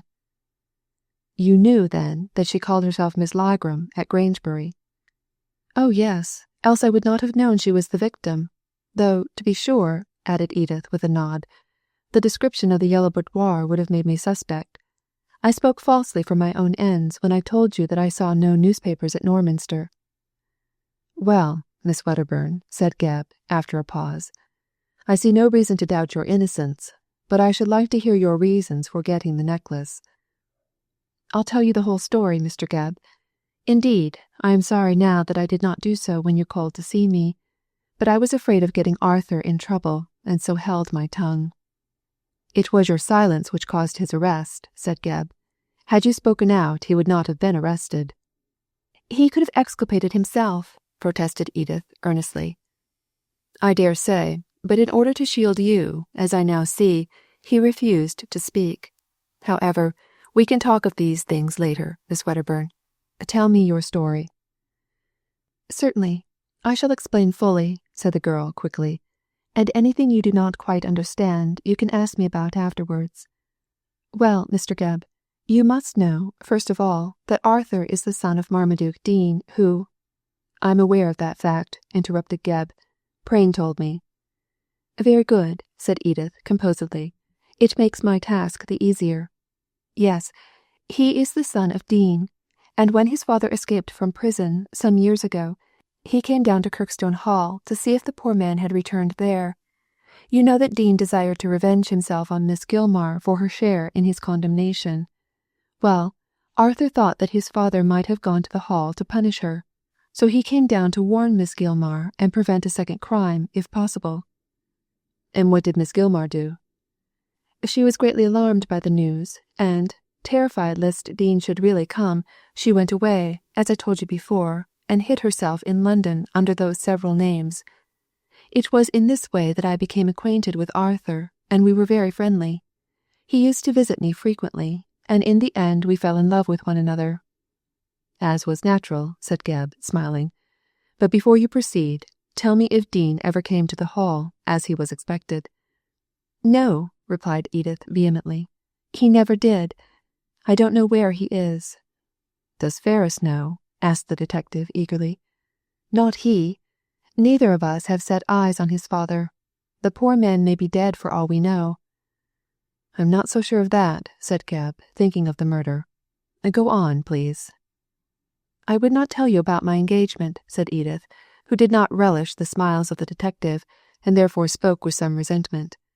But that it is necessary for the safety of Arthur and myself that I should speak freely. Mr. Fergus, she adopted this more formal style of mention to keep Gebb in order. Mr. Fergus came to see me frequently, and confided to me all his troubles. He was greatly in want of money, and his pictures did not sell, and he had no one to help him. I could not, as I had no money, and I was simply earning my living as my cousin's housekeeper at Kirkstone Hall. In July, Mr. Fergus was in such distress that I resolved to aid him by obtaining from Miss Gilmar the diamond necklace which had belonged to his father. I know, said Gebb, who was listening attentively, the necklace which Dean gave Laura Kirkstone. Yes, it was a family jewel, and Dean gave it to Laura only because she was to be his wife. When she died, it should have been returned to Dean, or, as he was a convict, to his son. Miss Gilmar, however, seized it and all the rest of Laura's jewels. With the other jewels I had nothing to do, but I was resolved to obtain the necklace for Arthur. Was it not right to do so? Yes, rejoined Gebb promptly. The necklace certainly belonged to Mr. Fergus, as his father could not benefit by it. But my wonder is how you got it. From what I have heard of Miss Gilmar, I should have thought the task an impossible one. It was difficult to obtain it, but I did so in the end. I told you, said Edith with some colour, that I did not know Miss Gilmar was at Grangebury. Well, that was not true, for she wrote to me stating that she was living in Paradise Row under the name of Lygram, and in her letter she asked me about some business. I resolved to visit Grangebury, but as I did not know where it was, I asked Arthur to escort me. Did he know your intention? No, but curiously enough, the week I wrote to him he was going down to Grangebury to hear a friend lecture. That was on the 24th of July, so I came up to town and went with him on that night. To the lecture? Well, not at first.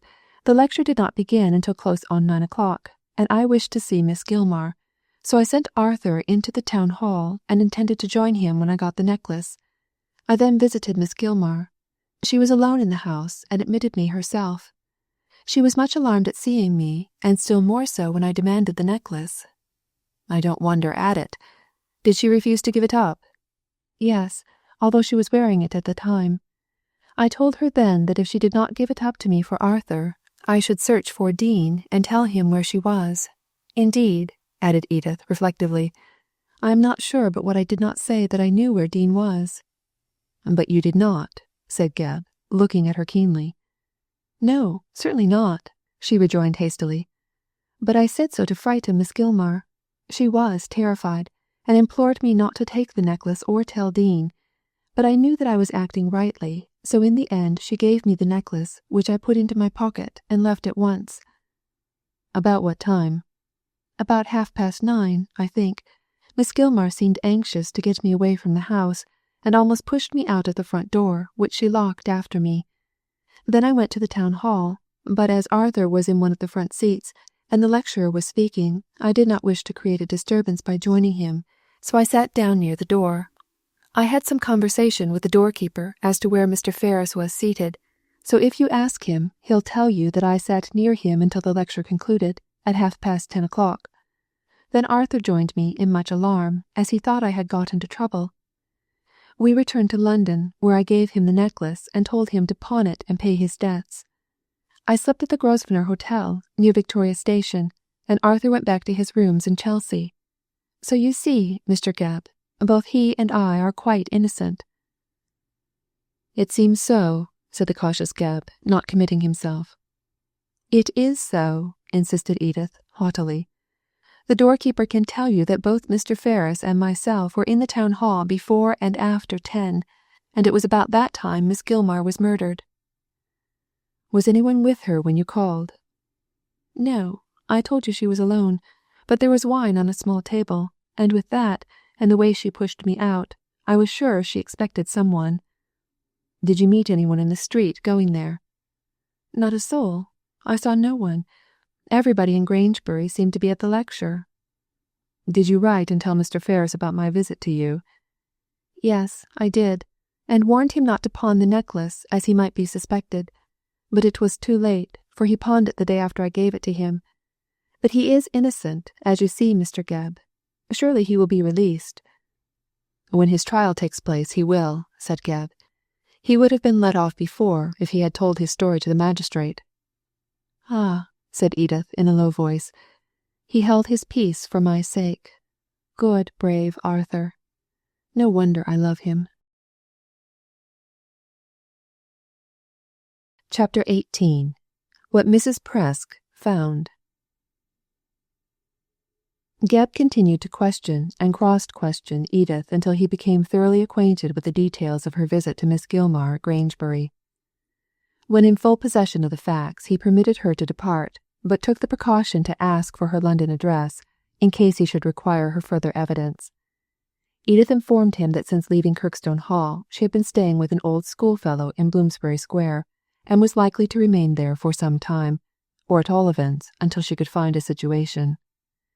"I must work, you know, Mr. Gabb," she confessed frankly. "I am very poor." "Yet had you accepted Mr. Alder, you would—" "Accept Mr. Alder?" interrupted Edith, colouring. "I would sooner sweep the streets than marry anyone but Arthur. Mr. Gabb," she added imploringly, "now that you are convinced of his innocence, do get him out of prison." "I'll do my best," promised the detective. "He will come up for trial in a week or two, but in the meantime, if I place the actual facts of the case before the magistrate who committed him, I have no doubt he will be admitted on bail." Anything, dear Mr. Gabb, so long as he is set free." The detective proved to be as good as his word, and worked zealously in the interest of Ferris.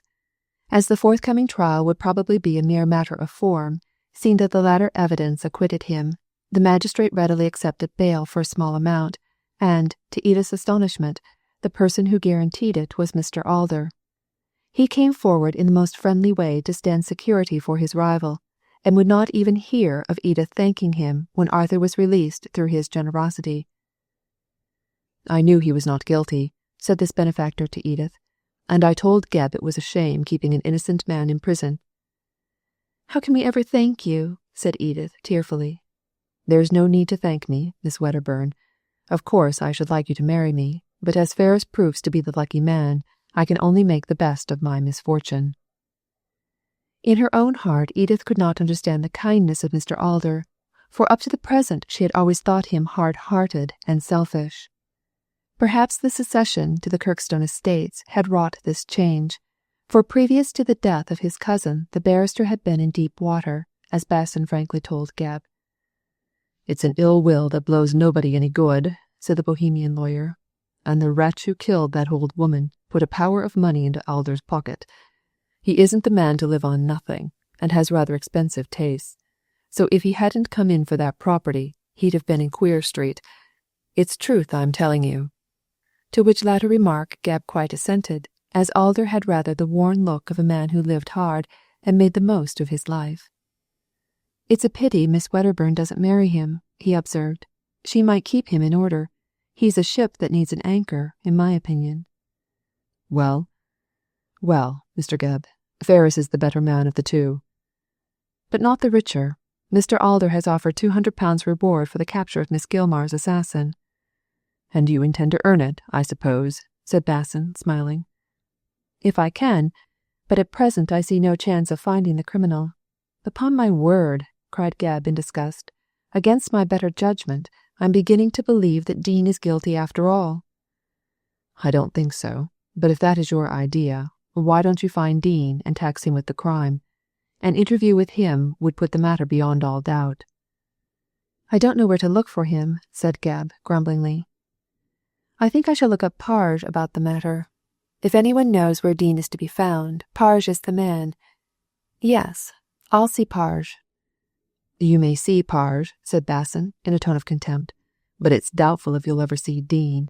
He has vanished so completely that I should not be at all surprised to learn that he is dead. If he was alive and in hiding, surely the police would have found him out before now." "The police only perform miracles in novels," replied Gebb dryly, and went off to see Parge. The fat ex-detective received him almost as wrathfully as he had done on the occasion of the previous visit. Gebb had been so busily employed in searching for Miss Gilmar's assassin that he had foolishly omitted to pay Mr. Parge the attention which that gentleman considered his due. Therefore he was greeted by his chief in anything but a friendly way. "And I don't want to hear any more excuses," said Parge, scowling. "Too much time is lost telling unnecessary lies. Let me know how much further you've got on with the case." Glad to escape further blame, the detective related all that he had discovered in relation to Ferris and Miss Wedderburn. Parge listened attentively and was gracious enough to signify his approval of Gebb's conduct. "You've not done badly," he said with a nod, "although your discoveries have been due more to good luck than to your own intelligence. If the girl had not confessed about her visit and her giving of the necklace to Ferris, you would still be in doubt about his innocence." "No, I wouldn't," protested Gebb. "Before Miss Wedderburn spoke, I was quite sure that Ferris was guiltless. Alder's evidence proved that he was at the lecture at the time the crime was committed." "It didn't prove how Ferris became possessed of the necklace, however," snapped Parge. "But I don't see that you are much further on than before. Have you examined that doorkeeper as to Miss Wedderburn's presence in the lecture hall on the night and at the hour of the murder?" "I have not had time, Simon. Tomorrow morning I am going down to see him." "At Grangebury, I suppose," said Parge. "Will you find the man there?" "Yes, the doorkeeper is also caretaker of the hall." "Then at the same time you had better call on Mrs. Presk. I suppose the goods of Miss Gilmar have been moved by Alder as her heir." "Yes, the body was exhumed and has been identified, and now Alder has taken possession of the estates. Prain is attending to all legal matters concerning the will, and, by Alder's direction, he dismantled the Yellow Boudoir. I don't see what I shall gain by seeing Mrs. Presk." "You can find out if she discovered anything touching on the first or second murder." "I don't quite understand." "Bah!" cried Parge angrily. "Can't you understand that a woman would not be in possession of a dead woman's goods without satisfying her curiosity in some way? I'll bet you, Absalom, that Mrs. Presk has searched in all Miss Gilmar's boxes, and clothes, and papers to find out what she can about her. Now it is just possible that Mrs. Presk may have come across that confession you talk about." "Do you think it exists?" asked Gebb, with some skepticism. "Yes, I do. That hint in the anonymous letter written to Basson shows that Miss Gilmar had it in her mind to do justice to the man she wronged." "But you declared that Dean was guilty," said Gebb, recalling his first conversation. "So I did. It seemed so at the time," rejoined Parge promptly. "But I have altered my mind, especially since you told me about that letter written by Miss Gilmar to Basson. Either she or Laura Kirkstone killed the man. I don't know which. Neither do you. So for the gratification of our mutual curiosity, and for the clearance of Dean, you had better find that confession." "Well, Simon, if that confession is anywhere, it is hidden at Kirkstone Hall." "It might be," replied Parge cautiously. "On the other hand, Miss Gilmar might have written it after she fled from the hall, and have carried it about with her from place to place. If Mrs. Presk has found it, she is just the kind of woman, from your description, to make money over it, by refusing to give it up until she gets her own terms. Call on Mrs. Presk, Absalom, and find out the truth." "I'll do so," said Gebb, making a mental note of this. "But what about Dean?" "Well, I believe Dean is guilty of murdering Miss Gilmar, said Parge, even if he is innocent of the first crime. He committed the second in order to punish the woman who unjustly condemned him. I am sure he had every cause to wish her ill. She treated him most vindictively. It is no use our discussing that matter, said Gebb tartly. I believe, on arguments I furnished you with before, that Dean is innocent. You think he is guilty. Time and discovery may prove which of us is right. The question now is, where is he to be found? I can't say, Absalom. He escaped from prison in 1893, and we hunted for him high and low, but without success. He vanished as completely as though the earth had swallowed him up. I thought myself he might have gone to Kirkstone Hall to kill Miss Gilmar, and I searched the neighborhood, but he was nowhere to be found. From that day to this, not a word has been heard of him. I suppose there's no use hunting for him. It is a waste of time, to my mind, retorted Parge crossly. You see what Miss Presk is doing. Question her. Question the servant who... By the way, what is the servant's name? Matilda Crane, but she knows nothing. It is well to ask her, however, warned Parge. The people who seem to know least usually know most. Now go away, Absalom, and don't be so long in looking me up again. I am anxious to get to the bottom of this case. You can't be more anxious than I am, replied Gebb disconsolately.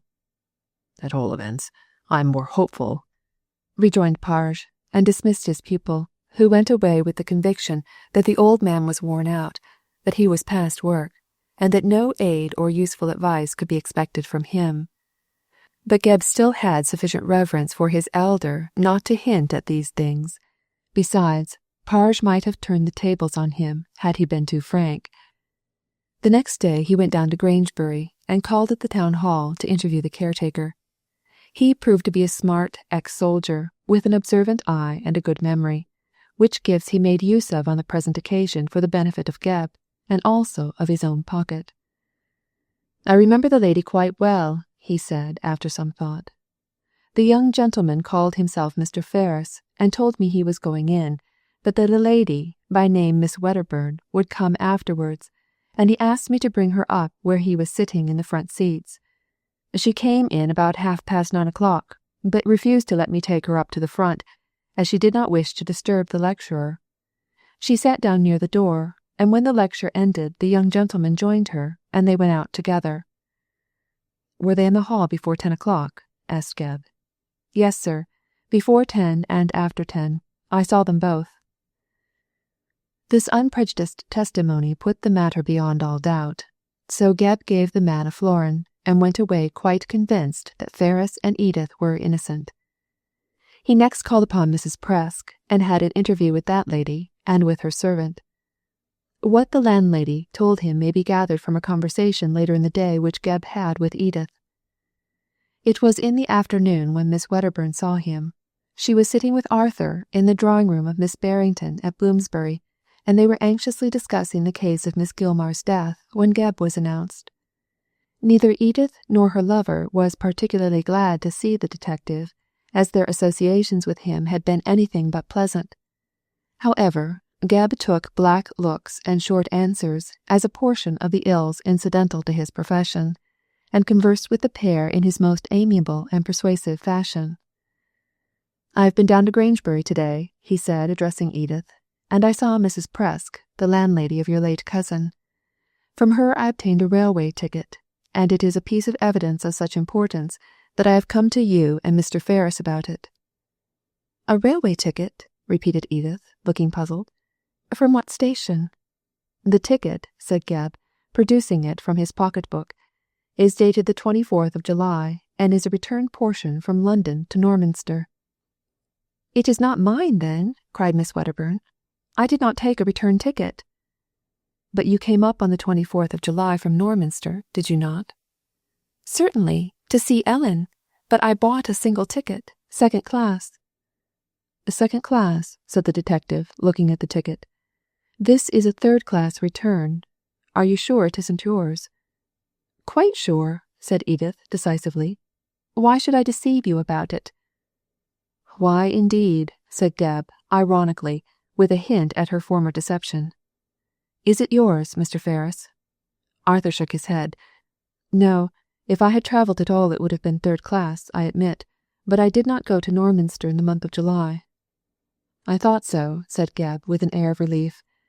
"Then, as this ticket belongs to neither of you, some third person must have travelled from Norminster to Grangebury on the 24th of July. And I believe that person," added Gebb emphatically, "to be the murderer of Miss Gilmar." "On what grounds?" cried Edith and Arthur together. "Because Mrs. Presk found this ticket in the yellow boudoir. It must have been dropped there by the assassin." Chapter 19. The Unexpected Occurs. Gebb found it impossible to discover the owner of that third-class railway ticket. He went himself to Norminster to find out, if possible, to whom it had been issued, but all in vain. The station-master had taken another situation in Scotland. The ticket clerk was absent on his annual holidays, and none of the porters could remember any particular person who had gone up to London on that particular day. On the whole, circumstances seemed to be against Gebb in following this clue, and after several vain attempts he gave it up, at all events for the present. This he confessed to Parge, who at once reproved him for faint-heartedness and preached a lengthy sermon on the folly of being discouraged. "You don't expect roast ducks to fly into your mouth, do you?" said Parge indignantly. "Of course, it is no easy task to hunt down a criminal. We'd have all the bad uns in gaol if such was the case. You've only been a week looking after this ticket business, yet you shy off because you can't find out about it straight away. You never were a detective, Absalom, and you never will be." "But just look here," cried the badgered Absalom. "What can I do? I've been—" "I know where you've been. To Norminster," growled Parge, "and I know what you've done. Nothing. You think I'm past work.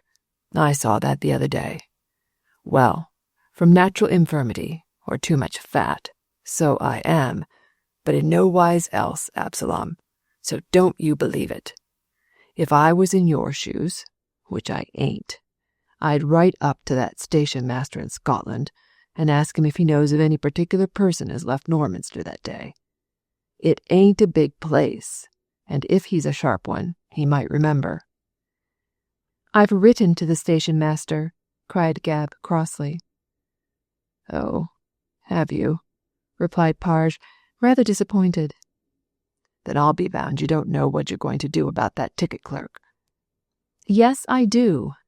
I'm going to wait till he comes back and then question him at once. In about a week, I'll know all those two know, though I dare say it won't be much.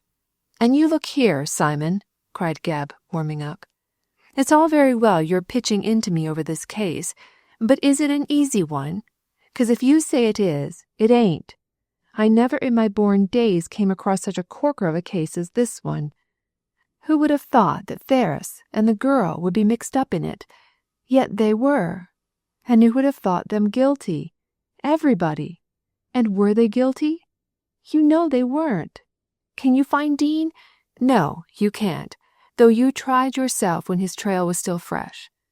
Then how the devil do you expect me to find him after all these years? It's very easy to sit in your chair and pick holes, Simon, but when you come to work the case for yourself, you'll be as up a tree as I am at this blessed moment." "I don't deny that the case is hard, Absalom." "Hard?" echoed Gebb with scorn. "It's the most unnatural case that ever was. I've only got one blessed clue after all my hard work, and that's the railway ticket, which, so far as I can see, is about as much good as a clock would be to a baby." "Why don't you question Mrs. Presk?" "I have questioned her, and the servant, too, and beyond the ticket, she don't know a blessed thing."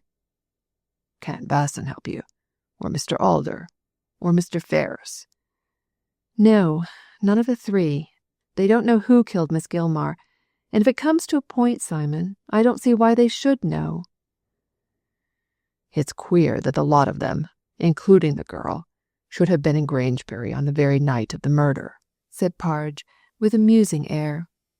It's a coincidence, that's all, retorted Gebb. And you know very well in our profession there's no end of coincidences, though if you write them in a book people tell you they're impossible. You can't accuse any one of the three of killing the old woman, as they were all in the lecture hall the whole evening. You know all about Ferris and Miss Wedderburn. Well, it couldn't have been them. Mr. Basson was lecturing. It couldn't have been him. Mr. Alder was looking after the money and the house, so as to get plenty of cash in for his friend, so it couldn't have been him. If not them, who is guilty? Well, Dean must be the criminal. I don't believe it, replied Gebb obstinately. And if he is, he'll not be hanged, for old Nick himself couldn't hunt him out. By the way, Simon, what kind of a man was he to look at, to the naked eye, so to speak?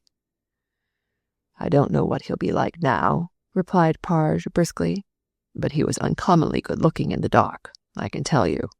Just the man to take a woman's fancy. Tall and dark and smiling. Any particular mark? Asked Gebb professionally. Well, he wasn't scarred or scratched in any way that I know of, replied Parge reflectively, but he had a frown. Get along, everyone's got a frown, said Gebb in a disgusted tone. Not of his sort, was Parge's answer. Since sitting here, Absalom, I've been reading a heap of books I never read before. Amongst others was one called Red Gauntlet by a baronet, Sir Walter Scott. Know it? No, I don't. What has it got to do with Dean? There was a fellow in it, said Parge, following his own reflections, as had a horseshoe mark over his nose when he frowned. Quite queer it was. Must have been, said Gebb derisively. And has Dean a horseshoe? No, but when he scowls or frowns like this. Here Parge made a hideous face. He's got a queer mark, deep as a well, and quite straight between his eyebrows. I'd know him from among 1,000 by it. Seems to cut his forehead in two, like. If you see a man with a mark like that when he's in a rage, Absalom, you just nab him, for that's Dean. Stuff, said Gebb impatiently. Lots of men wrinkle up into lines when they get out of temper. I've seen foreheads like Clapham Junction for lines. Not so deep, answered Parge, shaking his head, and not straight down between the eyes. Most men frown in lines, which run across the forehead when they raise their eyebrows like, but Dean draws everything up to a deep mark as dips between the eyebrows and on to the nose. It's the queerest mark I ever saw. And whatever disguise he puts on, he can't smooth that furrow out. A baby could tell him by it. Said Gebb, who had been thinking. Now you come to talk of it, Simon, that young Ferris has a mark like that, but not very deep. He's young yet, Absalom, but I dare say he takes after his father. Well, all I say is that there's no other way in which you'll spot Dean. He may grow old and white and shaky, or he may disguise himself in all kinds of ways, but he can't rub out that brand of Cain as nature has set on him. I said it before, and I say it again. I'll look round for a man of that sort, said Gebb, rising to take his leave. But I can't say I've much hope of finding him. Dean's been lost for so long that I dare say he's lost forever. Well, goodbye, Simon. I won't see you for a day or two. There's heaps for me to do. Where are you going? Grunted the fat man. I'm off to ask Mr. Alder to let me search in Kirkstone Hall for that confession of Miss Gilmar's. Then I'm going down there to look it up. That won't do any good towards finding out who killed her, said Parge, shaking his head. I don't know so much about that, Simon, replied Gebb coolly. I wouldn't be a bit surprised to find just the person who killed Kirkstone was someone quite different from those we suspect. It must be either Miss G or Miss K, said Parge, and knowing the truth about them won't help you spot the assassin. You look for Dean first, Absalom, and leave the confession alone for a while. No, replied Gebb obstinately. I'll look for the confession and fly around afterwards for Dean. You let me negotiate the job in my own way, Simon." With this determination, of which Parge by no means approved, but was unable to hinder, Gebb went off to make his last venture in solving the mystery. By this time he was in a furious rage at his many failures, and swore under his breath that come what might he would hunt down and punish the unknown assassin of the wretched old woman who had been strangled in Paradise Row. He had 3 designs in his head, one of which he hoped might serve to attain the much-desired end. Firstly, he intended to search for the confession of Miss Gilmar, in the belief that it might throw some light on the later case. Secondly, he resolved to follow the clue of the railway ticket, and learn who had come up from Norminster on that fatal night to visit Miss Gilmar, since such person, on the evidence of the ticket found in the yellow boudoir, was undoubtedly her murderer. Thirdly, he was bent upon making another search round the pawnshops to see if any of the other jewels taken from the body had been turned into money. The appearance of the necklace was accounted for by Edith, as she had received it from the old woman before the assassin had arrived, but the rings, bracelets, and hair ornaments were still missing. Sooner or later, in order to benefit by his crime, the murderer would seek to turn them into cash when he thought the storm had blown over. Then was the time to trace and capture him. The French have a proverb which runs in English that nothing is certain but the unforeseen, and certainly Gebb proved the truth of this when he arrived at Alder's lodgings. As yet the barrister, pending the administration of the estate, had not moved from his rooms in the Temple, but he intended to do so shortly, and had already engaged handsome chambers in Half Moon Street. These, however, he was never destined to occupy, for on the very day Gebb called to see him he met with an accident which seemed likely to result in his death. As one pleasure to be gained from his riches, Alder had purchased a horse shortly after coming into his fortune, and every morning went riding in the Row. He was a good rider, but not having indulged in the exercise for some years, by reason of his impecuniosity, he had lost a portion of his skill, with the result that the horse, a fiery animal with tricks of which Alder was ignorant, bolted unexpectedly and threw his rider against the rails. Alder fell across them with such force that he had injured his spine, and was now lying in his rooms in a crippled condition. "Do you think you'll get over it?" asked Gebb, when Alder's servant was relating the occurrence. "No, sir," answered the man, shaking his head. "The doctor says he's bound to die sooner or later. The spine is injured, and my poor master can't feel anything below his waist. It's death in life already, and the end is sure to come." "Can I see him?" asked the detective, after some thought. "No, sir. The doctor left word that he was to see no one." With this Gebb was forced to be content, and as already he had obtained Alder's permission to search the hall, he went away rather low-spirited. It seemed hard that the man should come to an untimely end, just when he inherited his kingdom. Moreover, he had behaved very well in defending Ferris in the face of all evidence, and releasing him from prison. Therefore Gebb thought it just as well to send a line to the artist and Edith, so that they might come forward in their turn to do what they could for the man who had acted so generously towards them both. "It's hard lines," said Gebb to himself when he had posted his letter. "I do call it hard. Alder gained a fortune, it is true, but he lost the woman he wished to marry, and now he loses his life. It's a queer world that gives a man a pleasure only to take it away from him again. I don't understand the workings of Providence nohow." With this philosophical reflection, Gebb went home to make his plans before going down to Norminster the next day.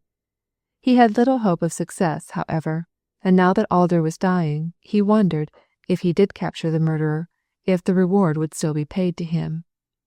"Of course it will," he said to himself on reflection, "for if Alder dies, Miss Wedderburn becomes mistress of the hall." Chapter 20. A Needle in a Haystack. It was a bright and sunny day when Gebb found himself once more at Kirkstone Hall. In the sunshine the building looked grim and desolate. The smokeless chimneys, the closed doors, dusty windows, and grass-grown terraces gave the place a forlorn and wretched aspect, and the absence of life, the silence broken only by the twittering of the birds, the neglected gardens, created, even to the detective's prosaic mind, an atmosphere of menace and dread. It looked like a place with a history, and Geb wondered if Miss Wedderburn, on becoming its mistress, would care to inhabit it again. When she marries Ferris and begins a new life, I dare say she will seek some more cheerful abode, he thought, as he stood on the terrace and looked on the silent house. It would be foolish for a young couple to dwell with the ghosts of the past. I'm not imaginative myself, but I should not care to live here. No, not if the house was given to me rent-free. If I were Miss Wedderburn, I'd pull it down and build a new place without a past or a ghost.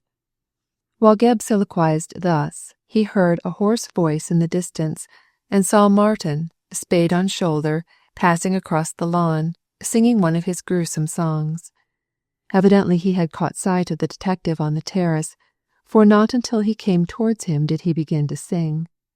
Then he danced grotesquely over the green turf, croaking his wild ditty and looking a strange figure in the strong sunshine, not yet unsuited to the lonely place with its grim associations. When the moon shines clear, my shadow and I dance in the silver light.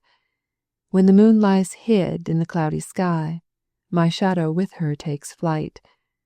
And I remain in the falling rain, calling upon my shadow in vain.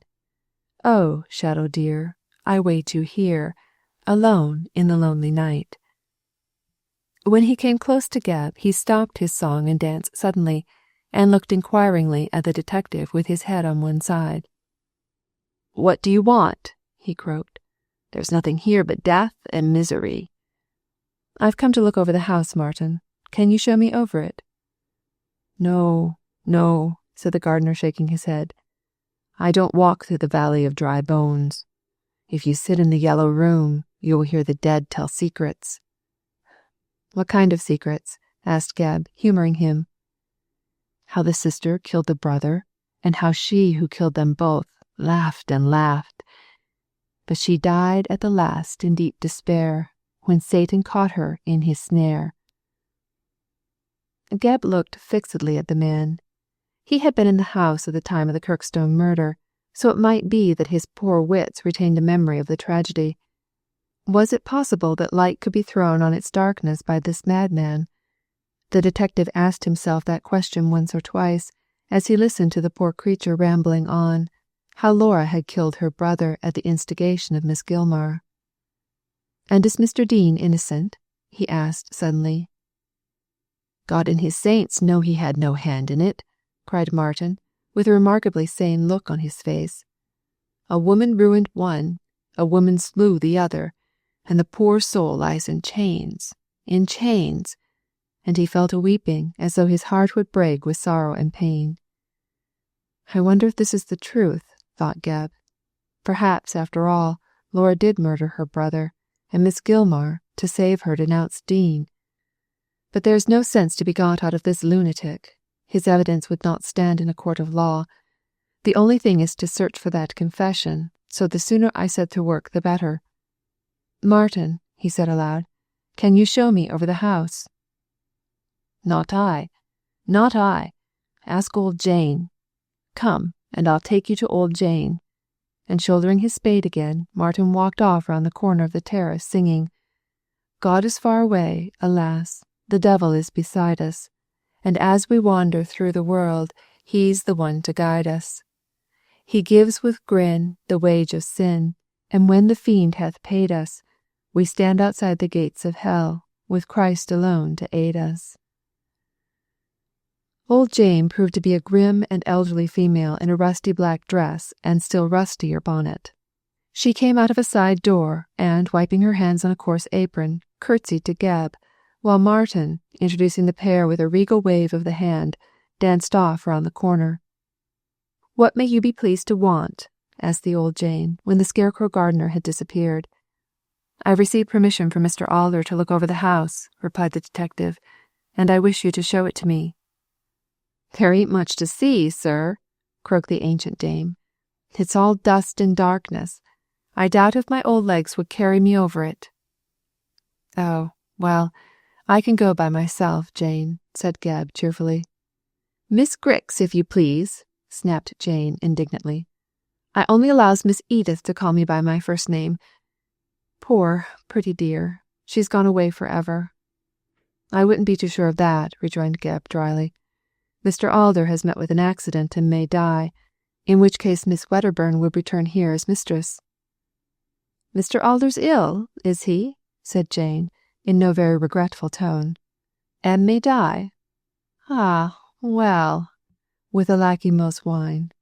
All flesh is grass, that it is, and if Miss Edith does come back, I hope she'll shut up the Yellow Room. For what reason, Mrs. Grix? 'Cause it's haunted by spirits, replied Mrs. Grix with a mysterious look. I've heard the two of 'em quarrel in there. Which two? What two? Asked Geb, who began to think that the old lady had been at the bottle. Miss Gilmar and the master. They aunts the Yeller Room and fights. I knows it, 'cause I sleeps here all alone, save for Martin as lives in the back part, and I hear voices, that I do. I wonder you are not more afraid of that madman than of ghosts. Miss Grix smiled in a cunning and significant manner. Oh, I ain't afraid of Martin, sir. No one as knows him fears him. And why? Asked Geb sharply. This question Mrs. Grix did not choose to hear, but mumbling and shaking her old head, hobbled along the passages to the direction of the Yellow Room.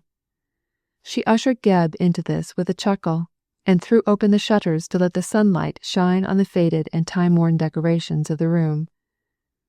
I s'pose you'll want to see this first, said Mrs. Grix. Most folks like to see a room as a murder's been done in. There's a stain of blood over in that corner. Master's blood, which Miss Gilmar would never let be wiped out.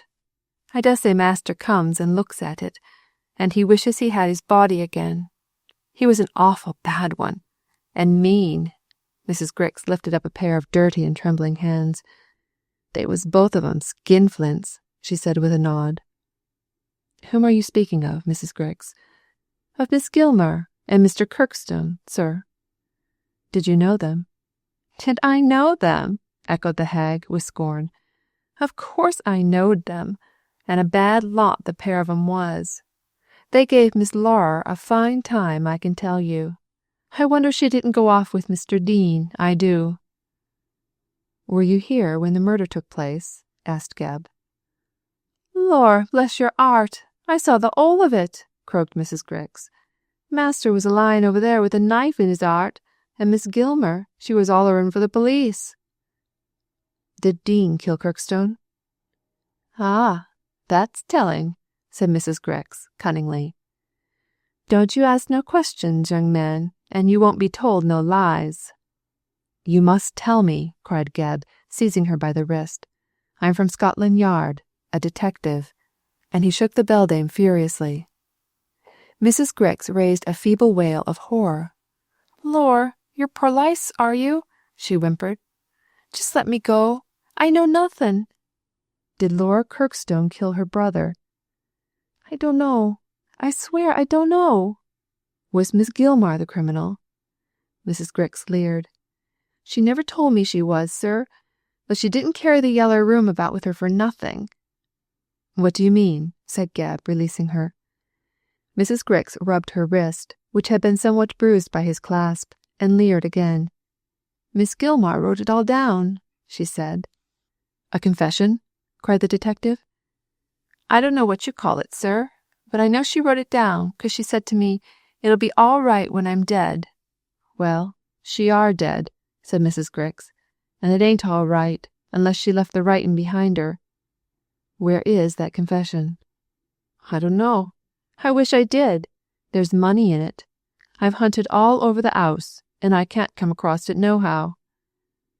Well, Mrs. Grix, what is your opinion? Was it Dean, or Miss Gilmar, or Laura who killed the man?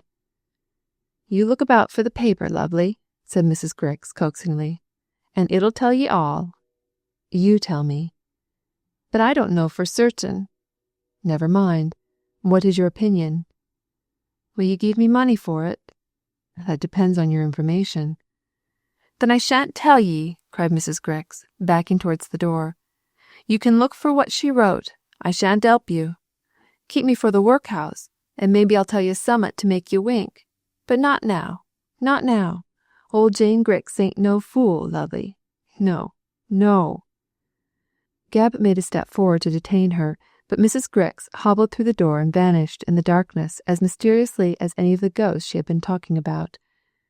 At all events, when the detective slipped out of the yellow room and into the twilight of the passage, his eyes were somewhat dazzled by the sunlight and glare of color within, and he saw nothing for a moment. Mrs. Grix was quicker on her old feet than he supposed, and in some way hobbled out of sight into one of the numerous passages, so that when Gab's eyes became accustomed to the gloom, he did not know into which one she had gone. Also he heard rapidly retreating footsteps, not the heavy hobble of the old woman, but rather the light, dancing step of Martin. And as to confirm this impression, he heard the hoarse voice of the gardener singing one of his wild songs. Light shall come, but not from above. Joy shall come, but not from love. The glow of hell, the lust of hate, impatiently for these I wait. Ha, said Geb to himself, as he hurried down the passage. Martin has been listening. I wonder why. I don't believe he is mad, after all, for neither that old woman nor Miss Wedderburn is afraid of him. He must be feigning madness for some reason. Ha! cried the detective with a sudden start. Can Martin be the murderer of— Before he could finish the sentence, he heard a series of piercing shrieks from Mrs. Grix, and a hoarse growling from Martin. These noises sounded far in the distance, and Geb ran down the passage, through the sitting-room into which he had been shown by Miss Wedderburn on the occasion of his first visit, and out on the terrace. Here he saw Mrs. Grix running from Martin, who was rushing after her with a furious face.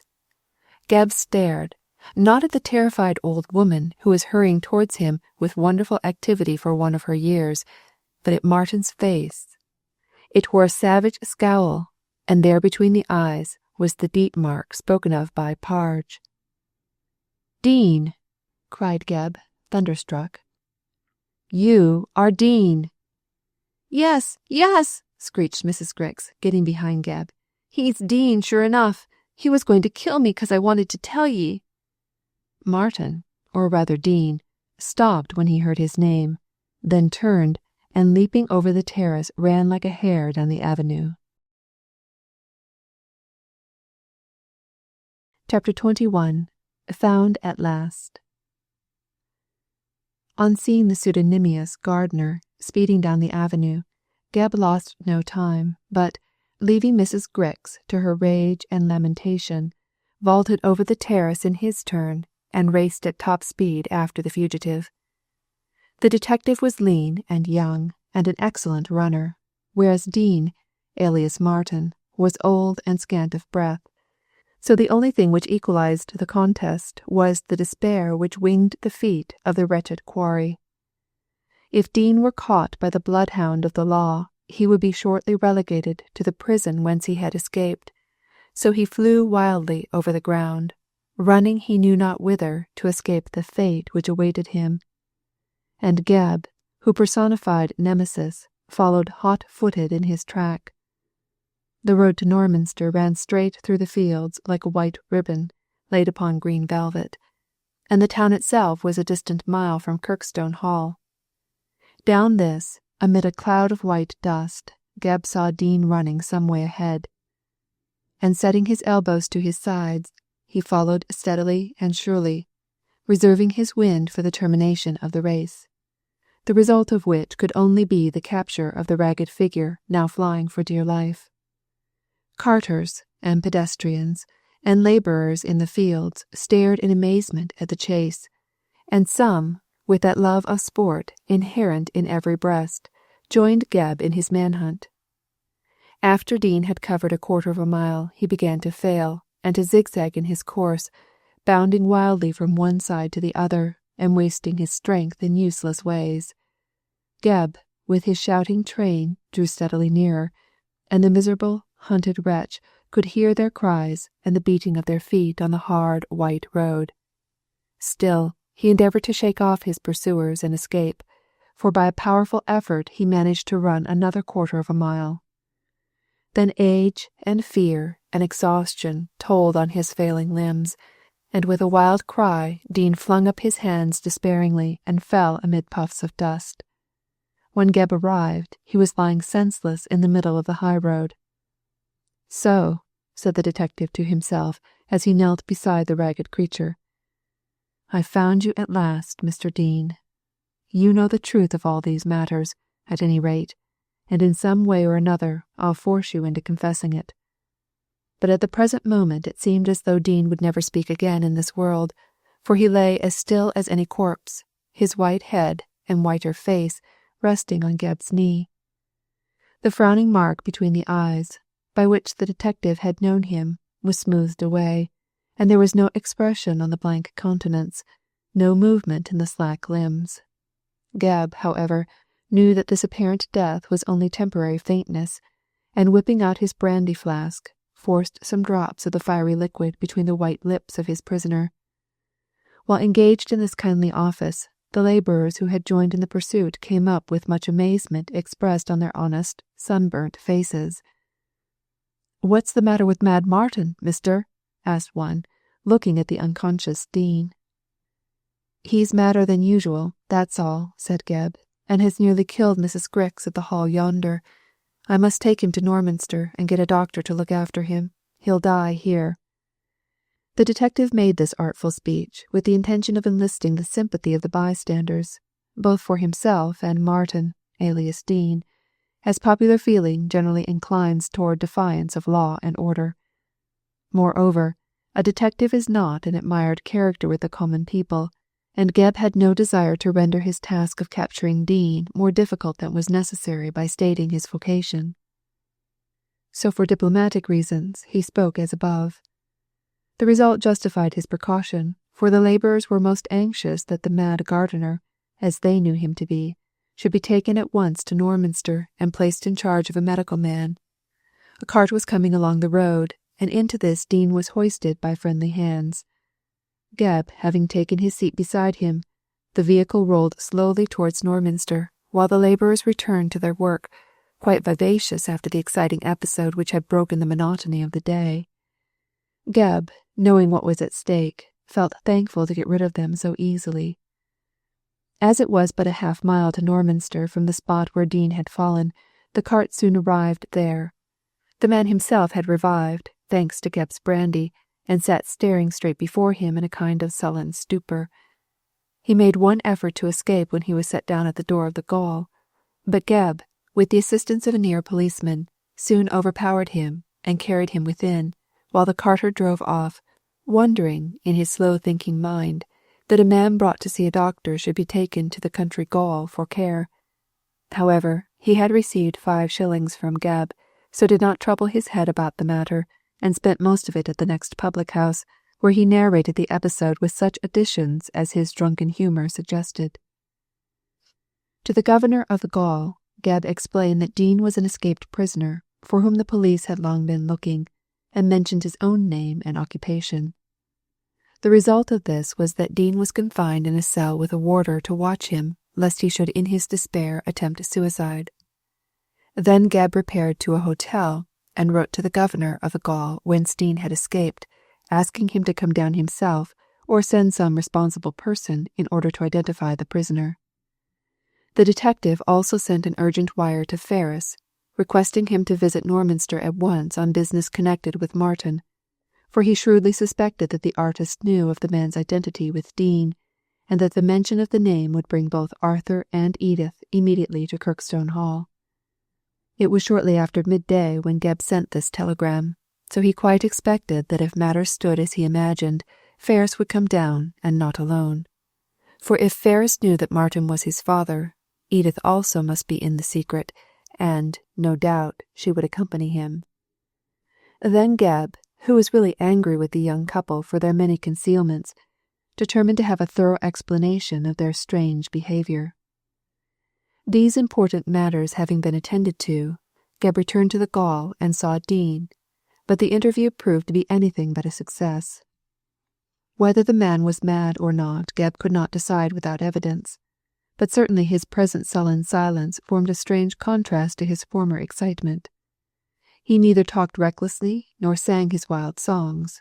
His limbs were at rest, and his eyes looked dull, although formerly they had been bright and glittering. With vacant gaze and a sullen expression, he sat huddled up in a corner of his cell, and absolutely refused to speak or even notice his questioner. The man was thoroughly exhausted and worn out, but Gebb left the cell with the firm conviction that Dean was perfectly sane, and that his madness had been feigned to more effectually baffle dangerous inquiries. But, like the fox in the fable, for all his tricks the man had been caught at last, and Gebb wondered if, after all, he had murdered Miss Gilmar. Did that return third-class ticket dropped in the room at Paradise Row belong to Dean? The detective asked himself. I should not be surprised if it did. As Miss Wedderburn denies that it is hers, Dean, under the name of Martin, is the only person who could have used it. In that case he must have remained in London all night, for, as the crime was committed at 10 o'clock, he could not have caught a return train so late to Norminster. Now, Mrs. Grix lives in the hall, so she is the most likely person to let me know if Dean was absent on the 24th of July. I'll see her at once and get to know all I can, pending the arrival of Ferris and Miss Wedderburn. They may deny Dean's complicity in the crime, so I must be prepared to baffle them. Having made up his mind to question Mrs. Grix, the detective, making a hurried meal, walked out to Kirkstone Hall, and arrived to find the old woman solacing herself with gin and water after the fatigues of the morning.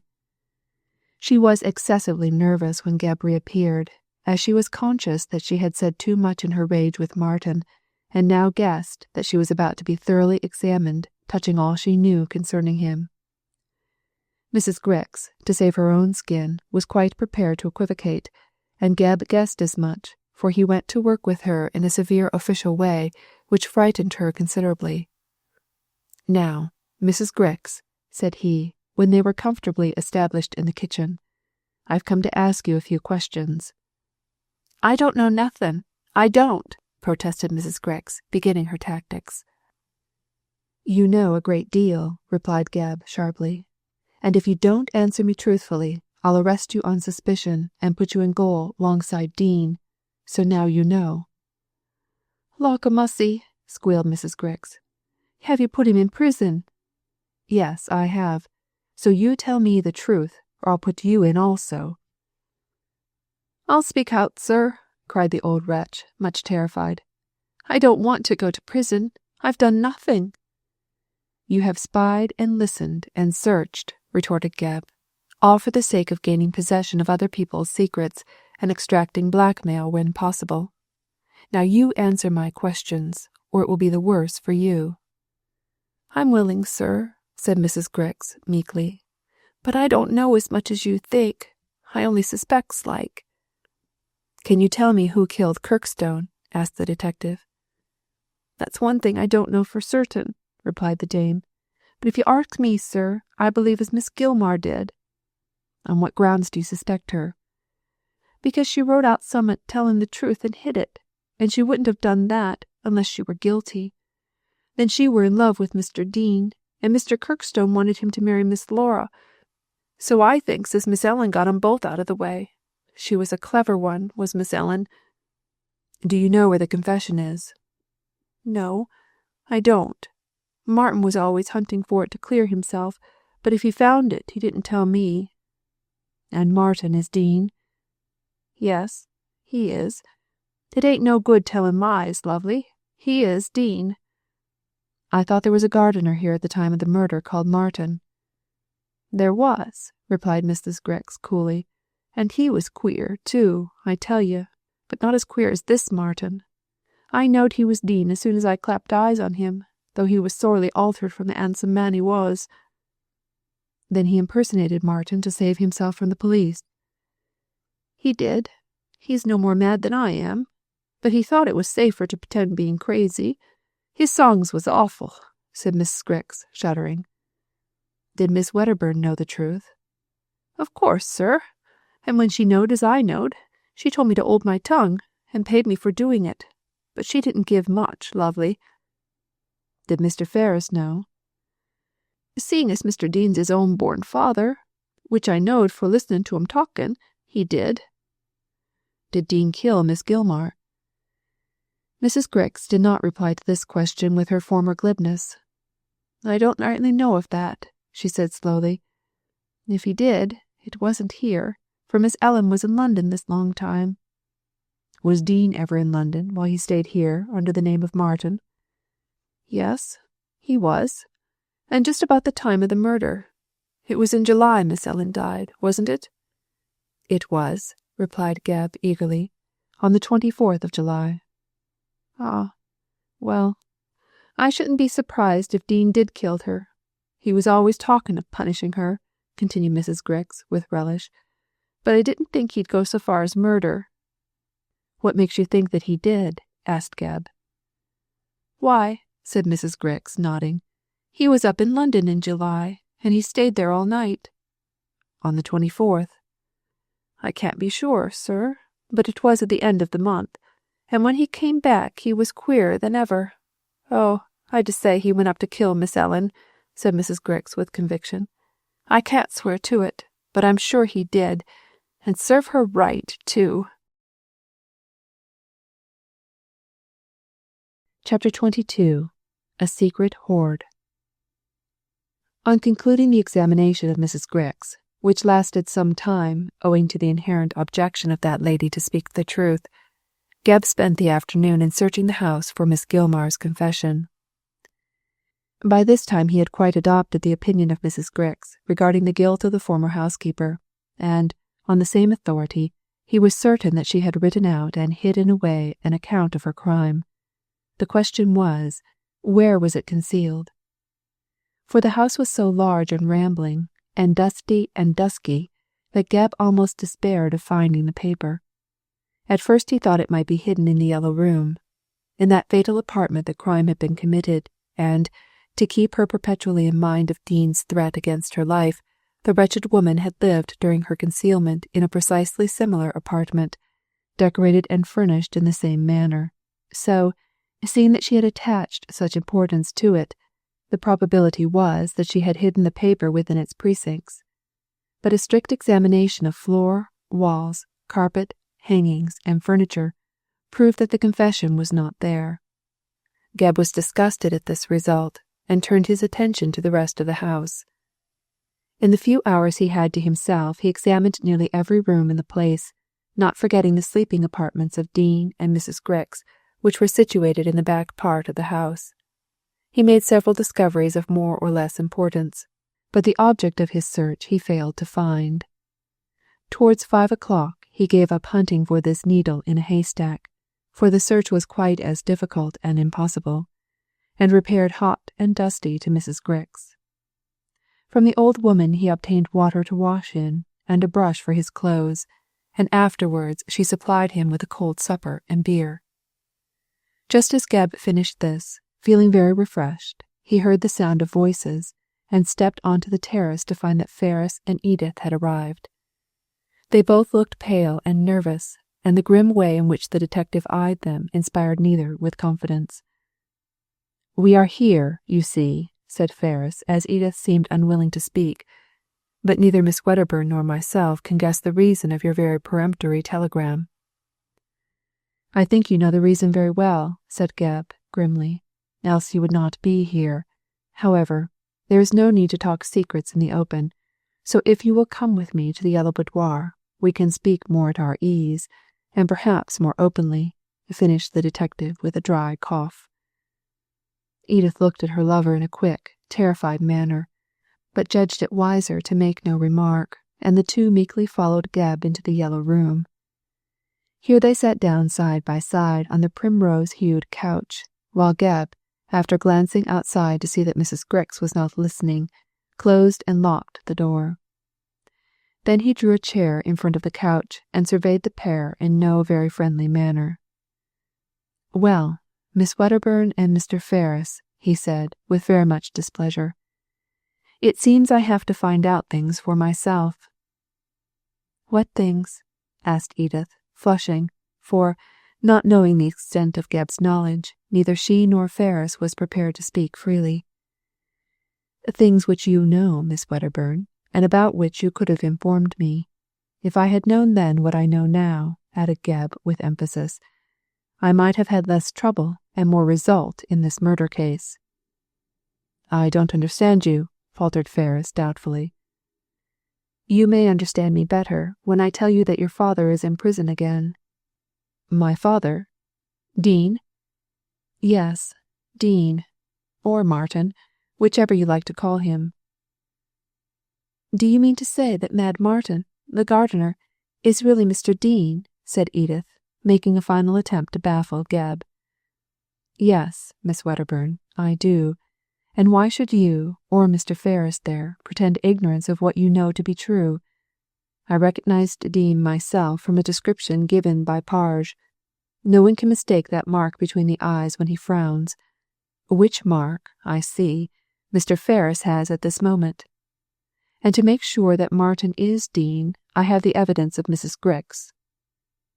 "Mrs. Grix? Has she told you?" "She has told me everything," interrupted Geb, "and Dean tried to punish her for talking. Then he ran away, and I chased him to Norminster, where he now lies in gaol." "But he is mad," said Ferris eagerly. "Who is mad?" demanded Geb, turning on him. "Your father, or Martin the gardener?" Ferris made a despairing gesture. "Since you know so much," he said in low tones, "I admit that the two are one and the same. Martin is really my father, Marmaduke Dean, who has been concealed here, but he is insane." "He is nothing of the sort, Mr. Ferris. His insanity was feigned for the better baffling of the police. Neither you nor Miss Wedderburn can deceive me any longer. You have kept silence, you have told untruths, and altogether have given me endless trouble, but now I must insist on your speaking out, both of you. This time I know so much that you cannot deceive me, and I'll force you to speak." "Suppose we refuse?" cried Edith, indignant at this rough speech. "If you do, I'll arrest you both as accessories after the fact to the murder of Miss Gilmar." "Ah, you look afraid. But I know. Dean murdered that woman, and you are both aware of it." "My father is innocent," cried Arthur with a groan. "If he is, what was he doing at Grangebury on the evening of the murder? Why did he stay in London all night? What was his return ticket to Norminster doing in Miss Gilmar's room at Paradise Row? The man is guilty, I tell you. Defend him if you can. Tell the truth if you dare, and for once both of you act honourably and straightforwardly." The detective spoke with much vehemence, and rising from his seat walked rapidly up and down the room. Much as Edith resented his language, yet she was conscious that in good measure it was deserved. For this reason she restrained her passion and spoke frankly and to the purpose.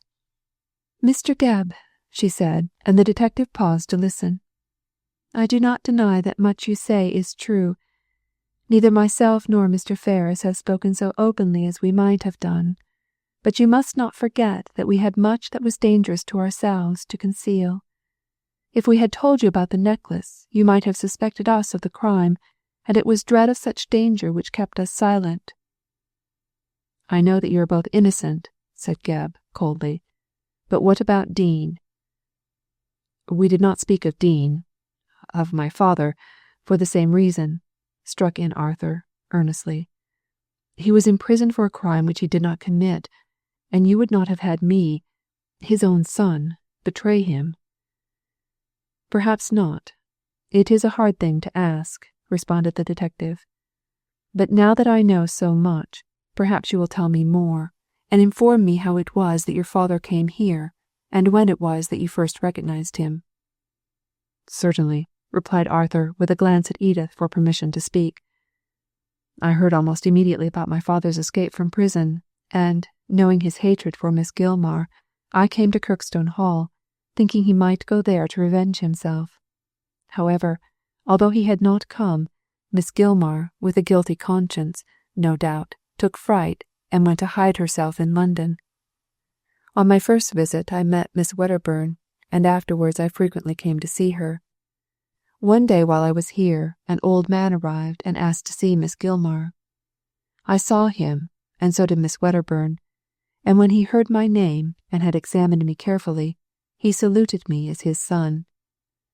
At first I could scarcely believe that he was my father, as I had not seen him for close on 20 years, and was too young to retain much recollection of him. But he soon proved to me that he was Marmaduke Dean, and told us how he had escaped. "Did he come to the Hall to kill Miss Gilmar?" asked Gebb anxiously. "No," said Ferris with emphasis. "That threat was uttered only in his mad passion. All he wanted from her was proof of his innocence." "And I wrote to her about it," said Edith, taking up the tale. "But she was afraid of Mr. Dean, and swore that he'd killed Mr. Kirkstone." "Though I am certain," interposed Arthur, "that she killed him herself, and accused my father because she was jealous of his love for Laura." "That may be," said Gebb, nodding. "But proceed with your story." "Let me tell the rest," cried Miss Wedderburn. "Mr. Dean was so broken down and ill with the life he had led in prison that I suggested he should stay here and let me look after him. The police had been to the Hall, and not having found him there, had left. I did not think they would come again, so I believed that Mr. Dean would be quite safe. So he stayed for a day or so, until Mrs. Grix recognized him, but I bribed her with money to silence. She suggested that for safety Mr. Dean should pretend to be Martin, a gardener not quite right in his head, who had left the Hall after the tragedy. It was 20 years since he had gone, and Mr. Dean was very much altered from his former self, so in the end he adopted the name of Martin and pretended to be mad. So now you know, Mr. Gebb, when you saw me first, the reason why I was not afraid of his madness. You thought it real. I knew it to be feigned." "Did everyone round here think he was really Martin come back?" "Yes, but he kept within the Hall grounds and saw few people. These left him alone because of his madness. So there's the truth, Mr. Gebb." "Not all the truth," said Gebb significantly. "You have not told me how he killed Miss Gilmar." "He did not kill her!" cried Ferris furiously. "He did," insisted Gebb. "He was in Grangebury on the 24th of July. "Impossible," said Edith, much alarmed. "I did not know that. But even if he was," she went on, "it does not prove that he killed the woman." "It's pretty good as circumstantial evidence," said Gebb coolly. "But I have another and stronger proof. Look here." And out of his pocket the detective took a canvas bag which, when opened, displayed bracelets, rings, and diamond stars. "Miss Gilmar's jewels!" cried Edith, recognizing them at once. "Yes," said Gebb, "Miss Gilmar's jewels, which I found concealed in Dean's bedroom." Chapter 23. The Convict's Defense. Shaking in the body and white in the face, Ferris looked upon the jewellery, which seemed positive evidence of his father's guilt, then flung himself back on the couch with a groan, his hand over his eyes to shut out the terrible sight, for terrible it was to him, the son of Marmaduke Dean.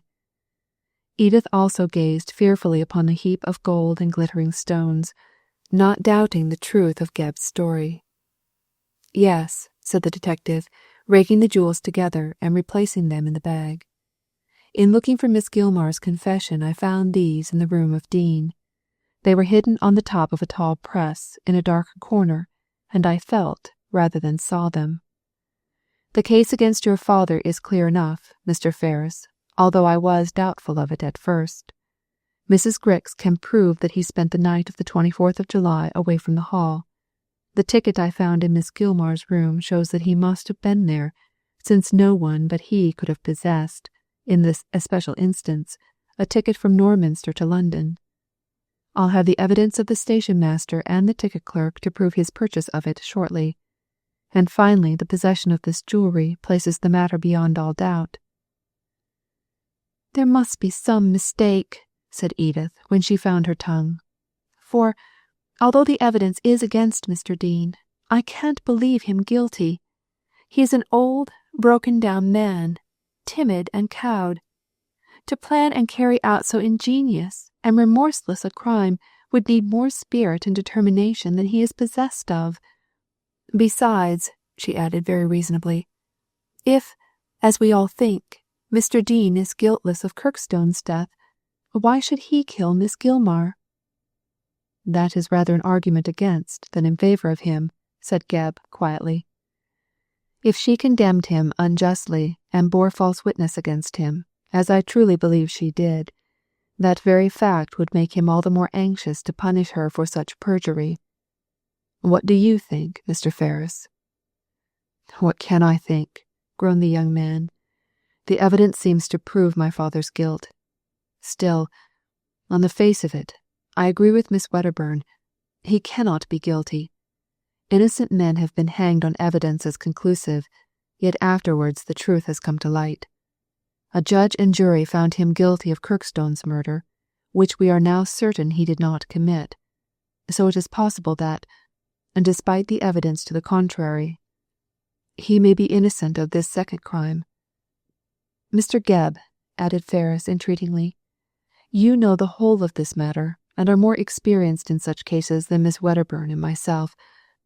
Tell us truly, do you believe in my father's guilt?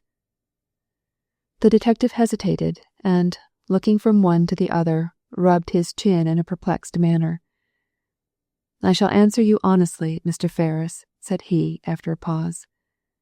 I am not certain of your father's guilt. I said that possession of this jewellery placed the matter beyond doubt, but against that I must place the fact, established by strong circumstantial evidence, that Miss Gilmar received her assassin as a friend. She was afraid of Dean, and even after the lapse of 20 years, she must have recognized him. In place of giving him wine and cigarettes, her impulse would have been to cry out for help. Moreover, without knowing all about her visitor, presuming he was disguised, she would not have let him into her house. On the whole, I am doubtful. The fact of the jewellery being found in his room proves his guilt. The fact that Miss Gilmar conversed with him as a friend shows his innocence. Who can decide the matter? I know, said Edith suddenly. Mr. Dean himself. You say that he is in Norminster Gaol, Mr. Gebb. Well, that is only a mile from here, so let us all three go there and question Mr. Dean. With this evidence for and against him, he must either declare his innocence or admit his guilt. It is the most straightforward course, said Gebb with a nod. What do you say, Mr. Ferris? I am content to abide by my father's word, replied Arthur, rising. Anything is better than this uncertainty. Let us go to Norminster Gaol. It's rather late, said Gebb, glancing at his watch. However, I dare say we shall have no difficulty in seeing the prisoner. Come along. In the then tumble-down, deserted condition of Kirkstone Hall, there was no vehicle obtainable, but the evening was pleasant, and Norminster no great distance away, so the three walked briskly along the road in the cool, grey twilight. Conversing about the case made the way seem short, and they soon arrived in the little town and halted before the gates of the Gaol. A word from Gebb procured them instant admittance, and they were shown into the presence of the governor, a retired major with a bluff manner and a twinkling eye, which was not unobservant of Edith's good looks. Well, sir, said Gebb almost immediately, and how is your prisoner? Clothed and in his right mind, replied the governor. He has given over his sulking and feigned madness, and evidently seems resolved to make the best of things. Indeed, I shouldn't be surprised, Mr. Gebb, if he intended to make you his father-confessor, for he has asked several times after you. Good, said Gebb, rubbing his hands. This looks like business. He has thrown up the sponge. Will you see him now? Asked the governor, with a side glance at Edith. At once, if you please, and I wish this lady and gentleman to be admitted with me.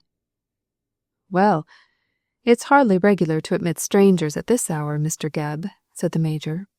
Still, as you captured the man, and as it is well for you to hear his confession, if he wishes to make it, I am content to accede to your request. Have you any interest in the matter? He asked, looking at Edith inquisitively. Yes, The man was hidden in my place under the name of Martin, she replied with a blush, not deeming it wise to further enlighten the governor.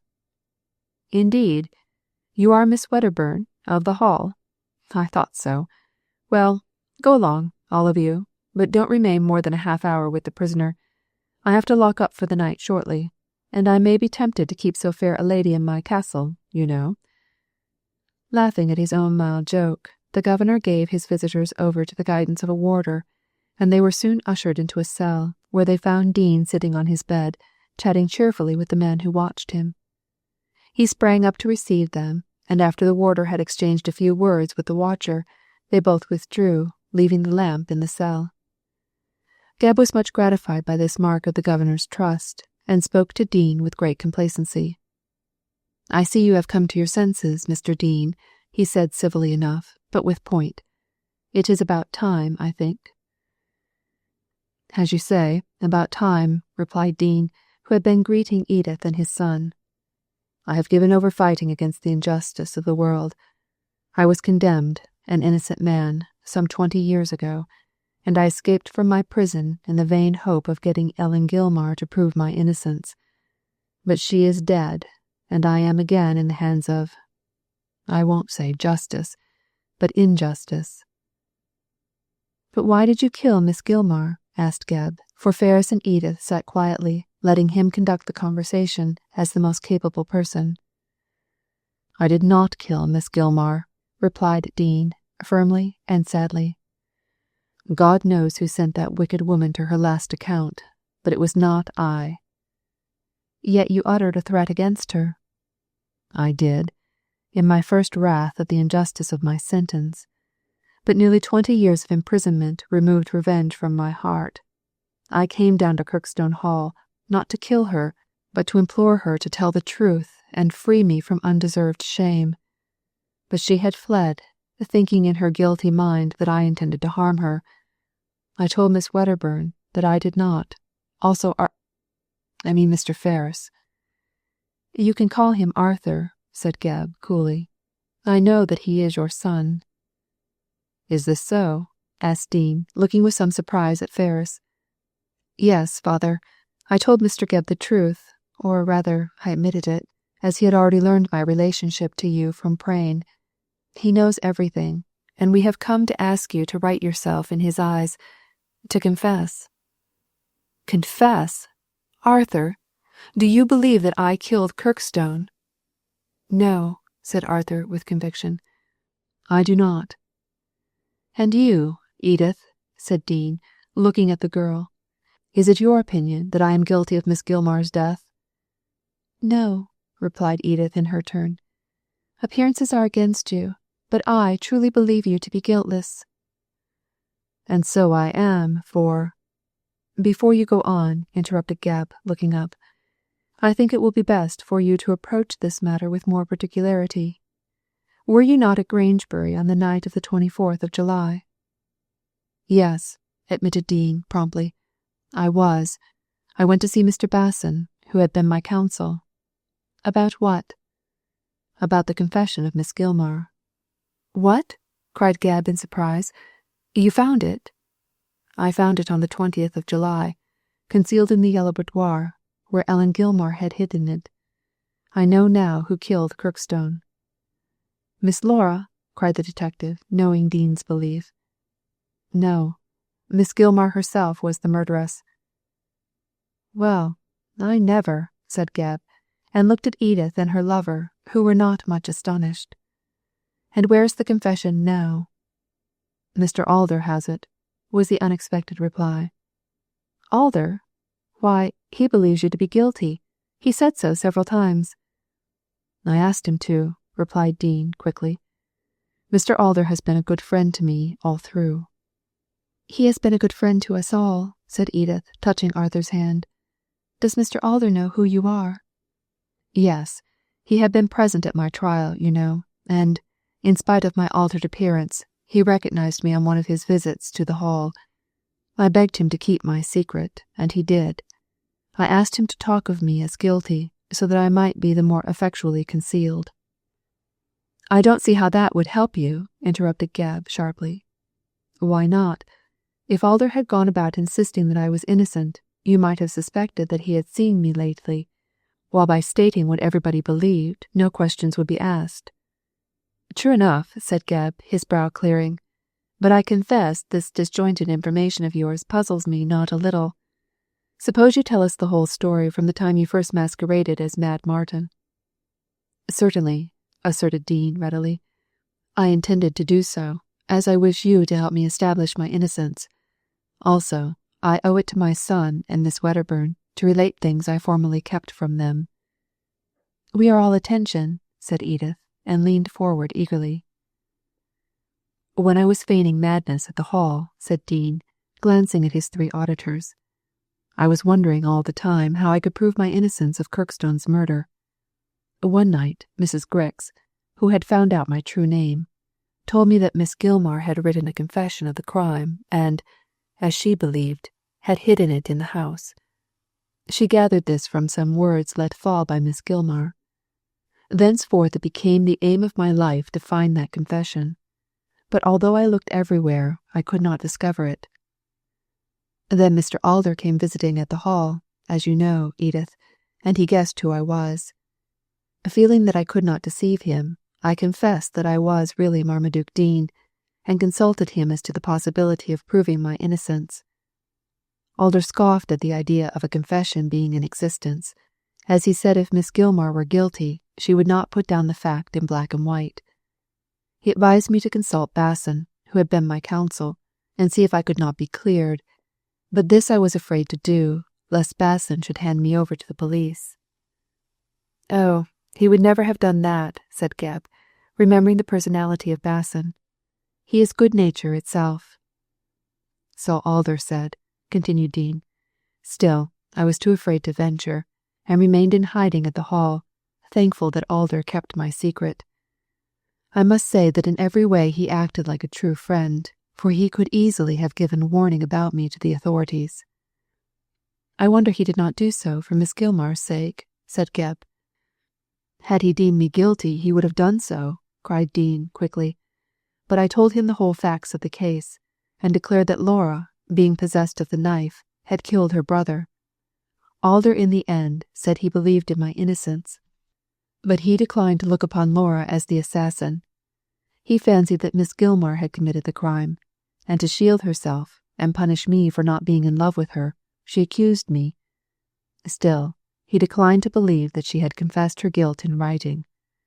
I was certain, however, from what Mrs. Grix had said, that she had, and—" "This is all very well," interrupted Gebb quickly, "but it does not explain your visit to Grangebury." Chapter 24. Proof Positive. Impatient of the interruption, Dean looked at Gebb in a quick, irritable way, like a man whose nerves are not under control, but, in his own interests, he answered quietly enough. "I am coming to the Grangebury visit shortly," he said, "but it is necessary for me to explain what led to it, so that you may not misunderstand my reason for going there." "I beg your pardon, Mr. Dean," replied the detective. "Pray go on." "As I said before," continued the prisoner, "I was certain that Miss Gilmar had left a confession behind her, and after months of search I found it." "Where?" asked Edith, much interested. "In the Yellow Room. It was sewn into the hangings, between the satin and the lining, and, but for the particular minute search I made, would never have been discovered. I dare say Ellen Gilmar hid it thus safely so that she might not be accused of the crime in her lifetime, but no doubt when dying she intended to indicate its hiding place so that I might be set free and my character cleared, after she was safe from the punishment of man." "As she is," observed Ferris bitterly. "Leave her to God," said Dean slowly. "As she has sown, so shall she reap, and I wish her no worse fate. Well," continued he, "you will understand that as soon as I discovered this proof of my innocence, I was bent upon clearing myself. But this was not so easy to do. I had escaped from the gaol, and were I discovered would at once be taken back, when, as I fancied, the confession might go astray or prove useless. It was towards the end of July last that I found it, and I consulted Mr. Alder, who came down about the same time to visit Edith. Yes, said Edith, colouring. He came to ask me again to marry him. Alder advised me to place the confession in the hands of Basson, and he offered to take it up to him. But at the moment I was unwilling to let this proof of my innocence leave my hands, and I determined to go up to London myself and see Basson. But, thinking I might be discovered, I feared to do so, or, at all events, to go to Basson's office. I wrote and told Alder this, so he suggested that I should go to Grangebury, where Mr. Basson was giving a lecture on the 24th of July. And he said I could come up late and see Mr. Basson before the lecture, place the confession in his hands with instructions what to do, and then return by a late train to Norminster. Thus, he said in his letter, I should be exposed to less risk of discovery. The advice seemed good to me, and I adopted it. But where did you get the money to visit London? Asked Edith. For I never gave you any. I borrowed it from Mrs. Grix, and told her I was visiting a friend, explained Dean. Also, I asked her to tell you that I had gone into Norminster, in case you missed me. I didn't miss you at all, and there was no need for Mrs. Grix to say anything, said Miss Wedderburn. All the same, she added reproachfully, you might have trusted me. And me also, interposed Ferris. I should have had the confession, not Basson. You are right, replied his father with a sigh. I behaved foolishly, I admit it, but I acted, as I thought, for the best. On the 24th of July, by the 5 o'clock train, I went up to Grangebury. Did you know that Miss Gilmar was there? Asked Gab, with a glance at Edith. No, I did not, answered Dean. Why do you ask?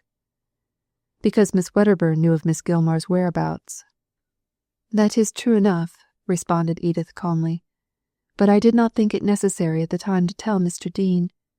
No one but myself, and later on Arthur, knew that Miss Gilmar was lodging in Paradise Row. Continue, Mr. Dean. I arrived at Grangebury about 6 o'clock and went to a public house where I had some tea and made myself as respectable as possible to go to the lecture. I intended to see Mr. Basson before it began, and then take the 9 o'clock train to Norminster. Had you a return ticket? Asked Geb, remembering the one found in the yellow room. Yes, a third-class return. However, in the public house I fell asleep, being worn out with trouble and fatigue. I did not waken until it was nearly 9 o'clock, and then went to the town hall. Mr. Basson was already on the platform, so I could not speak to him. Yet I was anxious to get back to Norminster on that night, as I did not want Edith to know I had been in London. But why? Said Edith. You must have been aware that you could trust me. I wished you to know nothing, my dear, until Basson proved my innocence, replied Dean sadly. But I should have trusted you. I see it now. However, I did not go back that night, for I lost my ticket. Where did you lose it? Asked Geb, eagerly, for this was a most important point. Dean shook his head. I can't say, he replied. I saw Mr. Alder at the door of the town hall, and told him that I was going back, but gave him the confession, and asked him to show it to Basson. He tried to get me to remain, but I was bent on returning, and knew that the confession was safe in his hands. I ran to the station, but there I found I had lost my ticket. Where, I know not. I had no money to buy another, so I went back to the town hall and saw Mr. Alder again about 9:30 o'clock. Then, to my surprise, I saw Edith enter the hall. I had just returned from getting the necklace from Miss Gilmar, explained Edith. I came up to Grangebury after you did. I did not know you were out of Kirkstone Hall, said Dean. Well, I did not trouble to wonder why you were there, but lest you should see me, I kept myself out of sight. I then explained my position to Mr. Alder. He gave me some money and advised me to stay all night at Grangebury. I was unwilling to do so, but as the last train had left, I was forced to stay. I slept in the public house where I had been before, and left by the early train next morning. Did you hear of the murder before you left? No, as I departed early. So you see, Mr. Geb, I can prove an alibi. for at the time of the murder, 10 o'clock it was, the paper said, I was asleep in the public house. The keeper of it can prove that I was. What is the name of the public house? The Golden Hind, near the railway station. Gebb noted this name in his pocketbook and rose to his feet. So, this is all you have to tell me, said he, briskly. All, and enough, too. I don't know who killed Ellen Gilmar. It was not I. If the hotel keeper can prove your alibi, that will be all right, Mr. Dean. But this confession, you say Mr. Alder has it? Yes, but I asked him to make no use of it, replied Dean, for, as I was in Grangebury on the very night, about the very hour, that Ellen was murdered, I was afraid, if Alder acted on the confession, I might be accused of the second crime. Certainly I had a defence, but the evidence was so strong against me that I did not wish to risk appearing. Do you know who killed Miss Gilmar? No, cried Dean vehemently. I do not. Then what about these? Said Gebb, and suddenly produced the jewels of Miss Gilmar. These ornaments belonged to the dead woman. They were taken off her body by the wretch who killed her. I found them hidden in your room at Kirkstone Hall. Yet you swear that you do not know the name of the assassin. What am I to understand by this contradiction? It's a plot to ruin me, said Dean, becoming very pale. I did not know that these jewels were in my room. I never saw them before. Edith, Arthur, what do you know of this? We know nothing, they said simultaneously.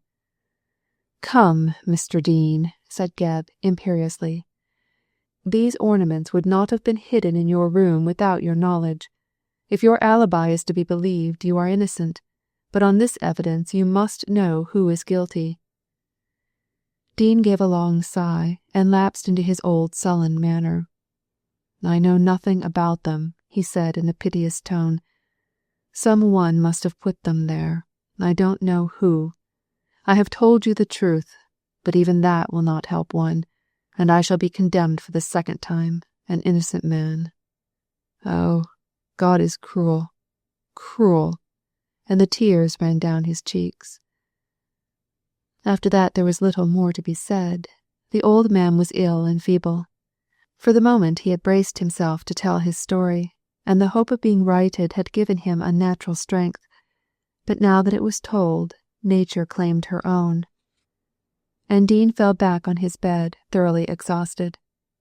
Ferris desired to stay beside his father, but when the warder came back they would not permit this, and in the end the three left the prison.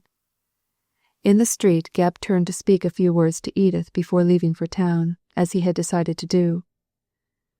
What are your intentions? He asked. I shall stay here until tomorrow, she replied. I am too exhausted to return to London tonight, but I must go up in the morning, as I promised to see Mr. Alder. Alder, repeated Gebb, who had half forgotten the man. How is he? Very ill, dying, they say, and he sent for me to see him. I could not go today, as I came here with Arthur to see what had been done about his father. Do you think he is innocent? Yes, I do, replied Gebb, but I am puzzled about the jewels. I cannot help thinking that Dean knows something about them, but he won't speak. He may tomorrow morning, said Ferris quickly. I think he is too exhausted tonight to remember much more. His memory has been severely taxed today, you know. I shall speak to him tomorrow, and whatever he tells me, I shall tell you, Mr. Gebb.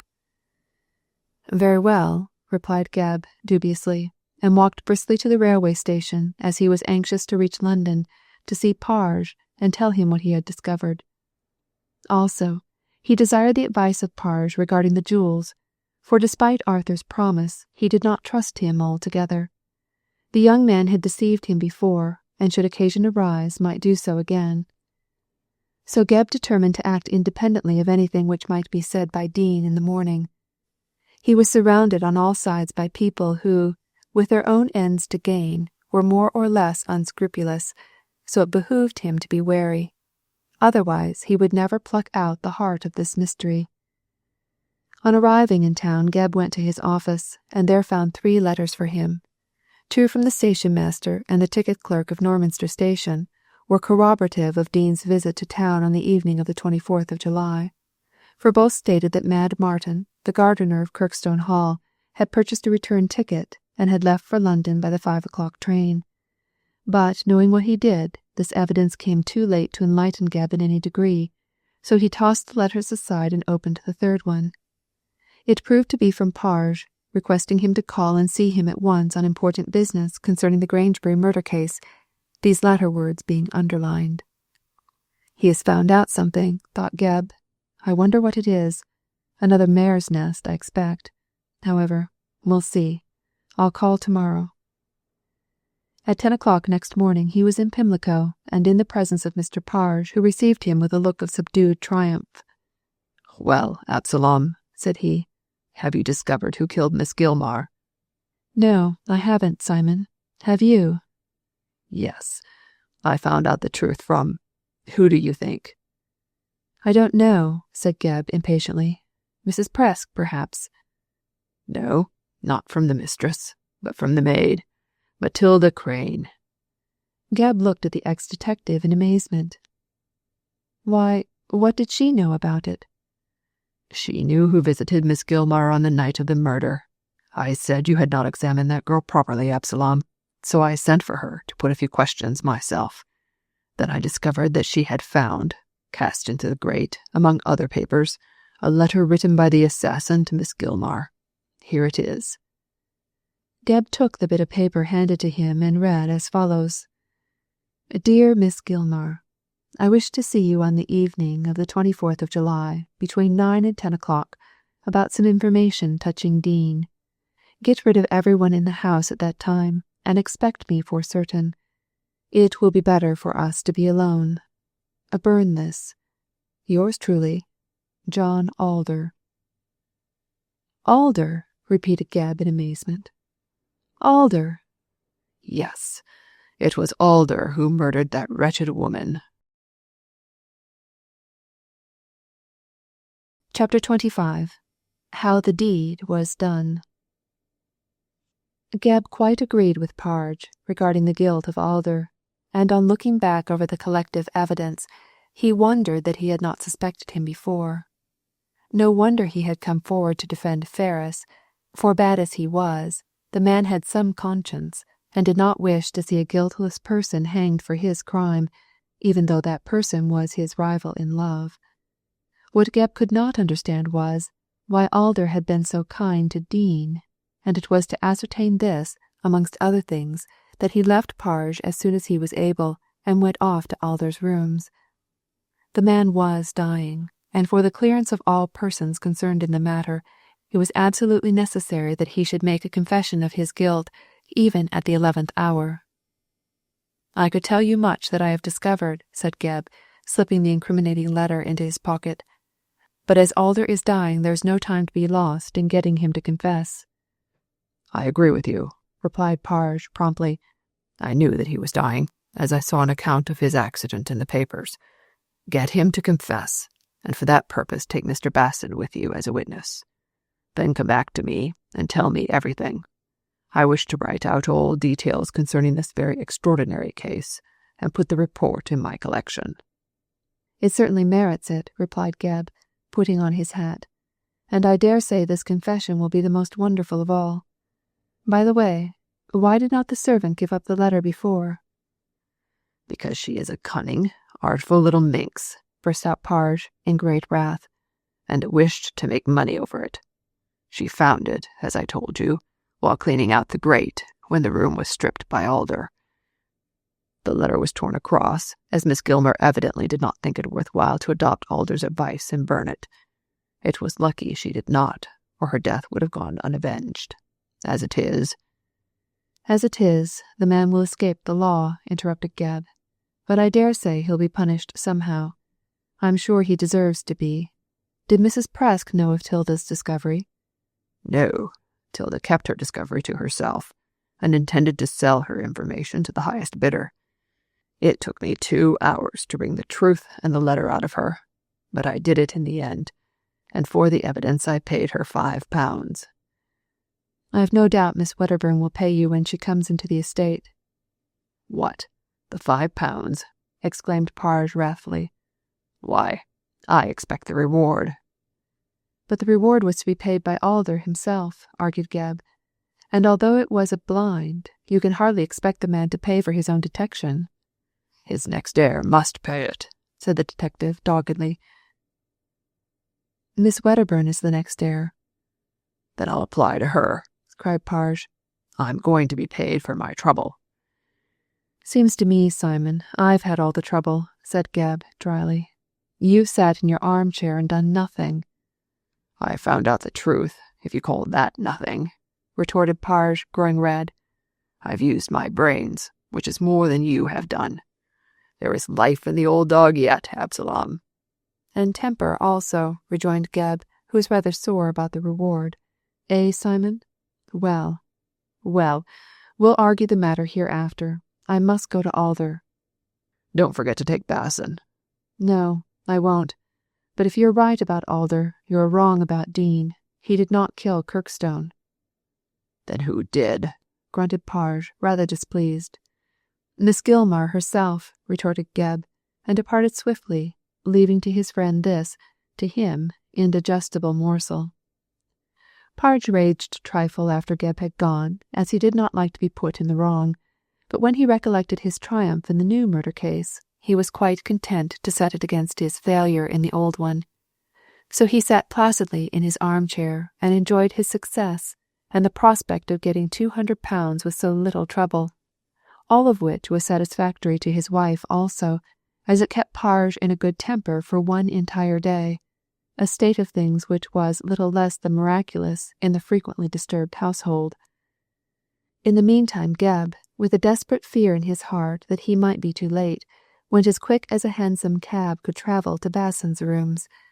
Keeping the cab at the door, he ran up the long staircase so quickly that he arrived at the top with failing breath and beating heart. The perennial legend, "Back in 5 minutes," was still on the barrister's door, and Gebb, on knocking, was again greeted by the boy in the small suit. This latter admitted that his master was at home, but stated that he could not be seen. "'Cause he ain't well," exclaimed Cerberus. "He's had a shock." "What kind of shock? An accident?" asked Gebb. "No," replied the boy after some consideration. "Not that sort of shock. Quite another kind." "Well, I'm sorry to disturb Mr. Basson," said Gebb, "but you must take him my card and tell him that I must see him. It's a matter of life and death." The boy still seemed unwilling, but Gebb thrust the card into his hand and insisted, so in the end it was taken to Basson. In less than a minute, Cerberus returned with the information that his master would see Mr. Gebb at once. With a nod, the detective stepped into the dingy inner office and found Mr. Basson with his arms on the mantelpiece and his head bent down on them in an attitude of dejection. When he heard the footstep of his visitor, and firm, quick, businesslike footsteps they were, he turned slowly and displayed a very pale face and eyes so red that they looked as though he had been crying. "What is the matter?" asked Gebb, rather taken aback by this evidence of grief. "I've had a shock," replied Basson, using the very same words as his small clerk had done. "Nothing serious, I hope." "Serious in one way, not in another. Still, I am glad to see you. If you had not come to me, I should have paid you a visit in the course of the day. You have a right to know." "Know what?" demanded Gebb, beginning to feel uncomfortable. He knew not why. "That Alder is dead." "Dead!" Gebb, with a burst of anger unusual in one of his self-control, dashed his hat to the floor. "By—" he used a strong word. "So he escaped me after all." "What?" cried Basson, leaning forward in the chair he had flung himself into. "You know?" "I know that Alder killed Miss Gilmar. I heard it this morning. I have the evidence of his own handwriting to prove his guilt. When did you hear of it? How did you hear of it?" "I heard all about it at 8 o'clock this morning, shortly before Alder died." "Then he confessed his crime?" "He did. I was sent for at 7 o'clock at his particular request, and he told me the whole story. In order to clear any innocent person who might be suspected, I wrote down what he said and got him to sign it. The doctor and myself were the witnesses, and the confession is locked in my desk yonder. I was coming round to your office later on in order to place it in your hands. How did you find out the truth?" "It's a long story, Mr. Basson. I'll tell it to you some other time. But I learned that he killed his cousin, and I came here to get you to go with me and force him to confess." "He did so voluntarily," said Basson sadly, "and made what reparation he could for his wickedness. Do you wonder that I received a shock, Mr. Gebb? It was terrible to hear a man I had known so long, whom I had liked so much, confess himself a murderer." "It is terrible, I grant you," replied Gebb, somewhat moved by the grief of the old Bohemian. "I should never have thought it of him myself, as is proved by the fact that I never suspected him. He seemed a kindly, honest, pleasant gentleman. Perhaps, however, there is the excuse that he did the deed in a fit of rage. From what I have heard of Miss Gilmar, she was a woman to irritate an archangel." Basson shook his head. "There is not even that excuse," he said. "The crime was committed in cold blood. He planned it and carried it out in the most ruthless manner." "But why, in heaven's name, did he desire the death of his wretched cousin?" "Money, Mr. Gebb. Money. Alder was desperately hard up, on the verge of bankruptcy, and as his cousin refused to help him, he killed her. To gain her wealth was the motive of the act. Well," added Basson with a sigh, "he did not enjoy his ill-gotten gains long, for in the midst of his prosperity the hand of God struck him down." "You have the confession, you say?" "Here it is." Basson unlocked the drawer of his desk and took out a sheet, or to be precise, several sheets of paper, and handed them to Gebb. The detective turned to the end, saw the 3 signatures, then slipped the papers into his pocket. "It will take too long reading this just now," he said apologetically, "and I have much to do. Will you be so kind, Mr. Basson, as to tell me the facts in your own way? I'm curious to know how so many people concerned in the case came to be collected at Grangebury on the night of the murder." "Alder collected them," said Basson, nodding. "He planned the whole affair in a most wonderful manner, so as to throw suspicion of the crime on everyone but himself. Had he lived, he would have escaped all suspicion." "I think not," replied Gebb, feeling for the letter he had received from Parge. "His own handwriting would have committed him. This is one of those little accidents which mar the plans of the most accomplished criminals. However, that is neither here nor there. Let me hear the confession." Basson thought for a moment, then began. "It seems that Miss Wedderburn was not the only person Miss Gilmar wrote to. She corresponded also with Alder about business matters, for, as she had left her property to him by will, she did not think that he would betray her to Dean. As a matter of fact, she was simply putting temptation in the man's way, for Alder was desperately hard up, and was looking forward to the time when he would come into possession of Miss Gilmar's money. However, she did not know that, and kept him advised of her changes of address." "Did he know that she was in Grangebury?" "Oh, yes, but he did not visit her there, for already he was thinking of getting rid of her by violent means. The difficulty was how to do it without incriminating himself. Then 2 accidents helped him. The first was that while on a visit to Kirkstone, Edith told him that she was bent on getting the necklace for Arthur Ferris, and was going up to Grangebury on the evening of the 24th of July to get it. Ferris, she said, was to escort her. Later on, while Alder was still in the hall, Dean told how he had discovered Miss Gilmar's confession and wished to give it to me. He was afraid, however, to come to my office, lest he should be recognized. Afterwards Alder induced me to lecture at Grangebury, and wrote to Dean telling him to come up and see me there. Then he gave Ferris tickets for my lecture, and told him he could wait for Miss Wedderburn in the town hall while she went to see Miss Gilmar. So now you see, Mr. Gebb, that on the 24th of July Alder had these 3 people likely to be suspected on the spot." "A very ingenious idea," said Gebb. "I suppose he didn't care on whom suspicion fell." "I don't think he did," admitted Basson, candidly. "But he preferred to be guided by circumstances, and he really wanted the suspicion to fall upon Dean, as he had threatened to kill Miss Gilmar. Well, you know about Arthur and Edith. Yes, I know that he waited in the town hall, that she got the necklace and joined him later, and that they both returned to London. Also, I know that Dean came up, and as he was too late to see you, gave the confession to Alder. But I don't know how Alder managed to get away from the hall without suspicion." "Oh, that was easy," replied Basson. "He was busy seeing after the tickets on my behalf, and looking at the house, so none of the attendants knew where he was at the moment, but believed him to be in another part of the town hall. When Edith came back with the necklace, he sent her into the hall, and got rid of Dean, who had missed his train, by giving him money and telling him to stay all night in Grangebury, a fact which favoured his plans. Then, the coast being clear, he went alone to Paradise Row shortly before 10 o'clock and saw Miss Gilmar. In accordance with his instructions, she was alone in the house, as she had sent Mrs. Presk and Tilda to my lecture." "She admitted him?" "Yes, and locked the door after he was inside, but he did not see where she hid the key.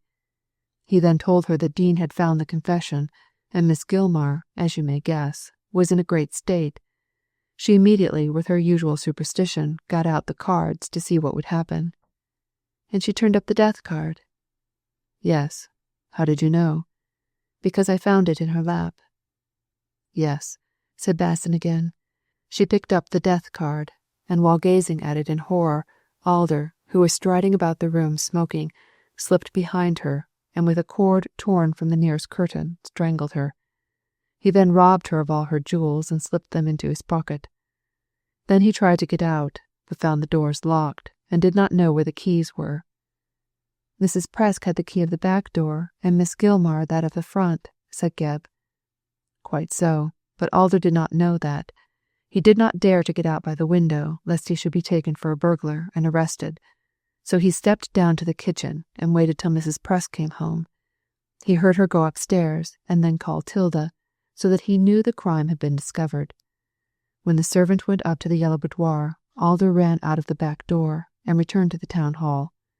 The people in charge of the money and tickets thought that he had been with me. I fancied that he had been with them, and as no inquiries were made, you see nobody could guess that he had been away and had committed a crime." "And why did he leave the jewels in Dean's room at Kirkstone Hall?" "Ah, you know that," said Basson, much surprised. "Why, he hid them so as to throw the blame on Dean. Everything was suspicious against the man. He was presumably guilty of the first crime. He had threatened to kill Miss Gilmar. He was in Grangebury on the night of the murder, and the jewels, as Alder arranged, were to be found in his room." "They were found," said Gebb. "I found them, and for the moment believed Dean guilty. But what about that ticket found in the yellow boudoir?" "That was purposefully dropped there by Alder to further incriminate Dean."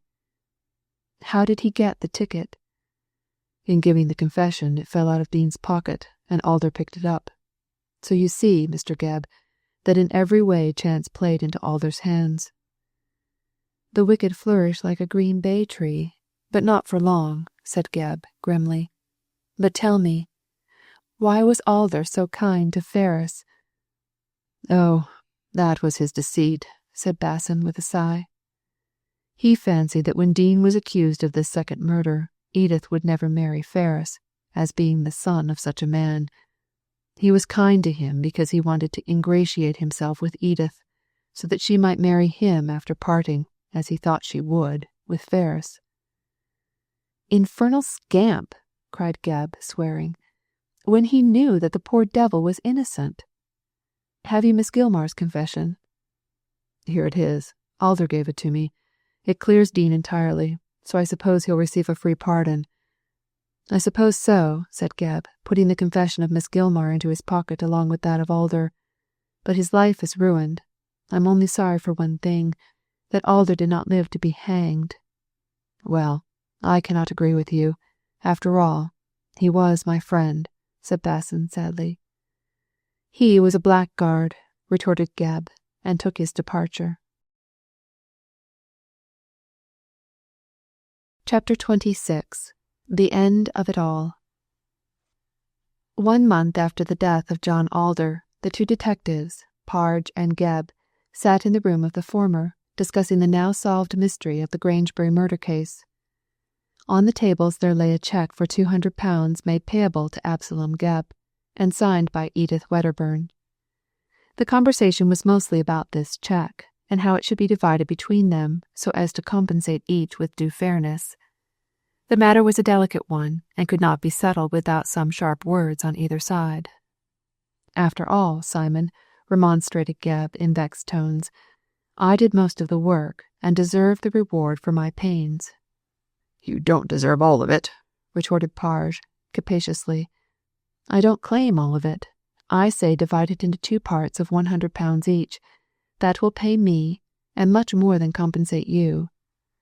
"I don't know so much about that," grunted the fat man. "I've done a deal of thinking over the case, I can tell you, and it was me who found out the murderer. So in justice I ought to have the whole £200. Gebb snatched up the cheque and slipped it into his pocket. "If you talk like that, you won't have a single penny," he cried wrathfully, for he was disgusted with the avarice of his coadjutor. In the goodness of her heart, Miss Wedderburn considered that she should pay the reward out of the estate, and did so. To me. There was no word of you, Mr. Parge, when she signed this cheque. "I dare say not," growled Simon savagely. "That's gratitude, that is. Yet if it hadn't been for me, her father-in-law-to-be would have swung for a murder as he didn't commit." "Don't you make any mistake about that, Simon," replied Gebb dryly. "Mr. Dean could have proved his innocence without you in both cases. The confession of Miss Gilmar shows that she killed Kirkstone, and the evidence of the hotel keeper of the Golden Hind proves that Dean slept there at the very hour of the murder. He would have been declared innocent even if you hadn't discovered the truth." "Well, I did, anyhow," declared the other sulkily. "So did Mr. Basson, if you come to that." "Rubbish," cried Parge.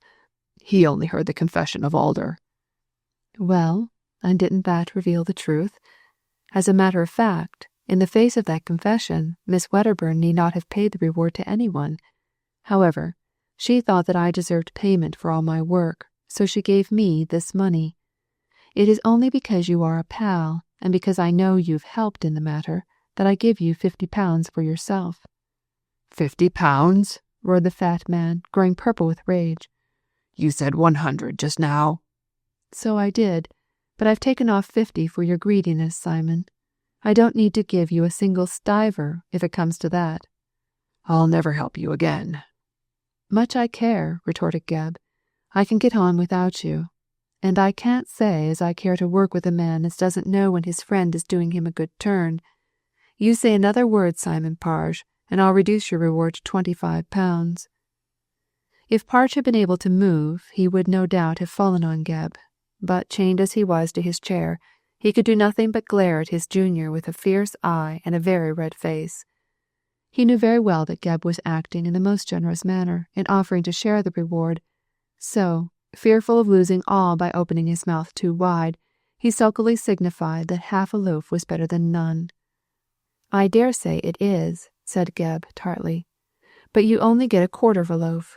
I brought 2 £50 notes with me, but as you have been so avaricious, you shall only have one. There it is," and Gebb clapped a Bank of England note into the hand of Parge, which closed on it readily enough.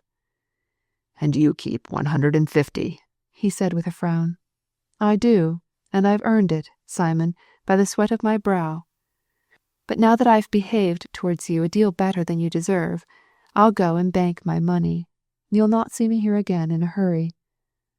"No, no," cried Parge, seeing that his greed had carried him too far, and softened by the money, which, after all, had been earned very easily. "Don't go, Absalom. I can't do without you." "Haven't I been generous, Simon?" "Yes, you have. Don't take a man up so short. Sit down and have a pipe and a glass of grog, and talk over the case." With some dignity, Gebb accepted the olive branch thus held out, and resumed his seat.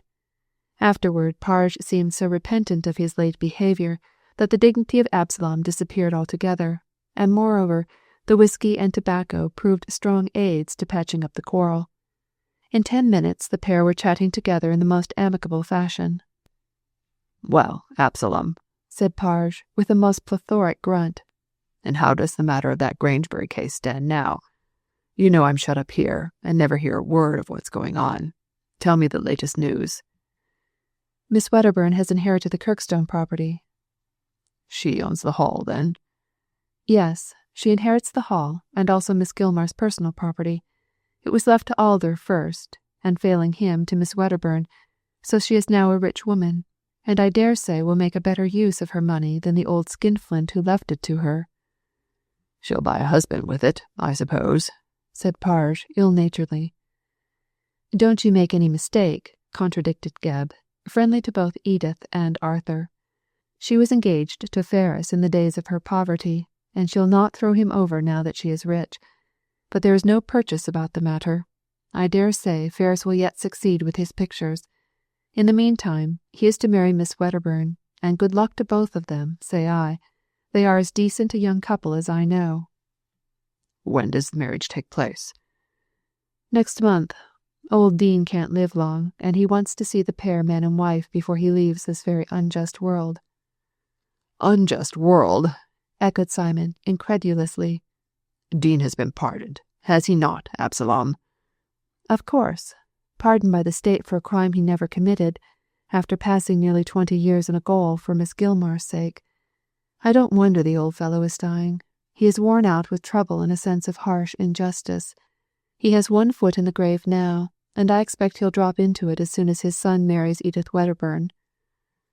"And he didn't kill Kirkstone after all?"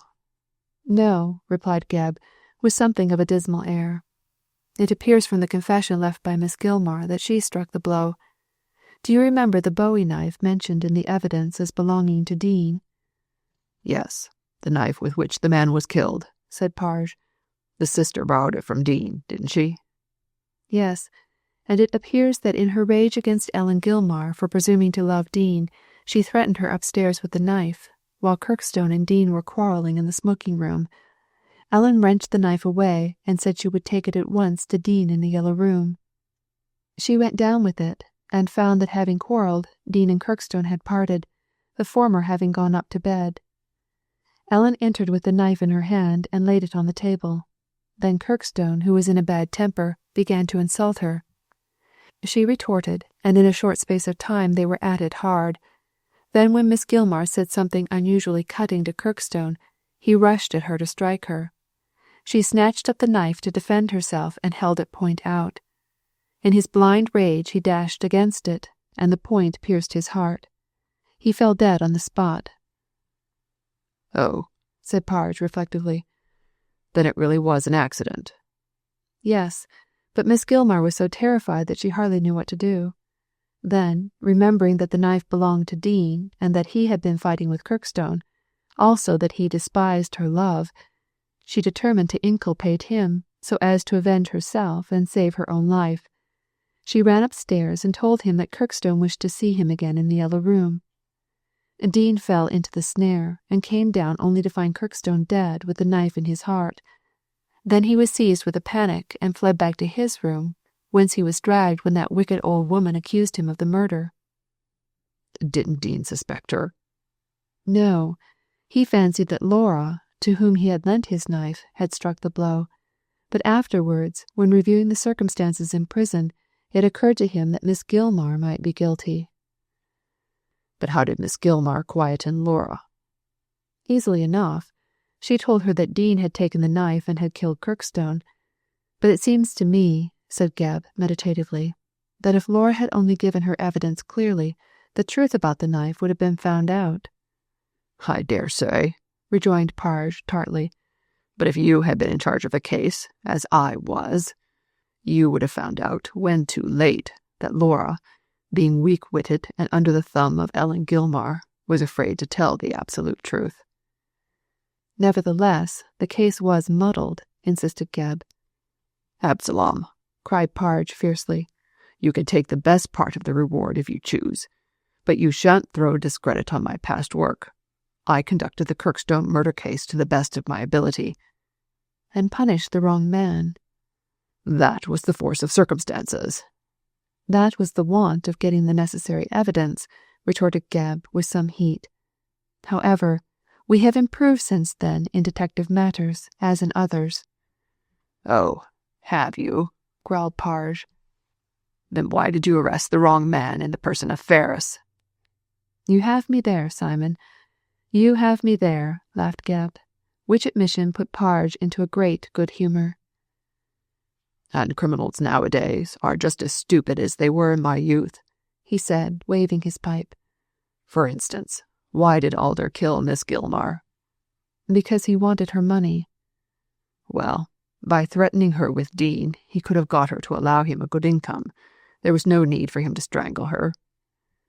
"Perhaps not, and especially in poor Mrs. Prest's front parlour. She hasn't been able to let it since. And, to make matters worse, Matilda Crane has gone away with the £5 you gave her." "Mrs. Prest had better give up the house at once," said Parge, nodding. "No one will occupy a room in which a murder has taken place. 'Tain't natural to live with ghosts.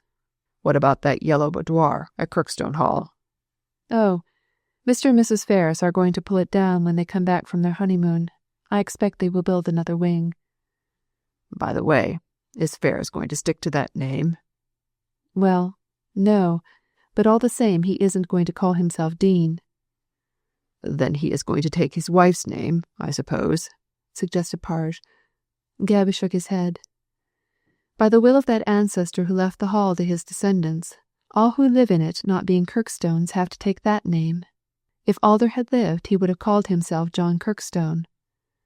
"Like the one that was murdered. A bad omen." "Well, he never had a chance of changing his name, but I expect Ferris and Miss Wedderburn will call themselves Mr. and Mrs. Arthur Kirkstone." "Well," said Parge, raising his glass, "I hope they will be lucky." "So do I," responded Gebb, "if only because they paid this £200. "Of which I only got 50, grumbled Parge, and so got the last word after all. The end of The Lady from Nowhere by Fergus Hume.